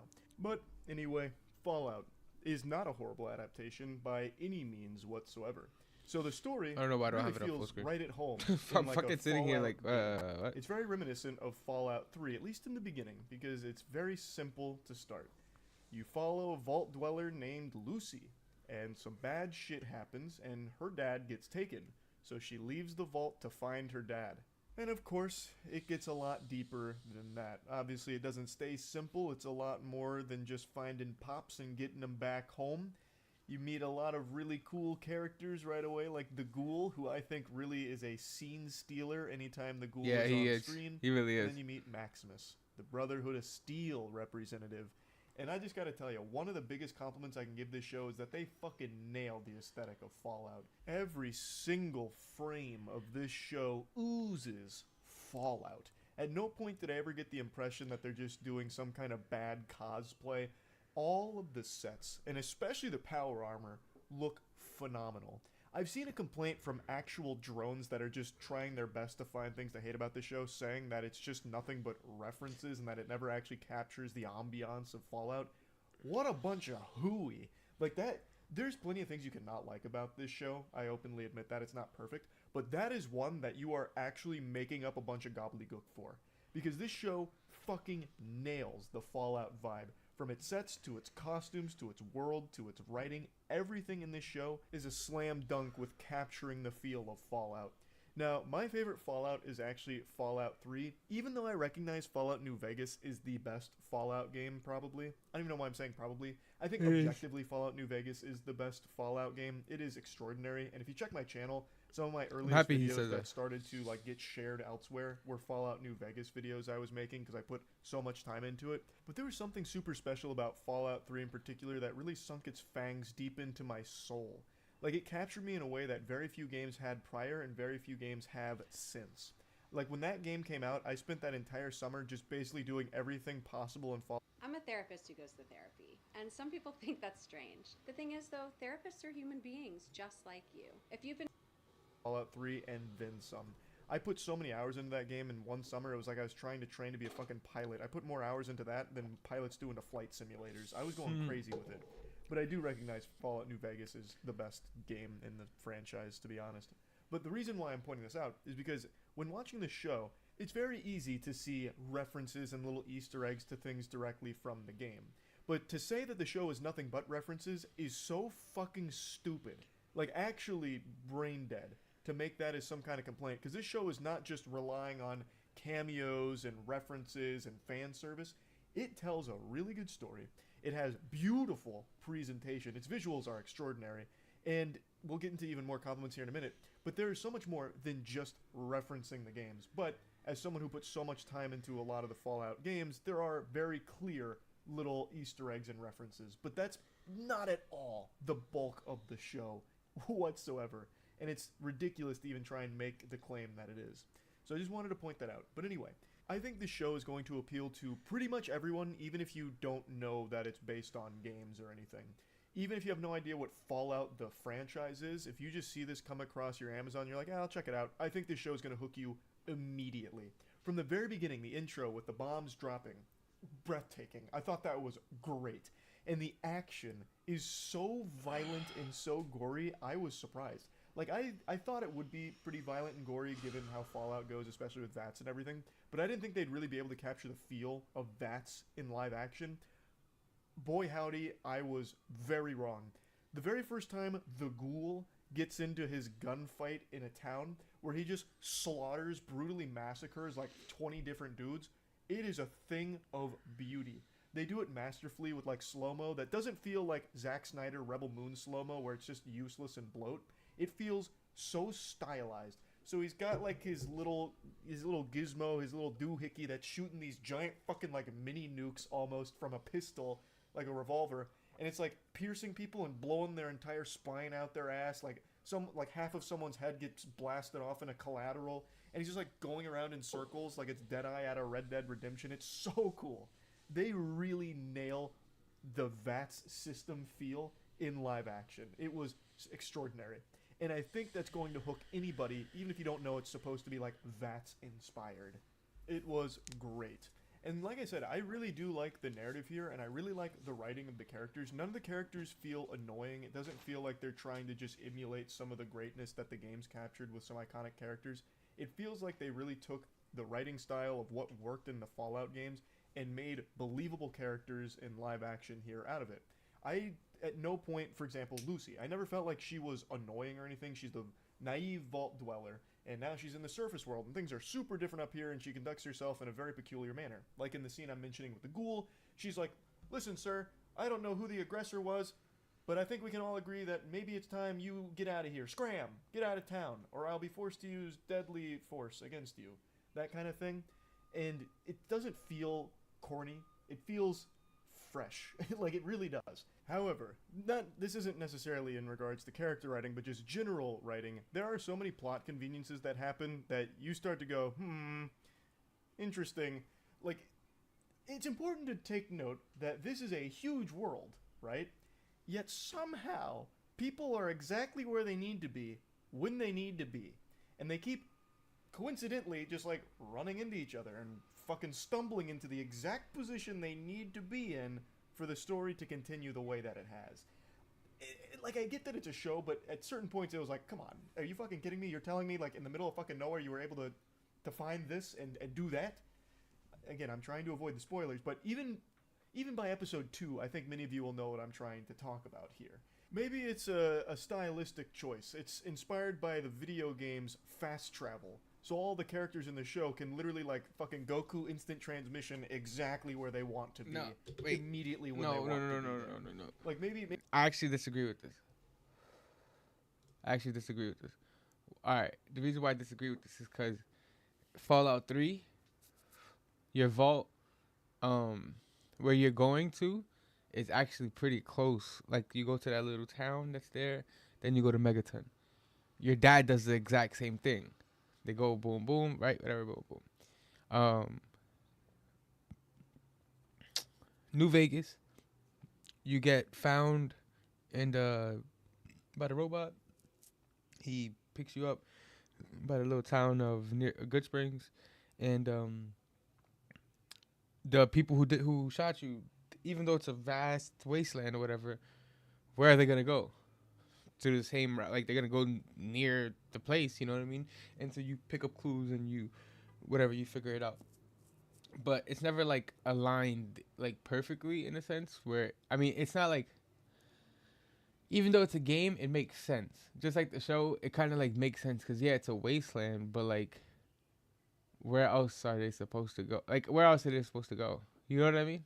So that to me kind of makes sense. It's like these areas are close by. Like, it's not like we have everywhere to go. Like nowadays, it's like, well, yeah, if it is a wasteland, there's not many places to probably go. So they're gonna end up going to the same places. You know what I mean? That kind of makes sense. You know, that's the only thing I disagree with, actually.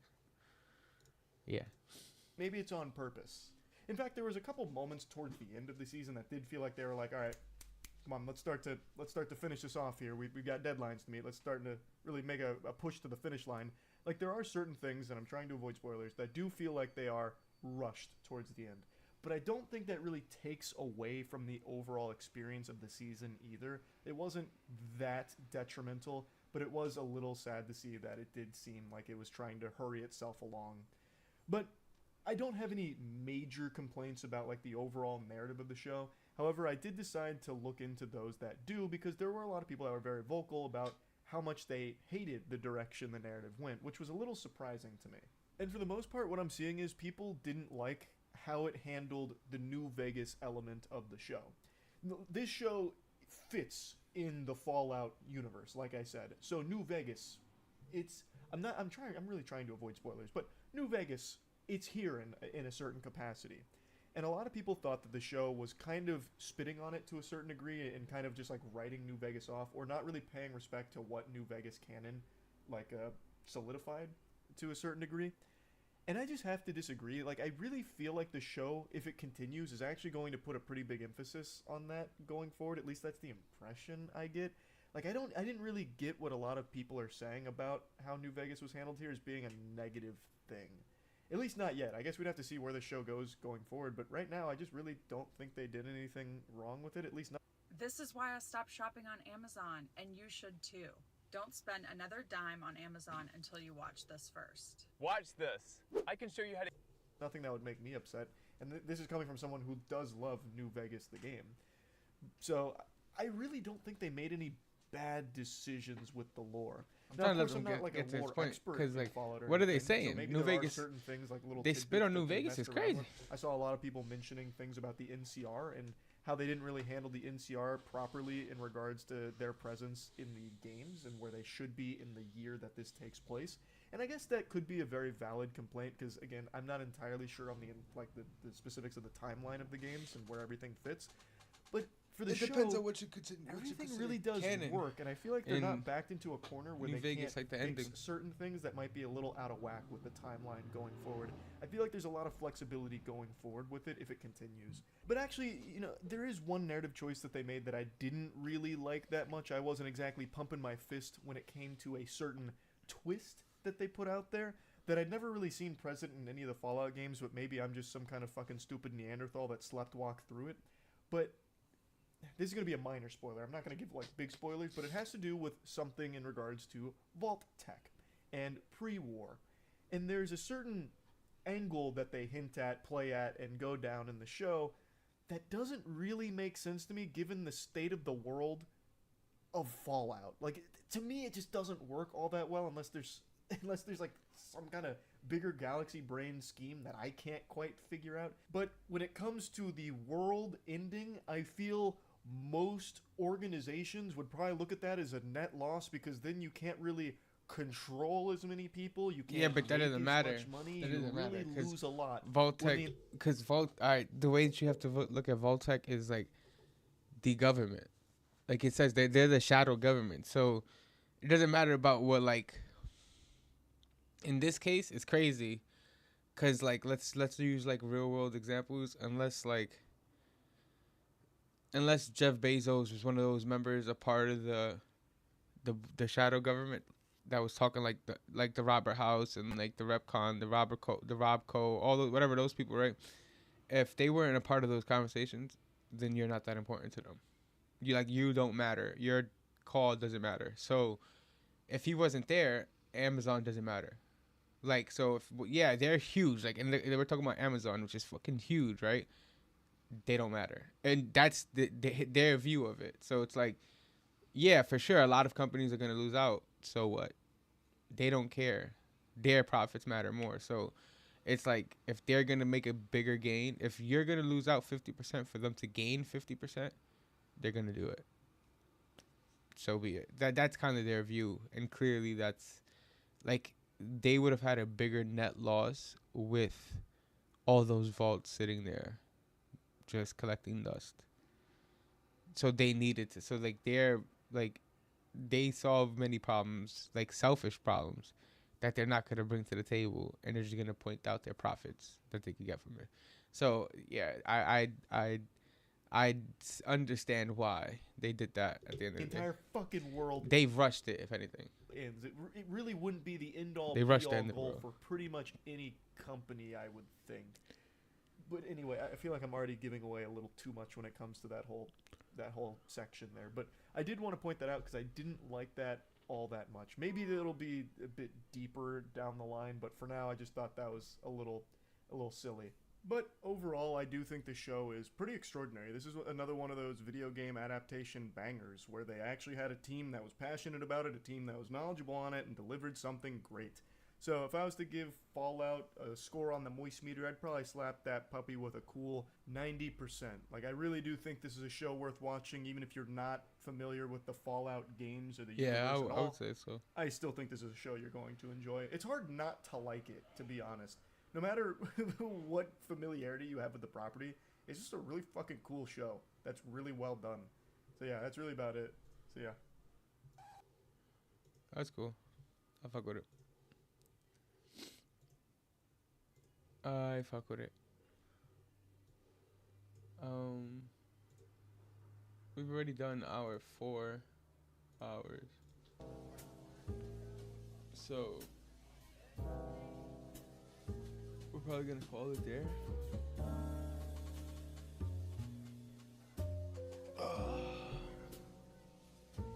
I'm just now reading the messages. I'm definitely gonna message you back. I got you. I gotta keep this open. I forget that because I don't have on my, unless I can figure out how to put like a chat, like a custom chat doc for my OBS, so I don't have to have all these tabs open. That would be really good. That would be really good.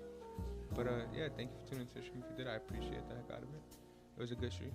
It was calm. We played some Fallout. We had a good time. Yeah, thank you. Appreciate the heck out of it. Don't forget to tune into my YouTube channel. Let me put that in the chat. Don't forget to tune into the channel. Don't forget to follow my Twitch. Yeah, all that good stuff. The new video just dropped. All that good stuff. Don't forget to do all that stuff. Wait, I'm trying to bring it open.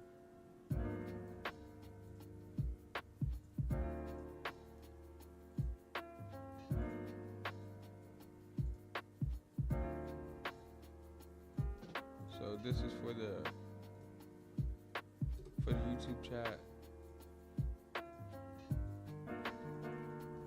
This is for the Twitch chat. And this is for both chats.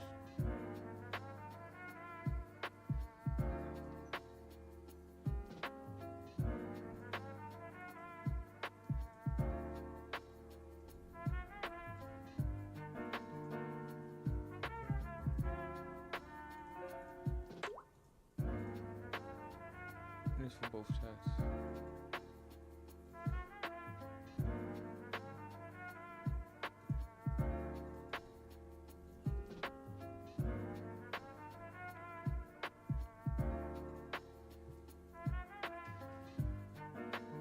Alright, I love you. Yeah, I already know.